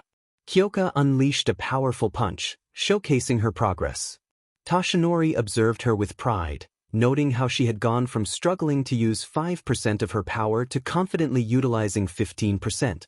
However, the fact that Izuku Midoriya had played a significant role in her improvement left him feeling uneasy. 𝐒𝐭𝐻 smirked at Toshinori, having just reduced a training dummy to a pile of scrap. She teased him about his attack names, pointing out that they were less impressive than his own. Toshinori felt a bit insulted, believing his names were remarkable and had even boosted tourism in the states he referenced. As they continued their banter, a loud crash interrupted them, but they paid it no mind. It was just the robot 𝐒𝐭𝐻 had sent flying, finally landing after several moments in the air. 𝐒𝐭𝐻 grinned at Toshinori, confident that her moves were cooler than he gave them credit for. She reminded him that his attack names were inspired by vacation signs he had seen in America. 𝗳𝗏 chimed in, admiring Toshinori's creativity, which made 𝐒𝐭𝐻 roll her eyes at the absurdity of the conversation and the enthusiasm of her classmate, whom Todoroki jokingly referred to as Toshinori's secret love child. Toshinori redirected the conversation back to 𝐒𝐭𝐻's new hero suit, curious about her training progress. Despite his mixed feelings about Izuku, he acknowledged the boy's talent in engineering, which had helped 𝐒𝐭𝐻 train more effectively. 𝐒𝐭𝐻 expressed her excitement about the suit, mentioning how she had briefly reached 20% power before experiencing some strain. Toshinori begrudgingly admitted Izuku's genius, even if he disapproved of the boy's methods and the chaos that had ensued in Japan. 𝐒𝐭𝐻 felt uncomfortable with Toshinori's growing disdain for Izuku, especially since the boy had helped her improve. She pointed out that Toshinori was criticizing a teenager, to which he firmly stated that justice was impartial to age. He believed that Izuku was indirectly responsible for the rise in crime since the blackout, and he felt the weight of the consequences on society. 𝐒𝐭𝐻 countered his argument, suggesting that justice often favored those with power and influence. Toshinori sighed, frustrated with the pessimism of their generation. He acknowledged that some individuals, like Izuku, could evade accountability, but he insisted that true justice would prevail for the majority. 𝐒𝐭𝐻 rolled her eyes, recalling how the real villains often escaped punishment. She challenged Toshinori, citing the principal's questionable actions and questioning where the justice was for him. Toshinori maintained that Lady Justice treated everyone equally. Despite the reality of working alongside someone as influential as Nizu, who seemed untouchable, 𝗳𝗏, ever the optimist, winced in agreement with 𝐒𝐭𝐻, recognizing the flaws in Toshinori's perspective. Despite their differences, Toshinori emphasized the importance of striving for a just world. He proposed a sparring match with 𝐒𝐭𝐻 to assess her progress, transforming into his superhero form, eager to see how much she had improved during his absence. With her new suit, he was ready to bring his best to the training session. 𝐒𝐭𝐻 grinned at the man as she activated enough of One for All to generate purple electricity around her body. If the old generation wanted a fight, they would get one. She refused to lose so easily like last time. She called out to Midoriya, eager for the challenge. 𝗳𝗏, standing nearby, suddenly pointed to the sky, alerting them to an incoming object. The three of them quickly took fighting stances, ready to confront whoever dared to enter UA.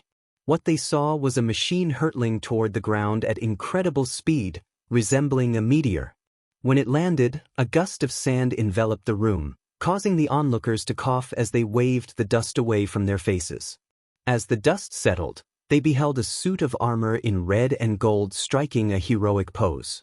Toshinori expressed his surprise, while Izuku noted to himself that the flying capabilities were significantly improved compared to the previous version of the suit.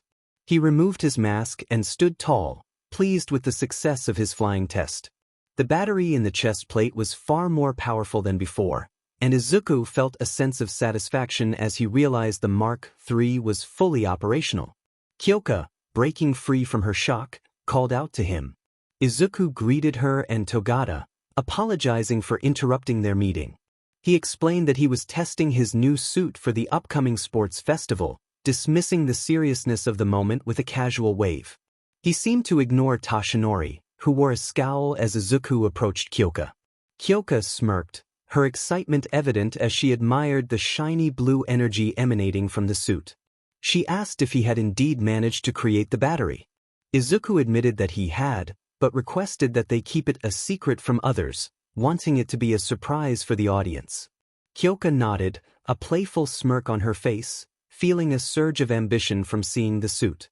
𝗬𝗏 chimed in, expressing his own longing to keep the secret, sharing in the thrill of having a new challenge. Izuku rolled his eyes, recognizing that this was just proving his point in therapy, that people often sought something in return for their actions. He inquired what they wanted in exchange. Both Kyoka and 𝗬𝗏 eagerly declared their wish to fight him. The scene shifted, revealing Izuku's confusion as he processed their challenge. He wondered why they wanted to fight him, especially since his suit was still in its testing phase. Kyoka, undeterred, pushed 𝗬𝗏 aside to focus on Izuku, eager to test her abilities against him. 𝗬𝗏 laughed, though Izuku recognized it as a forced sound, and he pushed Kyoka back with a grin, teasing her about her determination.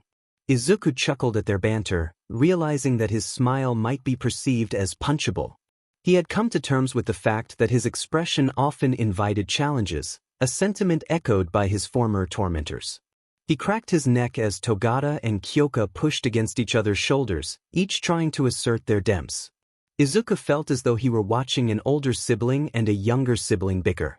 𝗬𝗏 suggested a quick spar, and Izuku, with his trademark smug grin returning after his encounter with Rumi, proposed a more interesting idea: a match between the two of them, with the winner facing him. His confidence surged, bolstered by the power of his Mark III suit, which he had acquired after a significant battle. He felt a sense of smugness reminiscent of earlier days, before the chaos that had unfolded. Tashinori, observing quietly, was concerned about his students facing off against Izuku. Izuku, however, dismissed Tashinori's concerns with a wave, expressing his delight in the man's admission of uncertainty. He felt little remorse for the casualties that had occurred since the blackout. Their lives held no weight for him, just as his own had not mattered to them. Izuku was content with his choices, reveling in the power he had gained. 𝗬𝗏, eager to resolve the situation, proposed a 2-on-1 match. Izuku found this intriguing, noting that he would need some sort of handicap, given he was just a kid in the support course facing off against a girl in the hero course who was the next holder of One for All and a second-year hero student who led the big. He skillfully used his words to ensure he wouldn't have to exert himself too much in the upcoming challenge. 𝗬𝗏, understanding Izuku's position, decided to go easy on him, recognizing that he lacked formal hero training. As 𝗬𝗏 processed Izuku's words, he realized that Izuku had hinted at knowledge he shouldn't possess. Kyoka, feeling the pressure of the situation, avoided eye contact, knowing she owed Izuku a debt of gratitude. 𝗬𝗏, serious now, pressed Izuku about how he knew about One for All. Izuku, with a playful smile, teased that he wouldn't betray the trust of a friend, but he wouldn't hesitate to reveal the hypocrisy of the #1 hero. Tashinori, exasperated, pointed out that Izuku was the one responsible for the blackout. Kyoka reacted with shock, realizing the implications of Izuku's admission. The aftermath of the blackout had been chaotic, with villains running rampant and civilians losing faith in heroes. Izuku shrugged off the concern, confident that no one would believe such a story about a quirkless child causing a nationwide blackout. 𝗬𝗏, trying to reason with Tashinori, noted the absurdity of the claim. Izuku laughed, feeling secure in the knowledge that if even 𝗬𝗏 didn't believe it, then the chances of anyone else taking it seriously were slim. He decided to tease Tashinori further, claiming he had indeed caused the blackout, but that no one would believe him if he told them. Kyoka, incredulous, confronted Izuku about his actions. Meanwhile, Nizu, absorbed in paperwork, failed to notice a monitor glitching and looping a video. Back in the conversation, Izuku remained unfazed, suggesting that sacrifices were necessary for progress. Kyoka challenged him, questioning whether his actions were truly for humanity's benefit or merely for his own ambitions. Izuku's smile sharpened, his determination clear as he envisioned creating a suit powerful enough to rival One for All, now that he had the means to do so. The world was in chaos, and Izuku felt that adding a little more to it was not a problem. He believed that the battery he had created, once publicly available, would do more good than the lives lost in its making. He envisioned a world powered by clean energy. Togata, raising an eyebrow, looked at the battery resting on Izuku's chest. It looked impressive, but he questioned its cleanliness, considering the growing number of casualties linked to its creation and the blackout it caused. Izuku shrugged, glancing at Togata's pocket where his phone rested, adorned with the insignia of an apple. He posed a thought-provoking question about the origins of the devices they used. Togata chuckled, acknowledging the irony of his own situation. He realized he had little room to criticize, especially when his phone was also a product of questionable ethics. Izuku nodded, reflecting on the harsh reality that many corporations operated under similar principles, prioritizing profit and progress over lives. He expressed his belief that everything they owned had some form of exploitation behind it, whether it was bloodshed or LBR issues. Kyoka, passionate about justice, interjected, emphasizing their role as heroes meant to fight against such injustices. Tashinori, observing from the background, smiled at her fervor, recognizing her true heroic spirit and her longing to help humanity. Izuku, however, dismissed her enthusiasm with a yawn, teasing her with a trick question about a bank robber. Kyoka, skeptical, slowly acknowledged the complexity behind such actions. Izuku explained that often, desperation drove people to crime, a result of systemic issues that allowed true evils to thrive unchallenged. He smiled innocently, presenting a scenario where a person's theft was a response to unfair rent increases imposed by a monopolistic landlord. Kyoka found the hypothetical outrageous but understood the underlying sympathy for the robber. Yet she maintained that laws must be respected. Izuku saw it differently, believing that those who kept their money in banks were complicit in a system that exploited the vulnerable. As he moved closer to her, Kyoka instinctively stepped back, feeling the weight of their conversation. He challenged her, questioning whether she would confront the landlord for his monopolistic practices. Kyoka, frustrated, pointed out that as a single hero, she lacked the political power to enact change. Izuku shrugged, recognizing that his role was to navigate the system to achieve his vision of the future. He pressed her for a plan, teasing her about her commitment to social justice. Kyoka, visibly irritated, retorted that at least she was actively discussing these issues rather than merely complaining. Izuku, who faced injustice daily due to his lack of powers, acknowledged the limitations of his situation. He couldn't fix the system outright but intended to find ways to manipulate it to his advantage, even if it meant risking everything. He candidly admitted that announcing his new energy source prematurely could lead to dire consequences, just as it had for others who threatened established industries.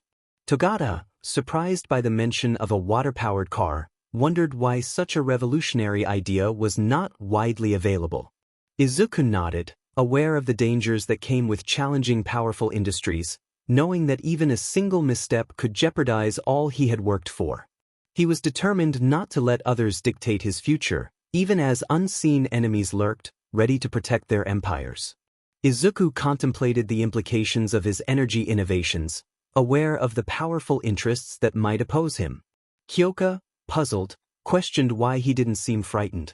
If what he said was true, he should be worried about the consequences of going public. There was significant wealth in maintaining the status quo, wealth that could erase someone from existence, even from the memories of their loved ones. Yet, Izuku wore a confident smile, knowing Kyoka was destined to be a top hero once she graduated. He explained that his lack of fear meant he was on the right path and assured her that no one would be able to harm him. He shifted the conversation, asking if she still wanted to fight. Kyoka, feeling drained of motivation, walked over to Tashinori, her longing to engage in battle evaporating. Togata, however, was brimming with excitement. He was oblivious to the darker realities that Izuku faced. With his charming looks and marketable persona, he was the epitome of what society expected from a hero. He gave a thumbs up, eager to fight, still wanting to settle the score from their last encounter. Izuku welcomed the challenge, seeing it as an opportunity to test his new suit. He was the antithesis of what the world wanted in a hero: quirkless, outspoken, and unafraid to challenge the norm. He was determined to disrupt the status quo, and if he were a villain, he would embody chaos itself. Toshinori, sensing the potential for trouble, attempted to intervene, reminding Togata of their agreement to focus on Kyoka. Togata reassured him that their fight would be brief, his laughter echoing with confidence. Izuku, however, was annoyed by Togata's casual attitude toward the situation and decided to demonstrate why that was a mistake. As he took his position, Izuku noted Togata's quirk, permeation, which allowed him to become intangible and phase through objects. This ability made Togata a formidable opponent, but Izuku was already strategizing ways to counter it. He understood that Togata would need to become tangible to strike, giving Izuku an opening. Togata, confident in his abilities, challenged Izuku's speed.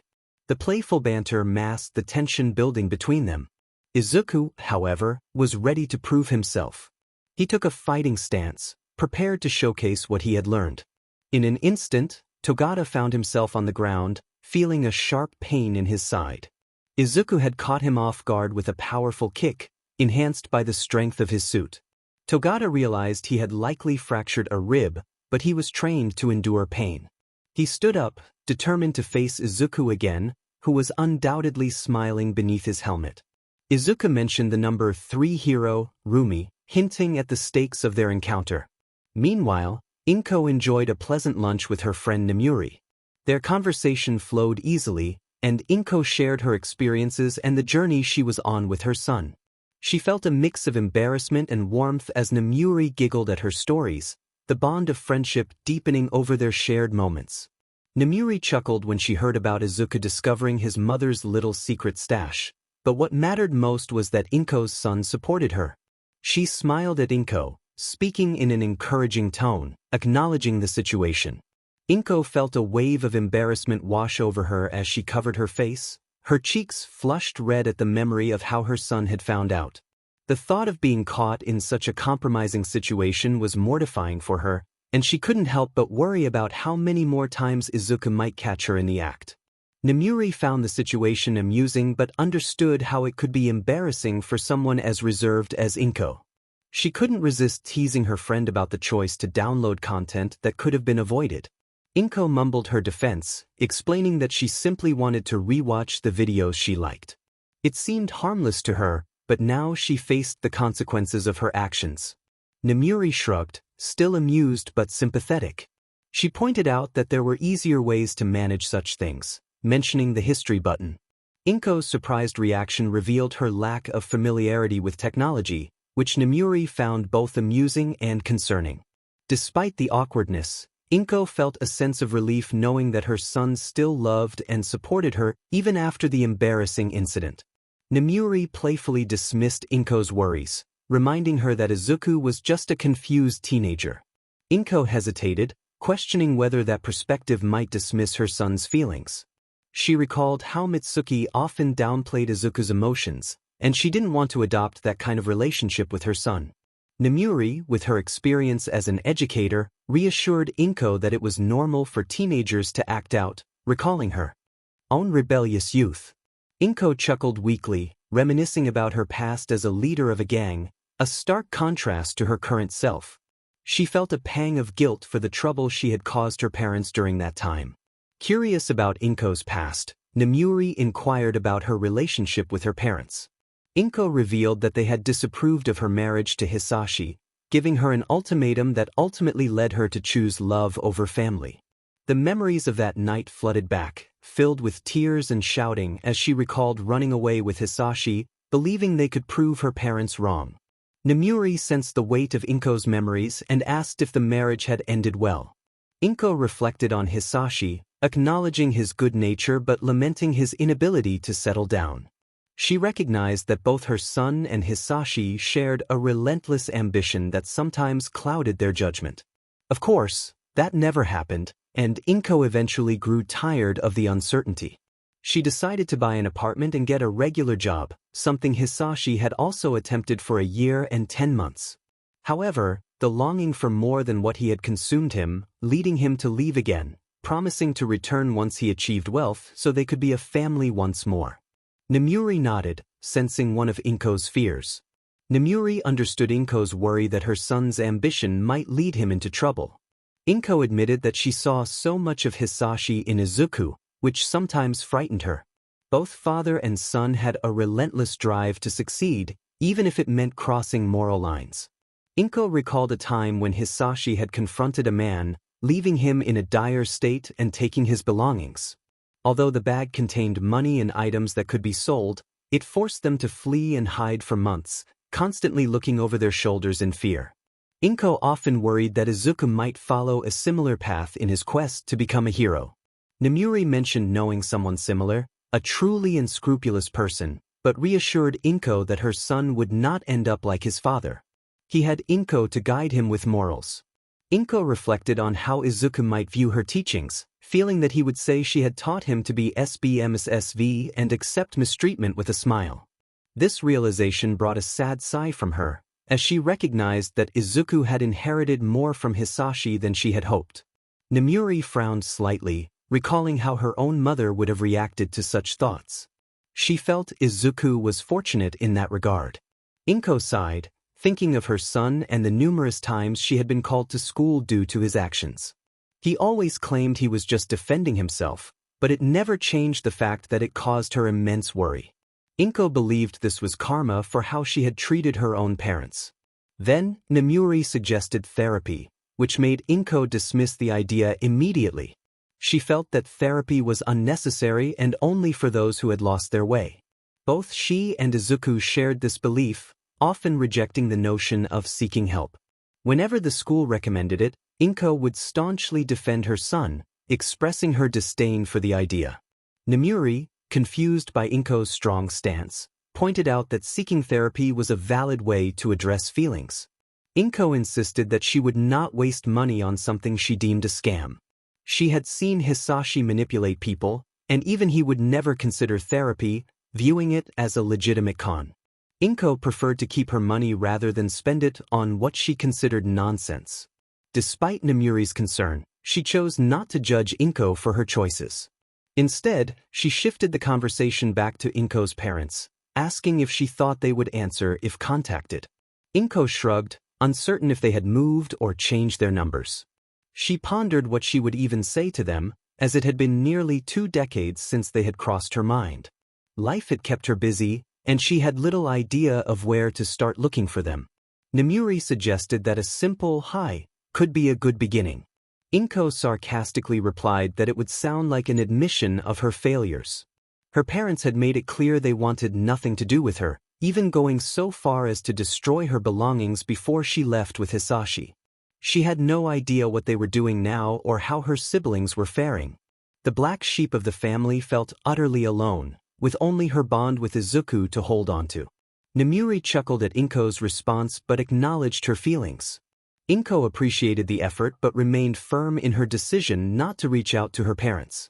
She had come to terms with her past and accepted the consequences of her choices. 𝗏𝗏 believed her family was likely relieved to be rid of her, and while she recognized that Izuku had a right to know his extended family, she doubted he would care about them.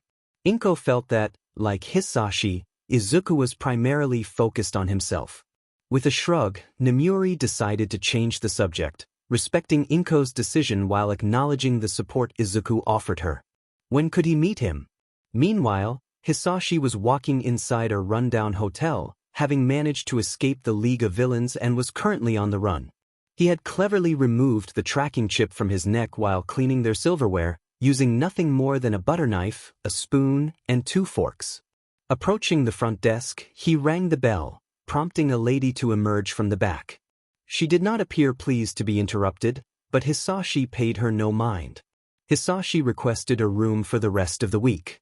The receptionist, Sango, asked for a name, clearly eager to return to her break. Hisashi tossed a pouch onto the counter, filled with cash. Sango opened it, realizing it was enough to avoid any questions about his identity. She took the pouch and nodded, walking to the back wall to retrieve a room key.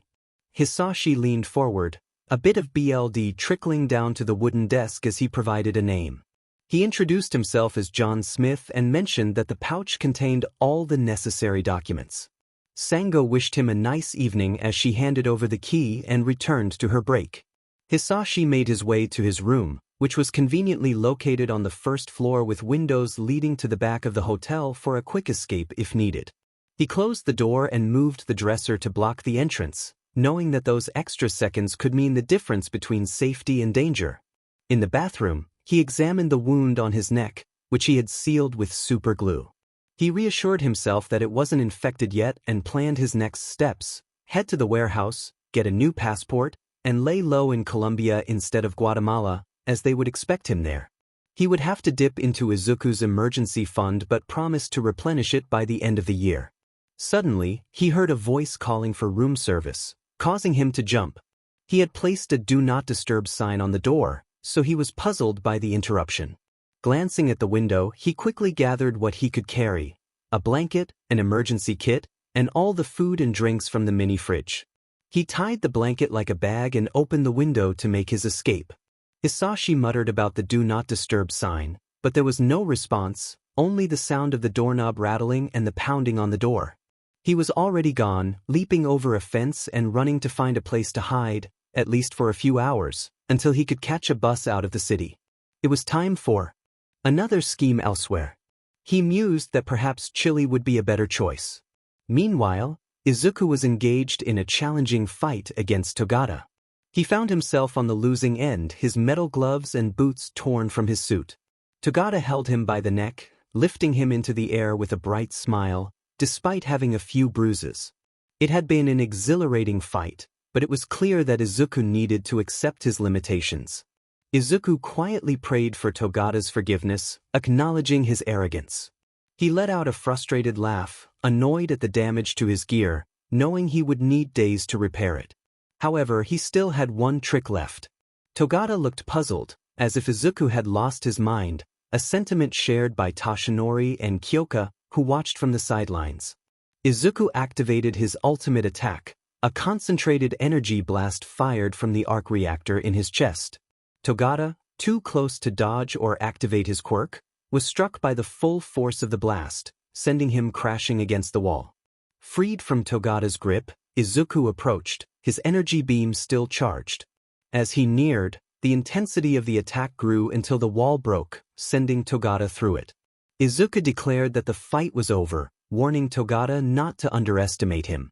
Togata, however, revealed that he had not underestimated Izuku at all. Just as Izuku processed this, he was caught off guard by a punch to the face, stumbling back. To his surprise, Togata stood before him, showing signs of burns but still smiling, ready to continue the fight. Izuku knew he needed to be patient before using his energy beam again, aware that Togata was now cautious of his capabilities. He took a fighting stance, preparing for what would undoubtedly be a long day. He vowed to fight with all his might and find a way to victory. It had been a few days since the last chapter. The previous Thursday felt like ages ago, and now it was Monday. Ever since then, Izuku had locked himself in his workshop, focused on creating the Mark III version 2. This version would feature stronger metal, ensuring it wouldn't be easily damaged by someone with strange powers. Izuku was determined to improve his design, not letting past frustrations affect his work. In the midst of pouring melted metal into a mold for the arms, Izuku was interrupted when someone turned off his music. Shinso stood there, a smirk on his face, clearly ready to poke fun at his friend. Shinso remarked that it was obvious Izuku had lost again, and now he was sulking. Izuku, with an annoyed smile, retorted that Shinso had no right to start a conversation like that, especially since he had just arrived. Their friendship had been strained lately, with Shinso growing tired of Izuku making decisions for him, while Izuku felt frustrated that Shinso wasn't putting in the extra effort to join the hero course. Shinso pointed out that Izuku had been cooped up in his lab since Friday, implying that it was easy to guess what had happened. Izuku huffed, insisting that he had won the fight, despite the state of his suit, which looked like it had been through a storm.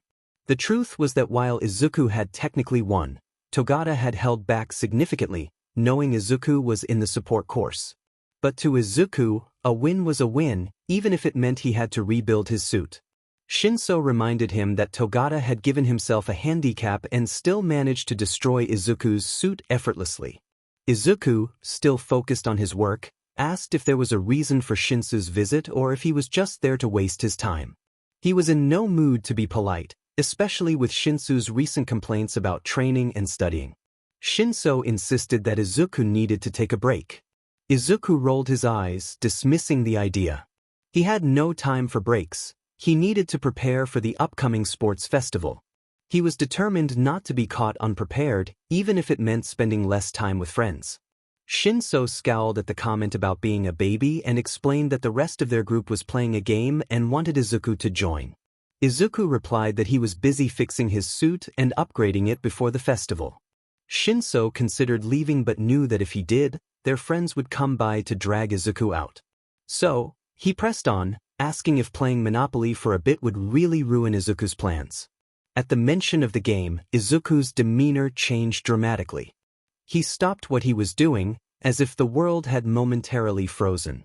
Shinso, confused by Izuku's reaction, asked what was wrong. Izuku hesitated before admitting that he wasn't allowed to play Monopoly anymore. He recalled how he had become overly competitive, especially after a past incident involving his mother, which had led to him being banned from the game. Shinso chuckled, thinking Izuku was just trying to avoid playing. But Izuku, remembering the look on his mother's face during that incident, knew he had to tread carefully around board games from then on. It was only for a few seconds, but Izuku could see the fear in her eyes, the fear of losing everything: money, the game, her car. All of it to someone she considered a brat. That was until Inko insisted on returning everything, which felt completely unfair to Izuku. He had won fair and square, yet all he got to keep was a measly $5. Later, his mother had the nerve to ask why their relationship was so strained. Shinso snorted and shrugged his shoulders, dismissing the situation. Shinso suggested that it was just a game, but Izuku rolled his eyes, knowing that insulting him wouldn't make him want to play Monopoly. It was clear that Shinso thought Izuku was being difficult for no reason. Shinso urged him to play for the sake of his girlfriend, to which Izuku quickly clarified that she wasn't his girlfriend and that he didn't have time for a relationship. However, he reluctantly agreed to play if it would silence them. As they prepared to play, Shinso helped Izuku shut everything down, their friendship evident in the way they worked together despite their banter. Inside the game of Monopoly, everyone gathered in a mansion. Izuku sat on an expensive chair, while the others looked worn and tired. They were all there for a reason, as Izuku had called them to announce something new. The tension was palpable. The last time he had made an announcement, Momo had to close down a quarter of her electronic businesses.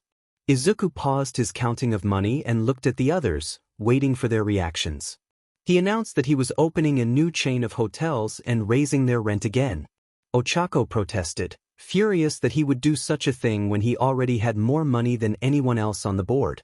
Izuku found their concern amusing. To him, this was about more than just money. It was about capitalism and winning the game of life they were all trapped in, about controlling as much of their community as possible. Shinso expressed his frustration, pointing out that Izuku had already bought most of the squares, leaving the rest to fight for scraps. He regretted letting Izuku into their community, especially since Izuku had taken over businesses Shinso had started and run them into the ground. Izuku didn't need the money. He had a holiday home in Spain. What he needed was for everyone to understand their place. Momo declared that she was done, having no more money to play. In reality, they were just playing Monopoly in a quiet corner of the school library, and Momo had returned to being the richest among them due to nepotism. Izuku looked at the board with pride, knowing he held most of it, and as usual, he won the game. The other players glanced at their money, realizing they had enough for a turn or two but understood the inevitable outcome. Izuku warned them that he wasn't allowed to play Monopoly, and now they knew why. They cleaned up the board games and engaged in small talk. Izuku was just waiting for someone to leave so he could follow suit and get back to work. However, Shinso interrupted with a suggestion that turned out to be a curse for everyone present when he proposed playing Uno, 𝗎𝐻𝐁𝐵 was notorious for saving her best cards until the end. Mei's eyes sparkled at the mention of the game, while Izuku felt a sense of urgency, as if he needed to build and create as if time was running out. He had to fight for every second, every opportunity. Shinso looked horrified as he realized what he had unleashed. Meanwhile, 𝗎𝗠 continued his paperwork, allowing Tashinori to enter. Tashinori sat down and got straight to the point, expressing the need to discuss his continuing employment. 𝗎𝗠 raised an eyebrow, curious about what was troubling him. 𝗎𝗠 asked in an innocent tone, feigning ignorance about Tashinori's longing to resign, despite being one of the main reasons behind it. Tashinori frowned as he regarded 𝗎𝗠, feeling disappointed in how he and the other heroes at the school had been neglecting their responsibilities to the civilians. Their unwillingness to work overtime, simply because it wouldn't result in additional pay, was unacceptable to him. Tashinori expressed his frustration, stating that 𝗎𝗠 already knew what was troubling him. 𝗎𝗠 acknowledged the blackout incident with a smile, but his thoughts were focused on the financial implications rather than the chaos that ensued. The stock market was plummeting, and while he had managed to keep most of his investments stable, the situation still irked him. Tashinori felt anger rise within him at 𝗎𝗠's casual attitude towards such a serious matter. Tashinori pointed out the pandemonium outside, emphasizing the urgency of the situation. 𝗎𝗠, however, found amusement in the chaos, likening the civilians to lab rats scurrying about in panic. He activated a large screen that displayed multiple feeds of the turmoil, heroes facing off against villains, civilians protesting for accountability, and wealthy individuals plotting in secret. Tashinori was unsettled by 𝗎𝗠's dismissive view of the people they were sworn to protect. Tashinori insisted that their role was to safeguard the civilian population, not treat them like mere pawns. 𝗎𝗠 countered that their true purpose was to quell fears of rebellion against the elite, like themselves. He pointed out that the Hero Association relied on Tashinori for public service announcements and calming the public, revealing the reality of their roles in society. Tashinori scowled, feeling as though he was merely a cog in a larger machine, one that 𝗎𝗠 had manipulated to maintain control. As he moved closer to 𝗎𝗠, Tashinori warned him that he was crossing a line. 𝗎𝗠 laughed, suggesting that if Tashinori were truly independent, he would have revealed the truth about the blackout long ago. Tashinori crossed his arms, frustrated by 𝗎𝗠's protection of midoriya, whom he believed was being shielded from accountability. 𝗎𝗠 compared this to Tashinori's own protection of 𝗬𝗁𝗧𝗏, claiming they both sought successors. He searched the footage to show 𝗬𝗁𝗧𝗏 in the music room and Izuku playing with friends, both representing the future generation. Tashinori felt a surge of anger at the lack of accountability for the lives lost due to the chaos. 𝗎𝗠 chuckled, noting that having the right connections could change everything. He acknowledged Izuku's potential but also recognized that luck had played a significant role in his achievements. Tashinori needed to understand why 𝗎𝗠 was so invested in this boy.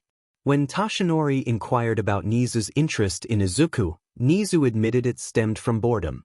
Having reached the top, he found himself without challenges, and Izuku presented an opportunity for entertainment.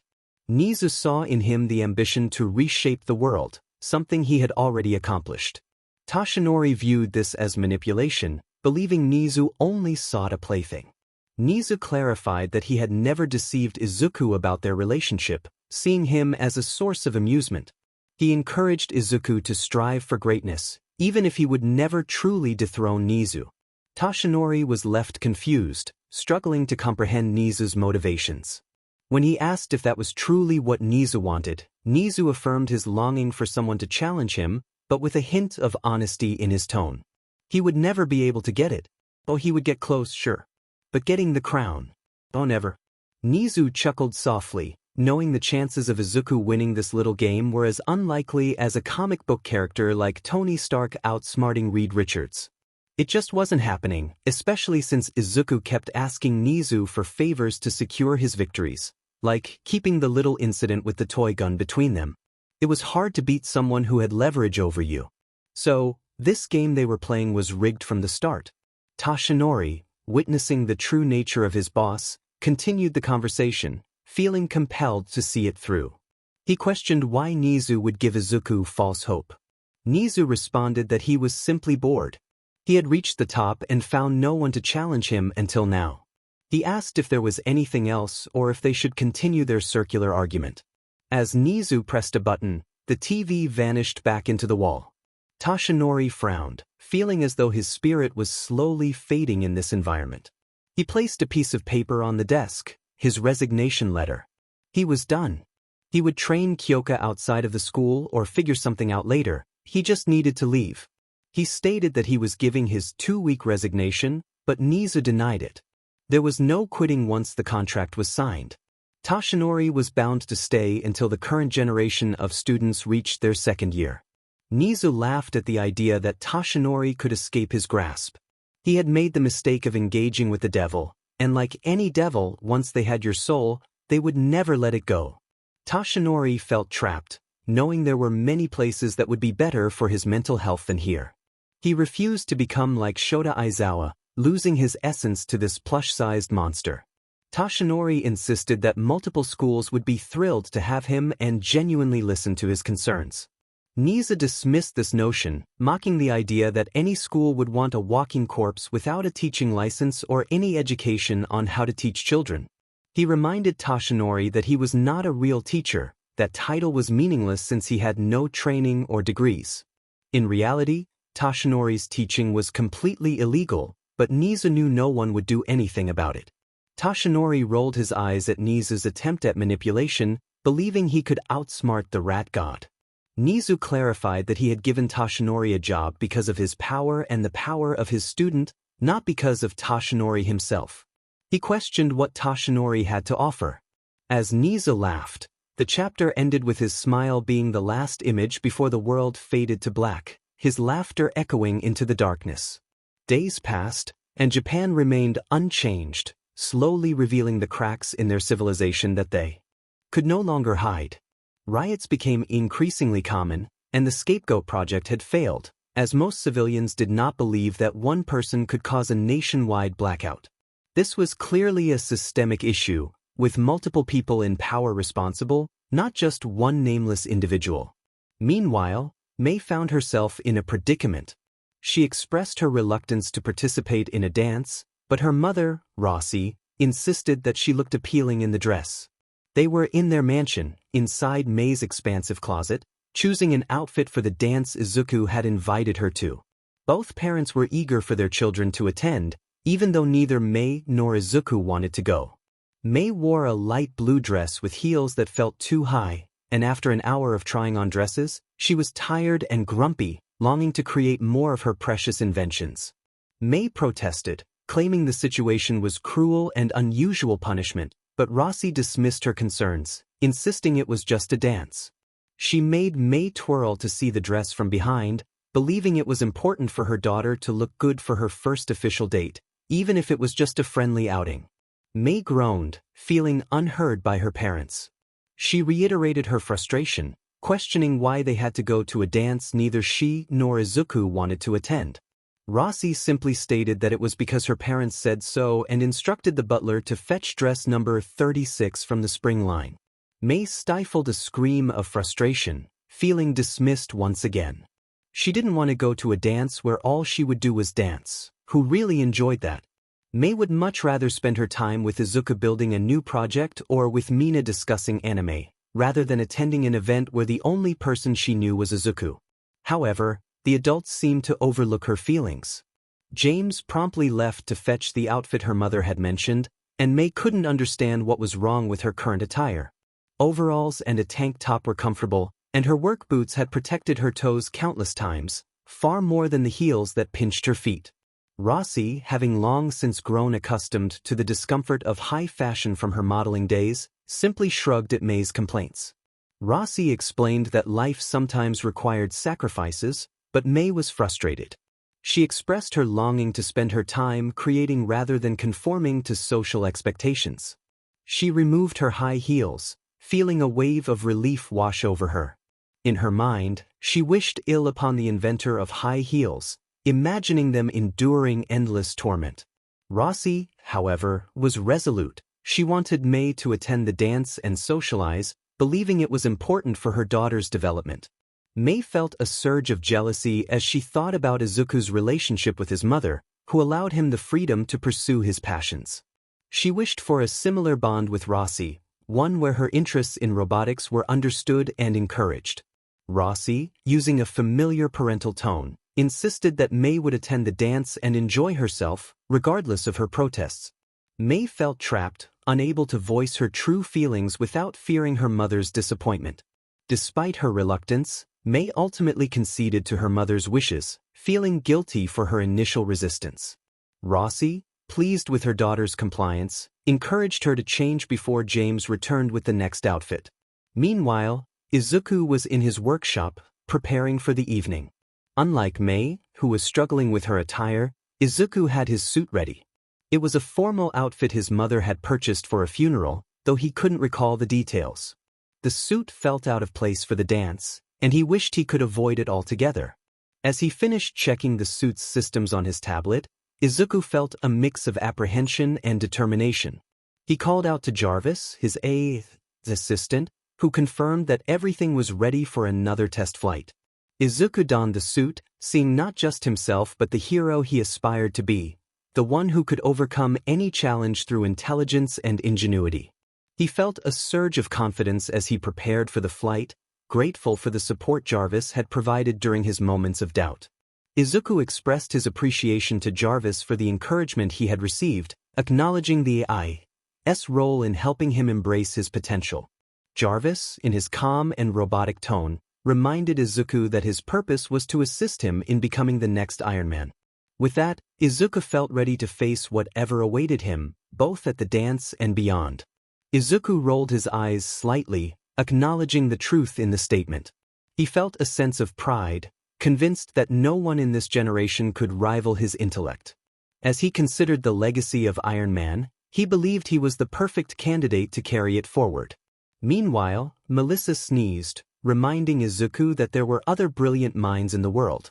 He thought to himself that no one could embody Iron Man better than he could. His confidence swelled as he reflected on this. Jarvis, the supercomputer, calmly remarked that Izuku was simply the one available for the role, causing Izuku to flinch at the light-hearted jab. He glanced at the monitor, which remained unresponsive, knowing that Jarvis had a knack for deflating his ego whenever it inflated too much. It was for the best, as Izuku realized that if his head grew any larger, he would need a new helmet to accommodate it. With a dry tone, he addressed Jarvis, feeling comfortable enough to drop the facade of his usual cheerful demeanor. Jarvis continued, reminding Izuku that there was nothing particularly special about him, just as there was nothing extraordinary about Tony Stark or Riri Williams. As Jarvis recalled memories from the past, he displayed images of Tony Stark saving lives, but also moments that revealed his struggles, including his battle with addiction. He then showed Izuku Riri's achievements as Iron Man, but also the weight of the world she carried on her shoulders. Izuku found himself more intrigued by Riri, as she shared his experience of living up to a legacy. Curious, Izuku asked if Riri Williams had been a good Iron Man or if that memory was also lost. Jarvis explained that Riri faced significant opposition from the public from the moment she debuted. Despite this, she persevered and became a symbol of Iron Man for a longer period than Tony Stark, though she always remained in his shadow. Izuku nodded thoughtfully, reflecting on the unfair treatment Riri received from those who never gave her a chance simply because she was different from Tony Stark. He felt sympathy for her, wishing she had found peace in her life. He noted that he wouldn't face the same challenges, as Tony Stark had faded from public memory over the centuries. Jarvis interjected, clarifying that some heroes from that era had become immortal and were still around, sharing stories about Tony Stark, some good, but mostly highlighting his flaws. Izuku pondered how those heroes would react when they saw him in the Mark III suit. He wondered what they would think of him wearing the suit of their friend. Jarvis reminded him that friend might be a strong term, but emphasized that being Iron Man was not about fame or wealth. Izuku chuckled at this, knowing that he could never have created the Mark III without Nizu's sponsorship. He understood that money was indeed necessary to build the suit, but he also recognized the importance of heart and determination. Izuku pointed out that Tony Stark had been incredibly wealthy and questioned how he had acquired that wealth. Jarvis admitted that memory was corrupted, which did not surprise Izuku, considering the age of the machine. He theorized that Tony's wealth had come at a cost, likely involving harm to others. It was ironic how people often overlooked the darker aspects of a person's legacy, forgetting that Tony Stark had once been labeled the Merchant of Death. Izuku remarked on the convenience of such selective memory, asserting that there was no such thing as a truly good billionaire. Jarvis dismissed the relevance of wealth, stating that what truly mattered was ambition and the willingness to act for the greater good. He challenged Izuku to consider whether he would be able to rise to that occasion. Taking off his helmet, Izuku gazed at it, recognizing the immense legacy it represented, one that had been largely forgotten by the world. He felt a surge of determination. He wanted to create his own legacy. Despite his occasional arrogance, he believed he was fundamentally a good person who wanted to help others. With resolve, he declared that he would fight for what was right until his last breath. Jarvis affirmed that he would make a fine Iron Man and prepared for the test flight. As Jarvis transferred into the suit system, Izuku nodded and donned the helmet. He exited his workshop, securing it behind him. Kneeling down, he activated the repulsor technology and soared into the sky, exhilarated by the thrill of flying. Day by day, he was improving with the Mark III, and as he closed his eyes to savor the experience, he was suddenly jolted by a knock on his helmet. He looked, and his eyes widened inside the suit as he saw the number 4 hero, Hawks, keeping pace with him. Hawks greeted him with a calm surfer smile and a relaxed demeanor, crossing his arms in front of Izuku. He didn't know who this man was, but the lack of panic suggested he wasn't a villain, at least not in the traditional sense, even if he was currently breaking the law. Hawks casually mentioned that he was curious if Izuku had the necessary permits. Izuku, confused, asked why he would need a permit for a flight test. Hawks nodded, confirming his theory that Izuku simply didn't know the rules. He decided to give him a warning, explaining that flying required specific documentation, and suggested he return to the ground. Izuku agreed but admitted he had 2 problems. First, he didn't know how to land safely. His landings were more crash landings than superhero landings.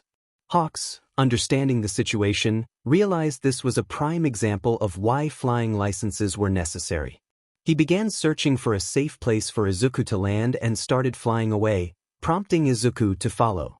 Hawks assured him they could find a deserted area and asked about the second problem. Izuku revealed that he was a student of Rumi and had been told to give Hawks a message, which he humorously conveyed by gesturing in a cheeky manner before taking off in a random direction. Izuku activated his turbo and sped away, reminiscent of someone trying to escape an awkward conversation. As Hawks watched Izuku become a distant, he chuckled, realizing who the kid was. Rumi had mentioned her student with the flying suit. He called his partner, 𝗫𝗫𝗏, to inform him about the situation, noting that they had a flyer heading northeast. After a chase, Izuku felt he had lost them and took off his helmet, breathing a sigh of relief. He knew he should have landed when Hawks offered a warning, but he had promised Rumi to mess with Hawks if he ever encountered him. Leaning against a wall, he allowed himself to relax, which turned out to be a mistake. Hawks appeared, confirming that Izuku had indeed lost them. Izuku flinched, feeling nervous as he looked up to see Hawks pretending to be his partner, ensuring they were no longer being pursued. Once satisfied, Hawks focused on Izuku, who wore a nervous smile. Hawks smirked and guessed that Izuku was, in fact, Izuku Midoriya. Izuku, feeling cornered, jokingly suggested that his name was Buddy Love. Hawks landed in front of him, extending a hand for a shake. Izuku took it, feeling a mix of anxiety and relief, aware that he had evaded 2 authority figures and caused some chaos during their chase. Hawks confirmed his identity and expressed a longing to talk. It had been a few weeks, and the sports festival was right around the corner. Investors were pouring more money into the event than ever before, ensuring it would be shown internationally. Nizu had recouped the losses from the blackout tenfold, as the Japanese government used the festival to calm the public amid rising tensions. However, that was not the focus at the moment. The attention was on Izuku and Mei. Izuku expressed his disdain for the situation, feeling trapped in the uncomfortable attire. Mei echoed his sentiments, shifting her feet in discomfort. They were at the 𝗧𝗵𝗲 mansion, having just completed a photo shoot. Both were dressed to impress but loathed every moment of it. Their parents, however, were determined to see them attend the dance, disregarding their children's feelings entirely. Izuku adjusted his tie, which felt far too tight around his neck, and reiterated his feelings about the event. Mei nodded in agreement, her dress constricting and uncomfortable. Their parents had dressed them up as if they were dolls, and while Izuku had lucked out with a thrift store suit that was well-worn and comfortable, Mei was struggling in an expensive outfit that felt more like a burden than a blessing. 𝗧𝗵𝗲, their parent, dismissed their complaints with a wave of her hand, teasingly suggesting they should call Child Protective Services for wanting their children to socialize. Izuku, frustrated, wished he could do just that, eager to get the evening over with. He had only agreed to this to appease his mother, thinking she would eventually drop the subject, but that had not happened. 𝗏𝗏 was relentless in her efforts to ensure Izuku engaged with others. As they prepared to leave, 𝗏𝗏 called out for one more photo shoot, insisting it would be the last. Mei groaned, already weary of the flashing lights and the demands placed upon her. 𝗏𝗏, with a pleading expression, begged for just a few more pictures. Shu, Mei's father, chuckled at her discomfort, recognizing her distress as typical of a child forced into a situation against her will. Mei, on the verge of tears, pleaded with her father to let her go. Shu dismissed her concerns, encouraging her to indulge her parents. Frustrated, Mei stifled a scream, trying to maintain her composure and avoid ruining her carefully applied makeup. Izuku, accustomed to similar treatment, made a comment that sounded like a joke but carried a hint of seriousness, suggesting that the night would be unforgettable, especially when it came time for their parents to consider retirement homes. Shu appreciated Izuku's attitude and encouraged him to channel that energy for the photographer. Shu announced loudly to the professional photographer hired by the 𝗧𝗵𝗲 family for the event that there was one more shoot before they left. This was Mei's first time attending a dance, a genuine party for children her age, unlike the business parties she usually attended with her family. Shu and 𝗧𝗏𝗏 were excited to capture as many moments as possible. They loved their daughter just the way she was, but they also wanted to experience a few moments where Mei could act like a typical girl. The photographer acknowledged Shu's directive.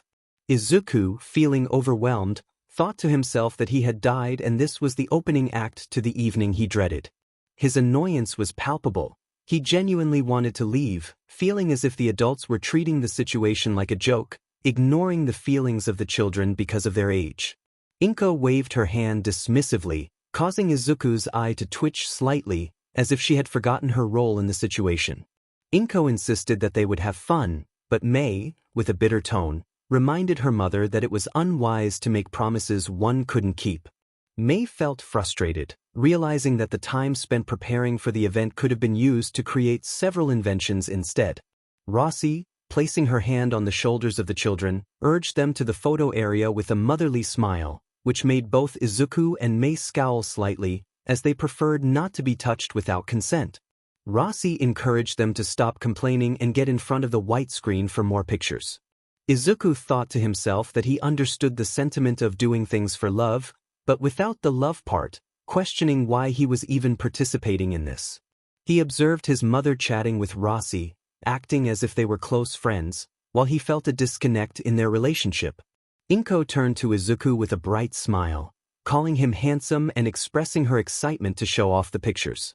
Izuku replied dryly, reminding her of the cost of this event, knowing he would need some distance from her afterward. 𝗏𝗏 rolled her eyes at his dramatics, focused on enjoying the moment rather than the future. She smiled at her son, unaware of how much time would pass before they would see each other again. She urged him to give the photographer a nice smile, while Izuku internally lamented that surviving the night would be a miracle. He glanced at the camera, imagining smashing it over the heads of all the adults in the room, including his mother, wishing for freedom from this opening act of his personal hell. Mei wore a plastic smile, mirroring Izuku's feelings as they posed for the camera. Later, in the limo on their way to the dance, Izuku laid out their game plan. They would find a corner to eat, dance once, and then escape to his workshop. Mei nodded, looking forward to spending the night in the workshop, where she could focus on her inventions. Izuku explained that they had to wait for one dance because Mitsuki Bakugo, a friend of his mother, would be chaperoning and would report if they left too early. He sighed, knowing that the Bakugo family would be present, particularly Mitsuki and Katsuki. The irony of Masaru being in the hospital for forgetting his wife's birthday was not lost on him, but he didn't care enough to elaborate. Mei looked out the window, wondering how challenging the evening would be. She asked Izuku to be honest about how bad it would be, and he warned her that they were walking into a room full of extroverts who would sense their discomfort the moment they entered. He recalled his past experiences at dances, where he was often ridiculed or pitted, and he felt a sense of dread for what awaited them. Mei expressed her dismay at being surrounded by people instead of the comforting presence of her inventions, realizing the situation was worse than she had anticipated. Izuku took the blame for their predicament, wishing his mother had forgotten about the dance altogether. Izuku wore a small scowl, though his smile remained. He didn't feel the need to put on a mask when it was just Mei with him. He enjoyed her company. He thought about his mother, Inko, and the type of woman she was, someone who often said she would do something but rarely followed through. Izuku had assumed this dance would be no different, believing that she would forget about it just like the last one. What he hadn't considered was Inko's new friend, Namuri, who had been helping her remember events like this. Mei rolled her eyes, frustrated with Izuku's assessment of his mother. She pointed out that Inko had indeed remembered, and now they were both stuck in an uncomfortable situation. Izuku agreed, promising to help her with whatever new invention was on her mind. He tried to lighten the mood, hoping to distract Mei from the awkwardness of the situation. He felt confident that he hadn't made a mistake. He never did. As they walked through the door, both Izuku and Mei felt an overwhelming longing to leave. The place was filled with people Mei didn't know and those who had made Izuku's life difficult in the past. They contemplated leaving right then and there, knowing they could find something more enjoyable to do, like working on inventions. Unfortunately, someone spotted them, someone Izuku disliked more than anyone else in the city. Mitsuki approached them, surprised by their presence. Izuku and Mei exchanged glances, silently agreeing to walk away without engaging. Izuku was determined to avoid any confrontation, especially with his mother. Mitsuki, noticing their attempt to leave, hurried after them, demanding to know where they were going. Izuku shrugged, expressing his longing to escape the crowd. He would rather endure anything than deal with people who only reminded him of past humiliations. Mei nodded in agreement, feeling overwhelmed by the atmosphere. She suggested they go build something together, which was a much more appealing idea. Mitsuki warned them that if they left, she had their mother's phone numbers on speed dial. Izuku frowned at the thought of his mother being involved in this situation, knowing how easily she could be swayed by Mitsuki's influence. Mei groaned, feeling the pressure of her mother's expectations weighing on her. Despite their reluctance, they decided to stay and get it over with. Izuku was intrigued by Mei's invention idea, which involved creating a device that would enhance the ice of a certain hero student by fusing it with fire. The concept fascinated him, and he felt confident they could build it together. Mei's excitement grew as she pulled out a notebook and pen from seemingly nowhere. Izuku chuckled at her resourcefulness and suggested they find a place to sit, noticing her discomfort in her shoes. He had seen Mei in various states of undress before, but that wasn't the focus now. He just wanted to help her. As they walked further inside, Izuku tried to avoid the headache of Mitsuki calling Inko. He knew a confrontation with his mother would be inevitable later, but for now, he wanted to focus on Mei. Mitsuki followed them, teasing Izuku about his concern for someone other than himself. Izuku, feeling frustrated, questioned why she was still there when she was supposed to be supervising the event. His mask was barely held together by a single elastic string, and having Mitsuki Bakugo so close made that string feel like it was about to snap. Mitsuki laughed lightly as she affectionately petted Izuku's hair, as if she had the right to do so. Izuku's eye twitch intensified. The sensation of being touched without permission was a real trigger for him. Why was it so difficult for people to respect his personal space? It seemed like an impossible task for most, with Mei being the only exception he didn't mind. But Mitsuki was not Mei. Mitsuki teased about not embarrassing him and his friend Mei, who was confused by the term friend date. Izuku pulled out a chair for Mei, who sat down, and he pushed it closer to the table, offering her a smile.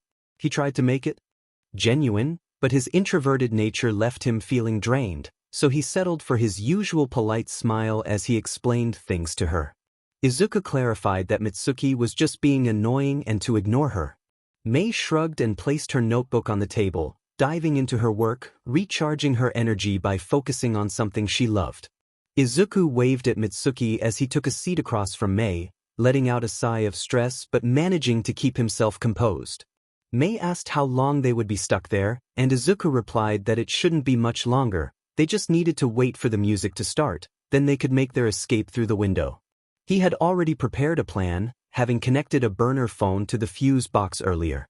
Though he had shocked himself in the process, it was a small price to pay for their freedom. Mei looked up, puzzled, and asked why they needed to escape through the window. Izuku assured her it was their only option and asked if she had any food allergies.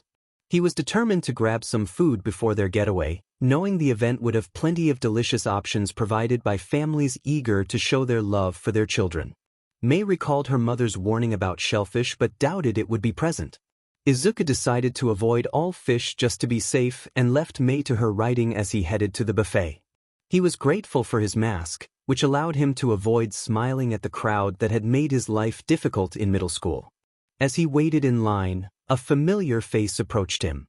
𝗂𝗲𝗄 greeted him, asking if it was true he had a date for the dance. Izuku responded politely, acknowledging her and asking how she was doing. They exchanged pleasantries, with 𝗂𝗲𝗄 noting that she was busy with the hero course while Izuku mentioned his exhaustion from building projects in the support course. As they moved closer to the food, Izuku pushed aside thoughts of 𝗂𝗲𝗄 having rejected him for a dance in the past.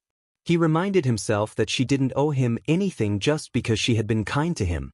𝗂𝗲𝗄 congratulated him on making it into UA, and he returned the compliment, mentioning that he had come with a friend named myheroacademia, who had designed hero costumes for their classes. 𝗂𝗲𝗄 looked over at Mei, who was engrossed in her notebook, and nodded in recognition. She had no filter and no sense of boundaries. 𝗂𝗲𝗄 noticed that Mei didn't need to touch the chests of all the girls and guys to make their hero suits. 𝗂𝗲𝗄 theorized that Mei just wanted to feel them up. However, if Izuku wanted to be around that girl, 𝗂𝗲𝗄 wasn't going to say anything negative about it. 𝗂𝗲𝗄 recognized the girl with the pink hair and thought she looked familiar. Izuku asked if 𝗂𝗲𝗄 had come with a date, whether friendship-wise or romantically. His smile was somewhat genuine as he enjoyed a little small talk with someone else. 𝗂𝗲𝗄 nodded and winced slightly, thinking of her date for the event. In reality, she was supposed to go with Koji Koda, but circumstances changed, and she had to ask someone else, someone she didn't particularly like, but decided to give a chance. That turned out to be a mistake. 𝗂𝗲𝗄 admitted that she regretted asking him to come, explaining it was a last-minute decision since she had to help his parents with something. Izuku expressed sympathy and inquired about who she had come with, hoping it was someone from her class so they could sit together and make the event more tolerable. Unfortunately, the universe seemed to conspire against him, and the person 𝗂𝗲𝗄 invited approached them, drawing attention with a loud smirk. Nito Monoma made his presence known, and Izuku thought to himself that Monoma was being obnoxious. He felt the eyes of the crowd on him and noticed 𝗂𝗲𝗄's displeasure, which mirrored his own annoyance at the current situation. Monoma was quickly becoming more of an annoyance than Bakugo Katsuki. Monoma taunted Izuku, and Izuku, feeling exasperated, thought about how he often spoke to the universe as if it were a deity he refused to acknowledge. He looked up at the ceiling as if addressing someone above, and spoke in a different language, causing 𝗂𝗲𝗄 and Monoma to do a double take. 𝗂𝗲𝗄 recognized the language, having studied it a bit, while Monoma was completely lost. 𝗂𝗲𝗄 wondered when Izuku had learned Hebrew, and Izuku explained that Principal Nizu had assigned him a report on it for history class. He had taken it seriously and learned enough to hold a conversation. He shrugged, still smiling as he rubbed his palms together, recalling a painful memory from his studies. 𝗂𝗲𝗄 was curious about why Principal Nizu would want him to study that, and Izuku mentioned that questioning it only led to worse situations. He then noted that his next assignment would involve various religions of India, and he would be learning a bit of Hindi and Sanskrit. He turned to 𝗵𝗲𝗄, who was still lingering, and pretended not to remember his name, acting as if 𝗵𝗲𝗄 was of little importance. 𝗵𝗲𝗄 laughed obnoxiously and moved closer to Izuku, who dryly remarked that 𝗵𝗲𝗄 resembled a doll that had come to life, making everyone else deal with his issues. 𝗵𝗲𝗄 scowled, fists clenched, ready to retaliate. Izuku warned him not to finish his insult, emphasizing that his mother was his only family and very dear to him. He challenged 𝗵𝗲𝗄 to go ahead and insult her, promising that it would take several people to pull him off if it came to that. Izuku wore a tight smile as he held his plates firmly, contemplating the possibility of slamming them over 𝗵𝗲𝗄's head to knock him out before he could mimic anyone's powers. 𝗵𝗲𝗄 glared at Izuku, fury evident in his eyes. He was aware that history was not on his side. Izuku had defeated him every single time. But that would soon change. This unexpected rival would learn his place. For now, 𝗵𝗲𝗄 clicked his tongue and redirected his attention to 𝗂𝗧𝗏 Shiozaki, his date. 𝗂𝗧𝗏 asserted herself, stating that she could talk to whoever she pleased without needing 𝗵𝗲𝗄's permission. Izuku calmly interjected, pointing out that 𝗵𝗲𝗄 had never beaten him, yet still called him a loser. He found pleasure in the hatred 𝗵𝗲𝗄 was struggling to contain. It was always satisfying to look down on those he deemed lesser, and Izuku reveled in the opportunity to do so. 𝗂𝗧𝗏 sensed the tension building between the two boys and decided to intervene before things escalated, wanting to enjoy her night out. She reminded 𝗵𝗲𝗄 that she had the right to choose her company and asked Izuku to tone down his language. 𝗵𝗲𝗄 laughed dismissively, questioning 𝗂𝗧𝗏's choice to associate with Izuku, but Izuku shrugged it off. This was a familiar scenario for both of them. They had endured the whispers and judgments since childhood, with Izuku often being the target of others' insecurities. 𝗂𝗧𝗏 calmly stated that she had heard the same things since they were 4 years old but believed in kindness and not shunning those who didn't deserve it. Izuku smirked, teasing 𝗂𝗧𝗏 about what would happen if he showed up with his friend Shinso on a romantic date. 𝗂𝗧𝗏 remained composed, recognizing the struggles Izuku faced and the tests of faith he had endured. She spoke her truth, asserting that Izuku didn't have as many enemies as he believed. She quoted the Pope, emphasizing that not everyone was against him. Izuku retorted, pointing out that 𝗵𝗲𝗄 wasn't helping her case. 𝗵𝗲𝗄, feeling ignored, pouted like a child, seeking the attention he lacked at home. 𝗂𝗧𝗏 shot him a cold stare, having tolerated his rudeness long enough. She warned 𝗵𝗲𝗄 not to act up, threatening to involve their professor if he did. 𝗵𝗲𝗄 protested, claiming Izuku was provoking him. The attention of the crowd began to shift toward them, which annoyed both 𝗂𝗧𝗏 and Izuku for different reasons. 𝗂𝗧𝗏 believed people should respect others' privacy, while Izuku felt the weight of their expectations, knowing they were waiting for him to be humiliated. Tired of the situation, Izuku decided to confront 𝗵𝗲𝗄 directly, addressing the root of his behavior. He urged 𝗵𝗲𝗄 to lower his voice, acknowledging his frustration over not being in Class A. Izuku pointed out that nobody cared about his grievances and suggested he stop making it their problem. 𝗂𝗧𝗏 supported Izuku, highlighting that 𝗵𝗲𝗄 was so focused on what he lacked that he failed to appreciate his blessings. She noted that many with better powers than 𝗵𝗲𝗄 had not made it into the hero class, yet they didn't complain. Izuku remarked on 𝗵𝗲𝗄's wealthy background, referencing a saying about the rich. 𝗂𝗧𝗏 agreed, suggesting that 𝗵𝗲𝗄's greed had been ingrained in him since 𝗵𝗃𝗏. She proposed discussing the importance of donating to the church instead of dancing. This provided Izuku with an opportunity to return to his table with Mei, but his own longing to prove himself prevented him from walking away. With a mischievous grin, he turned to 𝗂𝗧𝗏, knowing they were about to delve into a debate about religion. By God, looking it up would reveal that they got their share. 𝗂𝗧𝗏 acknowledged the dark history of what people have done in the name of religion, noting that her own faith was not unique in that regard. She pointed out that other groups, like the Protestants, had committed even worse acts. As she spoke, her attention shifted to Izuku, who was looking down at her with a grin that suggested he was simply trying to provoke her. Izuku was the type of friend who enjoyed stirring the pot, often leading to heated debates between them. Their differing views on religion made them more like acquaintances than true friends, as Izuku frequently poked fun at 𝗂𝗧𝗏's beliefs. Izuku casually remarked that while 𝗧𝗵𝗲's church preached about helping the sick and needy, it also took every tax exemption available, which he felt diverted funds from public services meant to assist those in need. 𝗧𝗵𝗲 countered, questioning why the church should pay taxes to the government, likening it to giving money to a king. She believed that taxing the church would only lead to struggles for the pastors, who already earned modest incomes. Izuku found it amusing that 𝗧𝗵𝗲 could justify her religion's actions, especially as churches increasingly became involved in politics rather than focusing on their spiritual missions.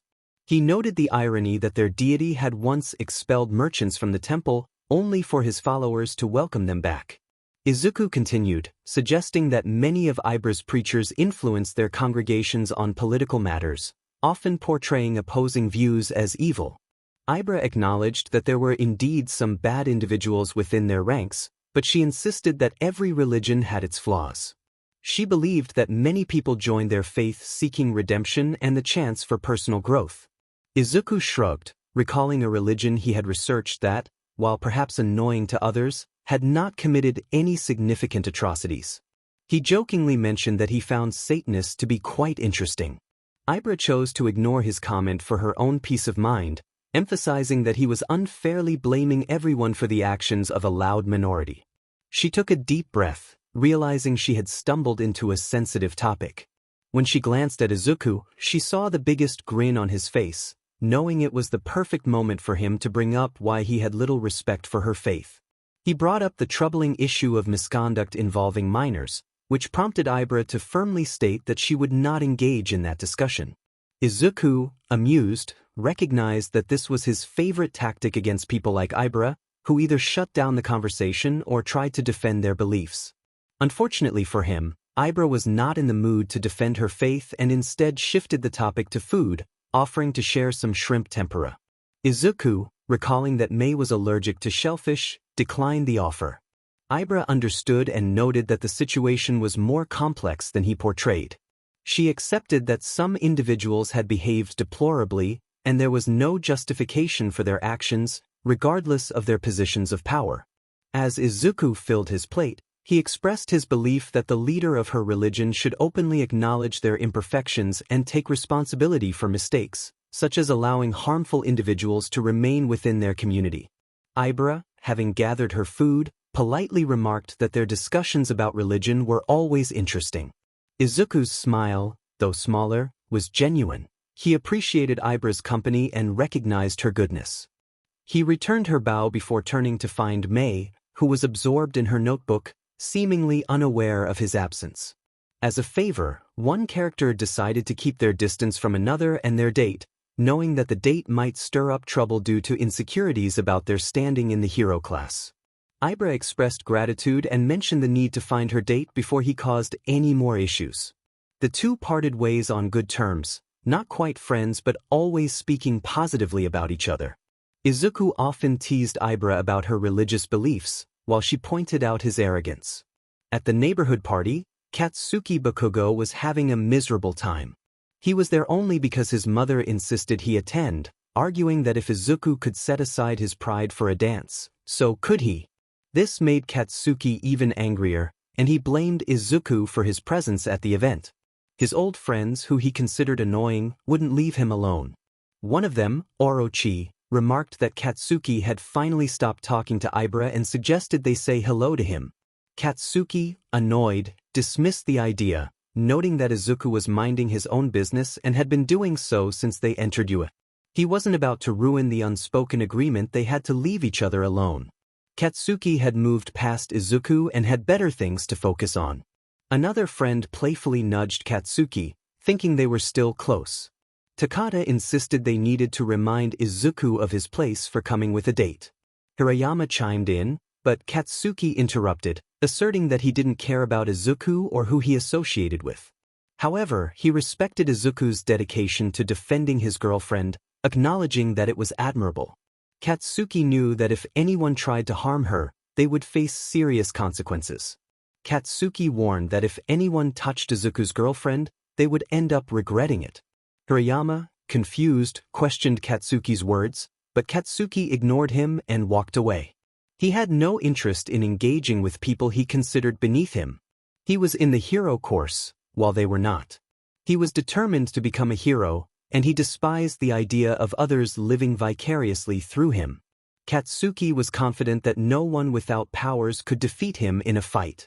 Meanwhile, 𝗏𝗏 and Nomuri were enjoying a pleasant moment together after a driving date.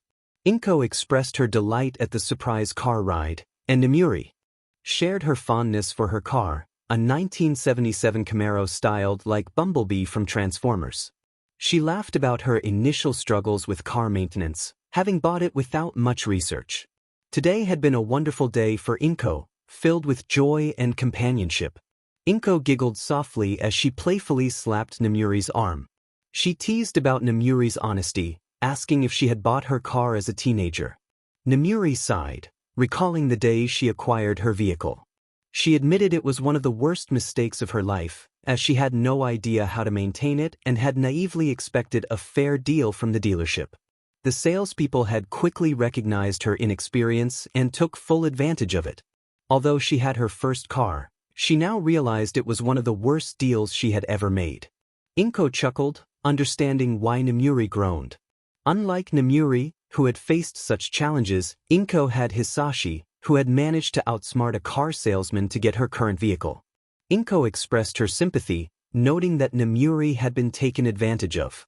Nomuri grimaced as she recalled how she had paid more for her car than her rent and food when she first moved out on her own. Those early days had been tough, living on a diet of ramen and whatever free food she could find while juggling her responsibilities as a full-time superhero. It had been a challenging existence, and while she had to do things she now viewed as just part of the industry, it had ultimately been worth it to reach a level of financial stability that many could only dream of. 𝗏𝗏 looked at Nomuri with curiosity, wanting to know how she had managed through those times. Nomuri explained that she had been fortunate. Her high school friends needed a place to stay and contributed to the rent. It wasn't much, but it allowed her to breathe a little easier. She also admitted to borrowing a lot of their food. Memories of her friends Hisashi Yamada and Shota Aizawa flooded her mind. They had been through so much together since high school, witnessing each other's highs and lows, especially Shota, who still struggled with the loss of their friend Oboro Shirakumo in the line of duty. As 𝗏𝗏 prepared to ask more questions, they arrived at her floor. 𝗏𝗏 suddenly expressed concern about her door being ajar, insisting she had closed it before leaving. Nomuri, sensing 𝗏𝗏's anxiety, suggested she stay outside and call the police while she investigated. However, 𝗏𝗏 was alarmed at the idea of Nomuri confronting a potential intruder. She reminded Nomuri that they lived in a world filled with superpowers and that they were not trained for such situations. Nomuri reassured 𝗏𝗏, explaining that she was prepared for anything, having trained in self-defense since she was 14.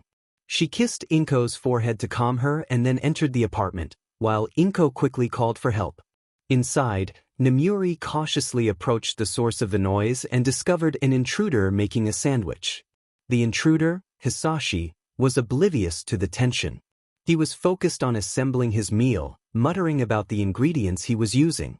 When Nomuri confronted him, demanding he freeze and keep his hands up, he complied, holding a butter knife. Hisashi sighed, feeling like he couldn't catch a break. After a series of unfortunate events, he found himself in the wrong apartment, and now he was facing an unexpected challenge. Hisashi, confused by the situation, asked who Nomuri was and what she was doing there. Nomuri warned him that she would not hesitate to use her stun gun if he made any sudden moves. Hisashi, realizing the misunderstanding, tried to explain that he was simply in the wrong place and asked if she knew 𝗏𝗏 Midoriya. Nomuri, still on high alert, called for 𝗏𝗏 to come into the room, stating that this man claimed to know her.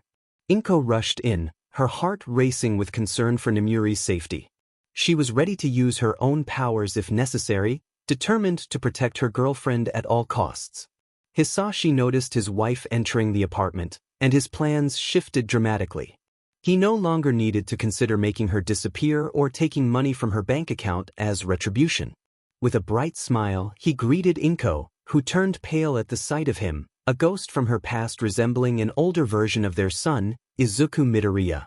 Hisashi exclaimed how fabulous she looked and inquired about the woman with her, wondering if she was a new friend or perhaps something more.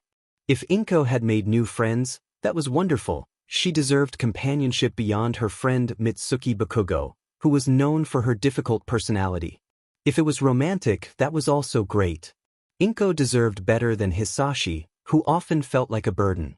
𝗏𝗏, however, was unsettled by Hisashi's presence, seeing him as a warning of what Izuku could become.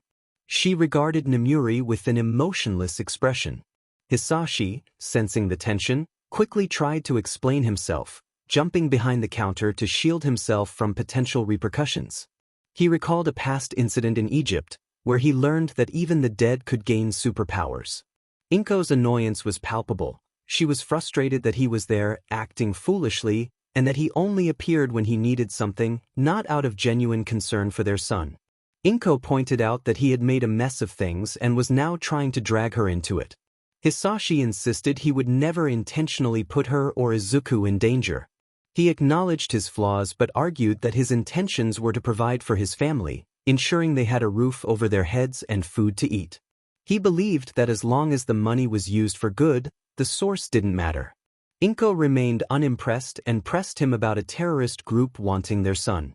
Hisashi explained it was a gamble he had to take to save himself, dismissing the group as a bunch of nobodies defeated by teenagers. He laughed lightly, believing Izuku and his friends could handle them. Nemuri, feeling out of place, interjected, wanting to know who Hisashi was. Hisashi introduced himself as a businessman, bowing and presenting his business card. Nemuri took it, finding it unconvincing and sleazy. She looked to 𝗏𝗏 for confirmation, who confirmed Hisashi's reputation as a scam artist, always getting into trouble for prioritizing profit over well-being. Hisashi countered that 𝗏𝗏 never complained when he sent checks, implying that her comfortable lifestyle was thanks to him. He noted that she wouldn't be living in a spacious apartment without his financial support. Nemuri, adopting a more serious tone, pressed him about his presence and the mention of a terrorist group targeting their son. Hisashi reiterated that he had no choice in the matter, but reassured them that Izuku was smart and had set up a strong security system, which had even shocked Hisashi upon his arrival. 𝗏𝗏 was surprised to learn about the electrified net, which Izuku had downplayed as a minor security feature. This revelation frustrated her, as it reminded her of Hisashi's influence on their son. Nemuri raised an eyebrow at Hisashi's mention of a hideout, prompting him to backtrack. He then shifted the conversation, asking 𝗏𝗏 for a favor. As he relaxed, he grabbed a sandwich and savored the taste, grateful for real food after months of stale meals. 𝗏𝗏 rolled her eyes, recognizing the pattern of their relationship, Hisashi always needing something from her. She pointed out that he always required a favor, to which Hisashi reminded her that he consistently paid his bills on time. He argued that his business dealings were what allowed them to live comfortably, providing for their needs. And this is the thanks he gets? Hisashi countered with a smirk. 𝗏𝗏 could act superior all she wanted. He understood. She had escaped the life of a criminal and found her small, modest corner in normal civilian life. It was small and modest, but it was hers, and Hisashi was happy for her. However, she shouldn't act like he was some sort of bum when everything she had now was because he contributed a significant portion of the money for it. 𝗏𝗏 sighed deeply, pinching the bridge of her nose, before giving in to what would get Hisashi out of her hair the quickest. 𝗏𝗏 asked what he wanted. Hisashi replied that he needed 3 things: a place to stay for a few days, some food because he was starving, and he inquired if she still had the giant teddy bear he had given to Izuku. He finished his sandwich and washed it down with the cheap beer that 𝗏𝗏 kept in the fridge, which was labeled as property of Mitsuki, don't touch. Honestly, Hisashi thought he was being more than fair. All he needed was a safe place to sleep and think about his next move. It wasn't like the League knew about this place. He had ensured that his home was as separate from his main life as possible so that his family could have a normal life. It was also a backup in case he needed a place to hide. 𝗏𝗏 looked confused at Hisashi's third request. She confirmed that the bear was in the closet somewhere and wondered if there was money in it. Hisashi explained that there was money and some passports for the 3 of them, just in case of an emergency that required a quick getaway. He reassured her that the getaway was only for him. Hisashi was being honest. The money in the bear was just one of many emergency funds he had hidden around the world. There should be enough money there to start a new life somewhere else. All he had to do was exchange the bonds for actual cash, and he would be set. 𝗏𝗏 felt a sense of dread about the future of her son and turned to see Nomiuri waiting patiently. She reluctantly informed Nomiuri that they would have to cut their date short. Nomiuri firmly stated that she wasn't leaving 𝗏𝗏 alone with Hisashi. It didn't matter if it was her civilian side or her superhero side, both were saying the same thing. 𝗏𝗏 wanted to refuse, appreciating Nomiuri's concern, but she felt capable of handling Hisashi. She had been doing it for decades. However, before she could voice her thoughts, Hisashi spoke up, interrupting her. He remarked that it was hurtful but fair and then suggested making jambalaya, recalling that 𝗏𝗏 used to love his famous dish. 𝗏𝗏 responded that he'd better be gone by morning and told him to get to cooking. With a deep sigh, she sat down at the dining room table and waited. Hisashi took her response as a yes and got to work. He cared deeply for 𝗏𝗏, and in his way, he still loved her even if he wasn't what she wanted or needed. One thing he was good at was cooking. It was how he had won her heart in the first place. Nomiuri sat down next to 𝗏𝗏, smirking slightly as she observed the situation. She commented on the irony of 𝗏𝗏's son being a genius who had caught the interest of a criminal organization, while 𝗏𝗏's ex-husband was a scam artist.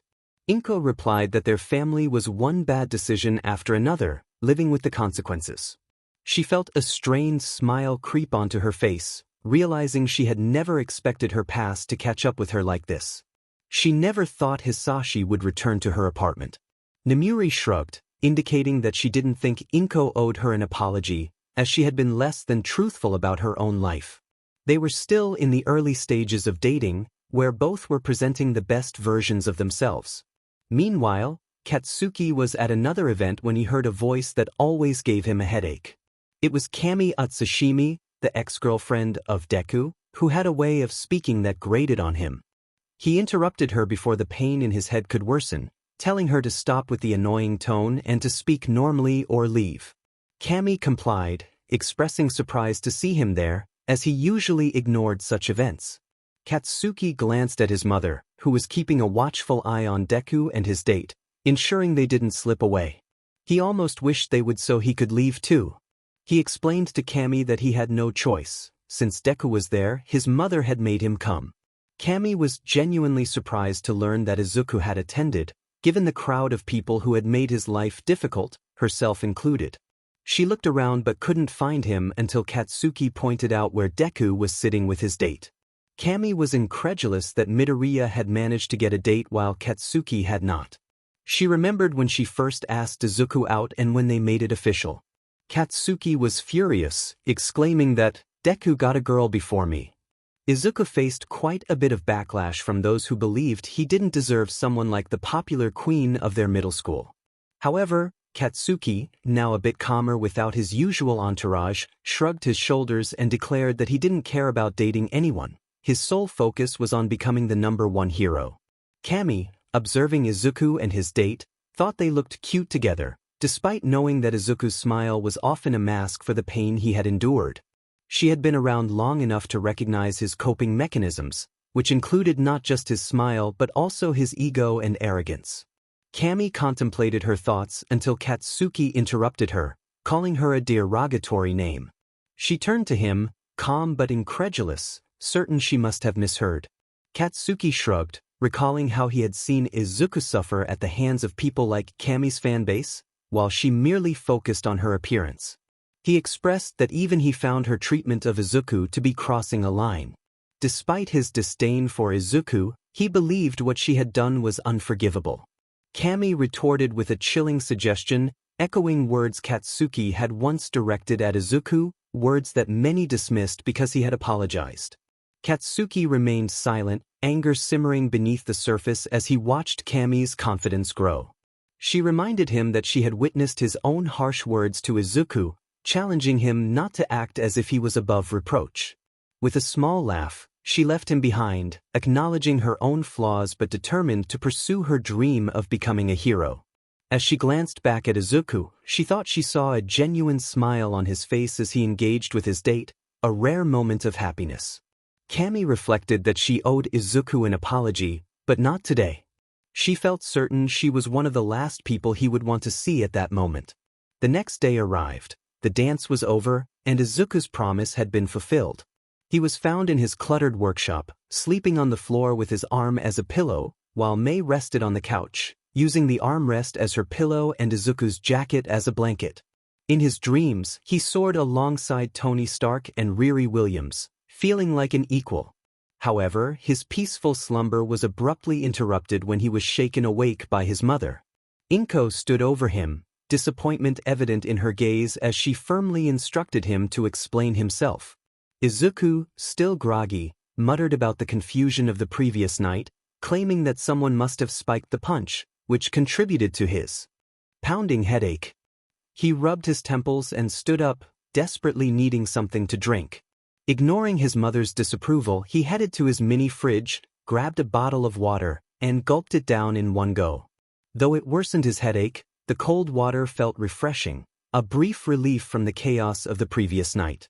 Inko, arms crossed, disapproved of his relaxed demeanor, believing he should feel shame for his actions. Inko grew increasingly frustrated as Izuku walked past her to get some fresh air, interpreting his actions as a sign of him ignoring her. In truth, he simply wanted to have this conversation outside to avoid waking Mei, who needed her sleep. He took a deep breath, savoring the fresh air of his country when Inko finally spoke again, demanding answers. Izuku began recounting the events of the previous night, recalling how he had talked to Ibara Shiozaki for a bit before returning to the table. He grabbed an old car seat and dragged it into the shadows, sitting down. Inko felt a twinge of annoyance that Izuku had only thought to get a seat for himself, but considering he was nursing a hangover, it was understandable. He started to share the story of how the seemingly endless night concluded, not with a whisper but with a crescendo. As Izuku narrated, he reflected on the moment he had approached his table, noticing how young and innocent he had looked, unaware that the drinks in his hands were mixed with someone's potent concoction. He sat down, organizing his thoughts while observing Mei, who appeared blissfully absorbed in her own world, scribbling on her notepad and mumbling to herself.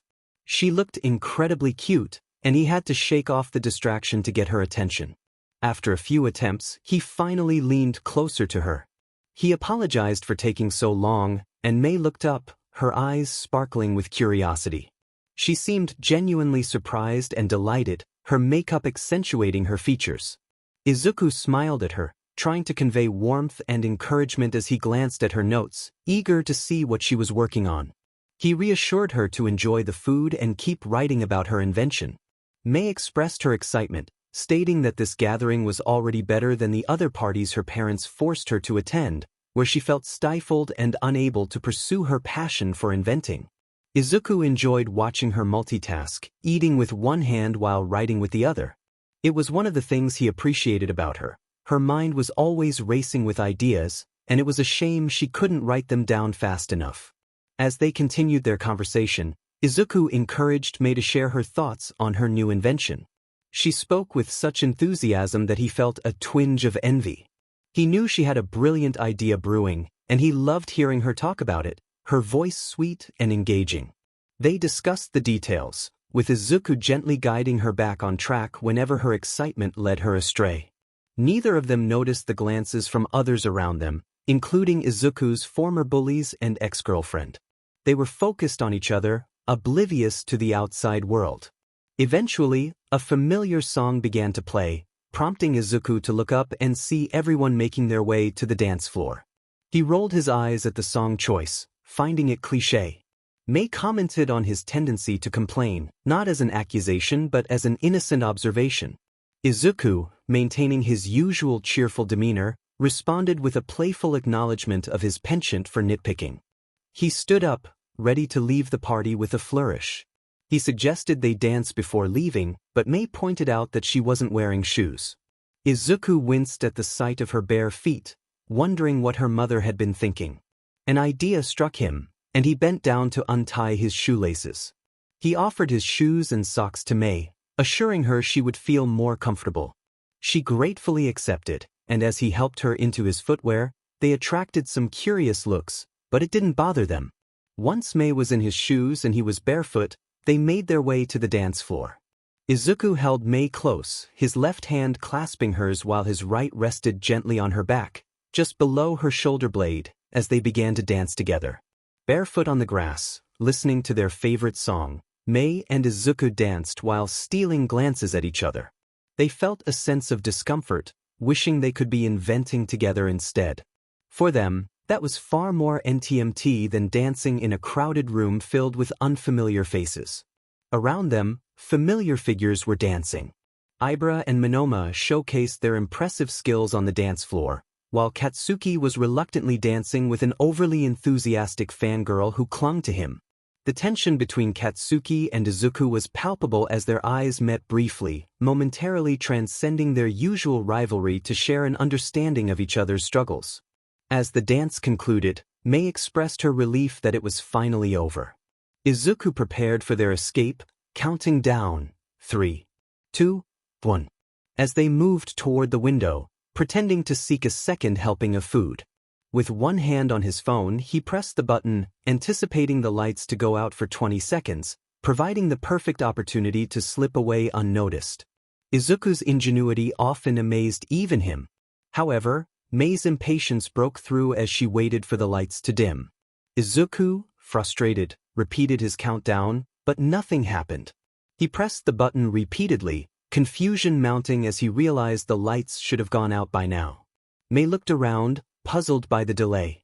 Izuku's attempt to deflect blame was interrupted when the lights finally turned off, but to his shock, an explosion accompanied the darkness.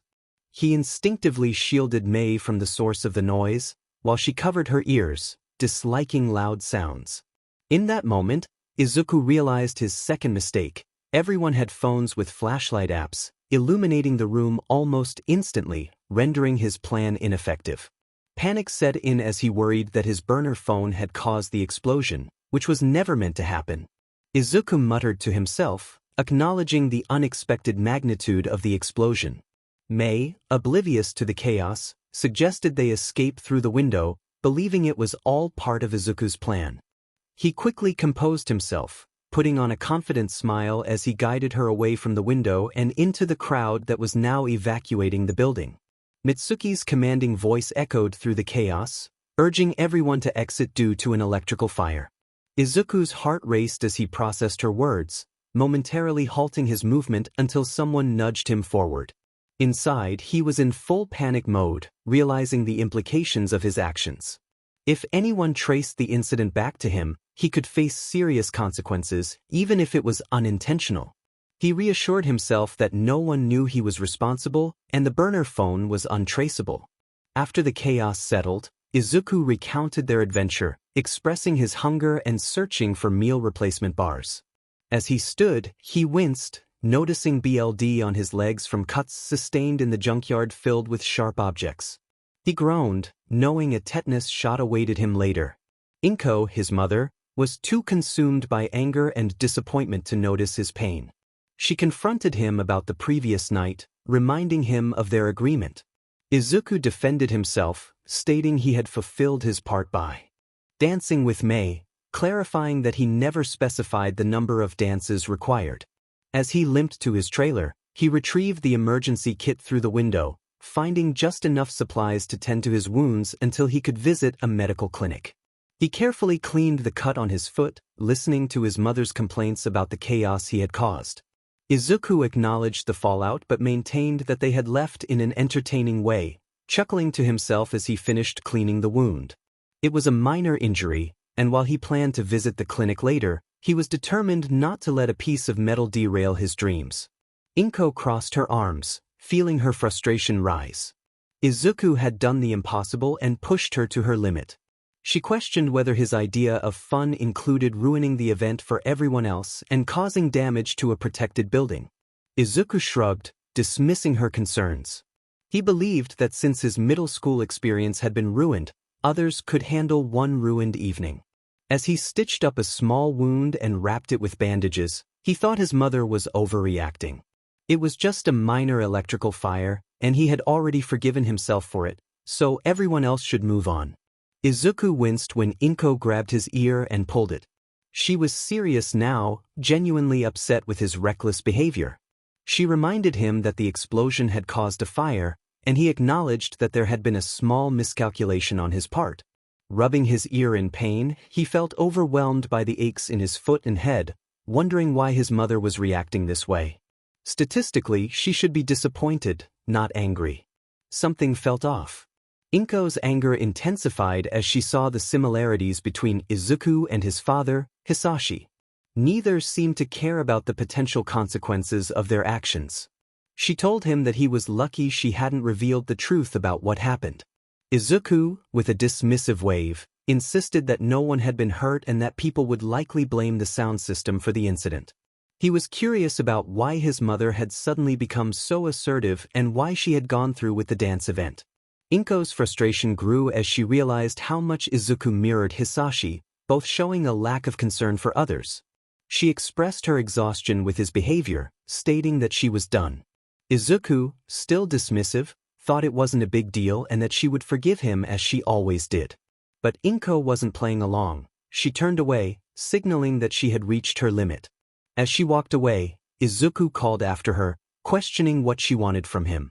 He had participated in the dancing and socializing, and now he felt he was being punished for a miscalculation.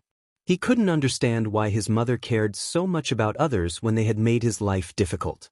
Inko paused, turning to face him, and declared that she was done with it all. She told him to become a hero or not, but until he showed her he had changed, she couldn't be involved anymore. Izuku felt anger rising within him. Who did she think she was, trying to make him feel guilty for his past? He was frustrated that his mother cared more about others than about his feelings. As Inko continued to walk away, Izuku's expression darkened. He felt wronged, believing that he was being treated like the villain for one small mistake. Annoyed, he entered the trailer and, in a fit of rage, threw the first object he could find against the wall. Mei, awakened by the noise, yawned and stretched, curious about what had happened the night before. That was Izuku's very own phone that wasn't even fully paid off yet. Izuku would regret that later, but for now, he sighed and offered Mei a small smile as he got closer to her. He mentioned that they had started building her project and had fallen asleep around 3 in the morning. He suggested she should probably call her parents for a ride. Mei replied that the chauffeur was still waiting outside and assured him she would have someone come pick up her project later. She seemed filled with energy, as if she had taken an energy drink before their conversation. Izuku didn't realize how much calmer he felt thanks to Mei as he opened the door for her, recalling the NTMT moments they shared after the dance while inventing late into the night in a closed room. Mei felt warmth on her face, remembering all they had done together to build her project, which made her happy.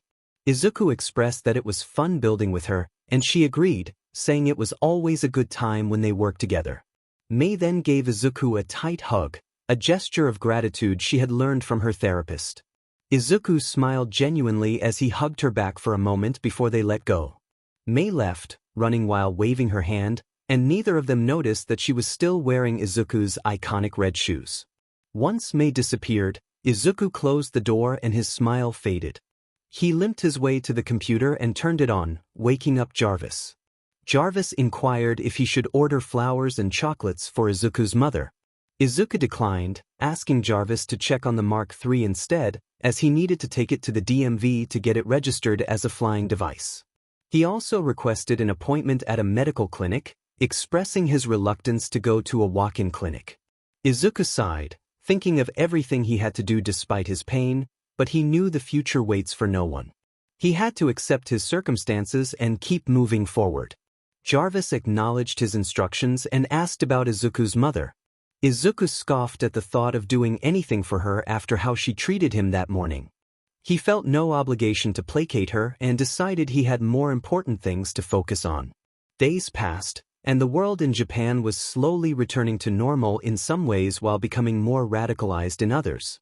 Supporters of the protests had given up and returned to their normal lives, while those who remained became more extreme, believing that the concept of heroes should not exist.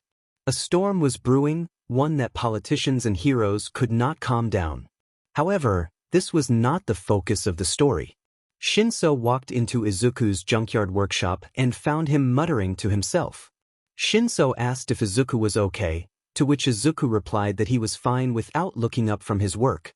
𝗫𝗁𝐲 observed the impressive lineup of Iron Man suits outside, marveling at how Izuku could now build multiple suits in just 5 days, a stark contrast to the weeks or months it used to take him.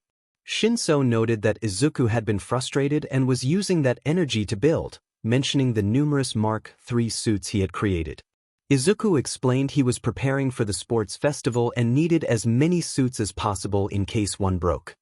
He rubbed his eyes, feeling the strain and noticing his hands trembling. He took a large gulp of black coffee, trying to push through.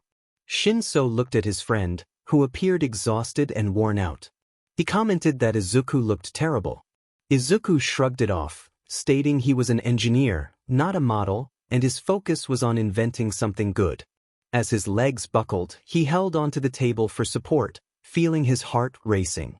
Despite the overwhelming effects of caffeine and exhaustion, he was determined to finish his work. 𝗫𝗁𝐲 noticed Izuku's slurred speech, indicating that he was in worse shape than he realized. Izuku needed to take a nap at the very least, but he insisted he would rest only after finishing his work. He muttered to himself as he took a deep breath and continued, his vision blurry and his heart racing as if he had just run a marathon. He hadn't showered or slept in 5 days, but that seemed insignificant. What mattered was completing this project and proving to himself that he was capable.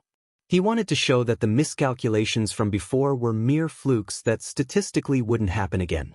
Izuku was determined to figure this out on his own. 𝗫𝗁𝐲 walked beside Izuku, ignoring the fact that he smelled unkempt, and glanced at what Izuku was trying to build. He asked what Izuku was working on, and Izuku revealed that he had discovered something, or rather, that Jarvis had shown him something.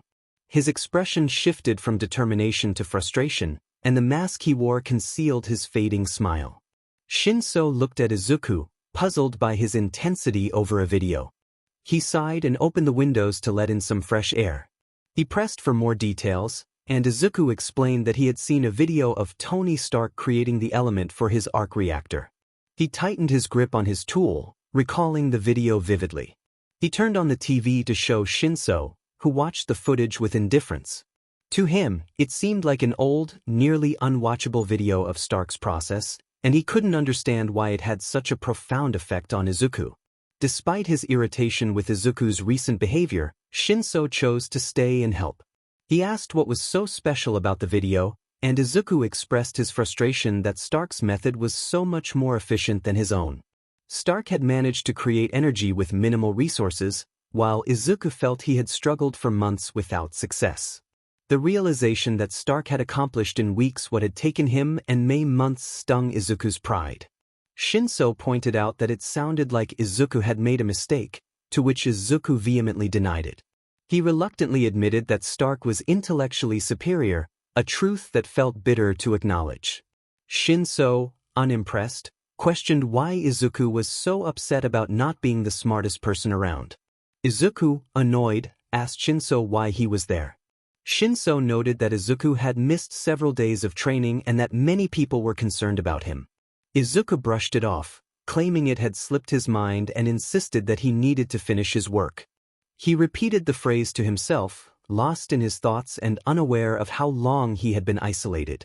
𝗫𝗁𝐲 began to worry as Izuku muttered the same words over and over. He pressed for clarity on what Izuku was studying, and Izuku finally explained that he was reverse engineering the old video to create more reactors for his suit without relying on Nizu's resources. In truth, Izuku was driven by a longing to prove to himself that he could achieve what Stark had done, that he could match Stark's intelligence at his young age. It was a challenge to his bruised ego, and he was determined to succeed using only his wits, scraps from the junkyard, and a portable generator. 𝗫𝗁𝐲 nodded, seeing through Izuku's bravado. Izuku felt a surge of determination as he adjusted the suit he had worked so hard to create. This was not about ego. It was about proving to himself that he was worthy of being called Iron Man. He wanted to show that he could stand on his own, without relying on anyone else to validate his existence. As the third Iron Man, 𝗫𝗁𝐲 leaned against the wall, observing Izuku with a knowing expression. He understood the situation clearly. Izuku's bruised confidence stemmed from his feelings of inadequacy. Shinso pointed out that Izuku had been working in a makeshift workshop instead of the proper one, but Izuku dismissed the comment, muttering about the deceptive nature of trust. Izuku's thoughts drifted to the Faustian bargain he felt he had made, realizing that Nizu, the head of their organization, seemed intent on taking credit for his hard work. The idea that his inventions might be handed over to someone like Bakugo Katsuki only fueled his frustration. Shinso, sensing Izuku's spiraling thoughts, attempted to intervene, suggesting that Izuku was simply overworked and needed rest. Izuku, however, was resolute. He insisted that he would only rest once his work was complete, dismissing Shinso's concerns. In his mind, he was racing against time, driven by an urgent need to create. As he worked, he found himself momentarily lost in thought, struggling to remember what his ultimate goal was. Shinso, realizing the gravity of the situation, decided to seek help. He left to contact one of their teachers, Professor Midnight, hoping she could provide the support Izuku desperately needed.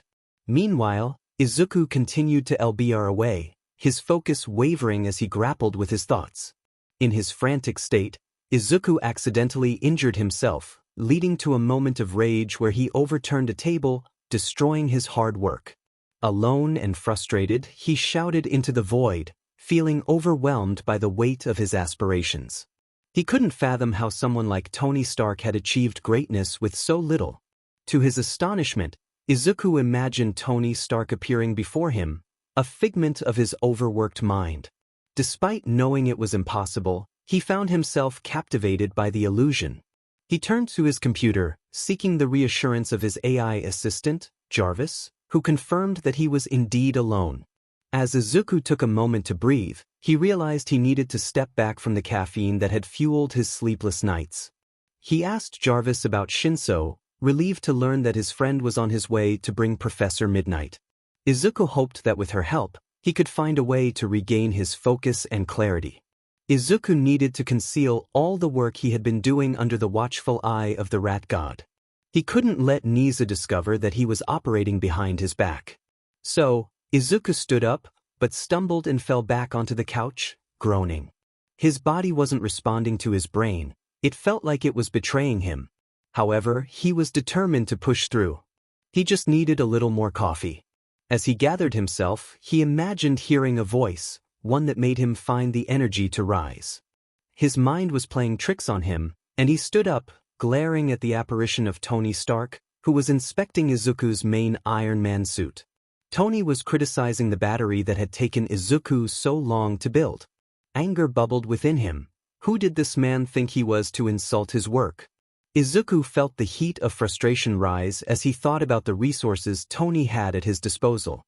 He had billions to create his technology, while Izuku had to make do with what he had. Then, he turned to see another figure behind him, the second person to hold the title of Iron Man, Riri Williams. In that moment, Izuku was lost in his thoughts, genuinely believing that both of these figures from the past were there, mocking him and calling his work mediocre. This only fueled his anger further. He knew he wasn't Tony Stark, but he was confident that he was at least more capable than Riri Williams when it came to intelligence. He felt compelled to confront her, but as he reached out, he stumbled and fell to the floor. Barely registering his fall, he continued to speak to the ghosts in his mind. He insisted that he didn't need anyone, declaring himself Izuku Midoriya, the future #1 hero. The voice of Tony echoed back, dismissing him as unworthy of the Iron Man title, which only deepened Izuku's frustration. Tears of anger began to fall as he struggled to rise, his legs trembling beneath him. He sank to his knees, looking up at the two figures who represented everything he felt he wasn't. In a moment of desperation, he shouted at them, demanding to know what they truly understood about his struggles. Tony's words struck deep, hitting at the core of Izuku's insecurities. He felt like a boy who had stumbled into success by chance rather than through genius. As Izuku laughed and cried simultaneously, he managed to stand, leaning against the wall for support. Meanwhile, in the afterlife, the real Tony and Riri observed Izuku's breakdown. Riri winced, recognizing the weight of expectations that Izuku had placed on himself, expectations that were slowly consuming him. Tony nodded, reflecting on how Izuku's biggest mistake was trying to emulate him instead of forging his own identity as Iron Man, much like Riri had done. Back in the living world, Izuku's laughter turned into a defiant declaration. He proclaimed that no one believed in him, neither in the past nor present, but that would not deter him. He would not be broken or betrayed. He was determined to rise above it all. He was Izuku Midoriya, the new Iron Man. To be continued. In a world where shadows danced and whispers echoed through the air, a group of unlikely heroes gathered, each with their own unique abilities and backgrounds. They were drawn together by a common purpose: to confront an emerging darkness that threatened their realm. Among them was a fierce warrior, known for her unmatched skills in combat and her unwavering determination. She had faced countless battles, her spirit unyielding even in the face of overwhelming odds. Her companions included a cunning strategist, whose sharp mind was as formidable as any blade, and a gentle healer, whose compassion brought hope to the weary. As they journeyed through treacherous landscapes, they encountered formidable foes. The battles were intense, with the clash of steel ringing in the air and the ground trembling beneath their feet. Each confrontation tested their resolve and pushed them to their limits, but they fought with courage, their hearts united against the encroaching darkness. In one particularly fierce encounter, the warrior faced a towering beast, its eyes glowing with malice. With a swift movement, she dodged its powerful strike, countering with a precise blow that sent the creature staggering back. The air was thick with tension as her allies rallied around her, each playing their part in the struggle. They fought not just for victory, but for the bonds they had forged along the way. As they pressed on, the group discovered ancient secrets that revealed the true nature of the darkness they faced. It was not merely a physical threat, but a manifestation of despair that sought to consume the light in their world. With newfound determination, they vowed to stand against it, drawing strength from their friendship and shared purpose. Through trials and tribulations, they learned that true power lay not only in their individual abilities but in their unity. Together, they would confront the shadows, illuminating the path ahead with their unwavering hope and resilience. The journey was far from over, but they were ready to face whatever challenges awaited them, side by side, as heroes destined to change the fate of their world.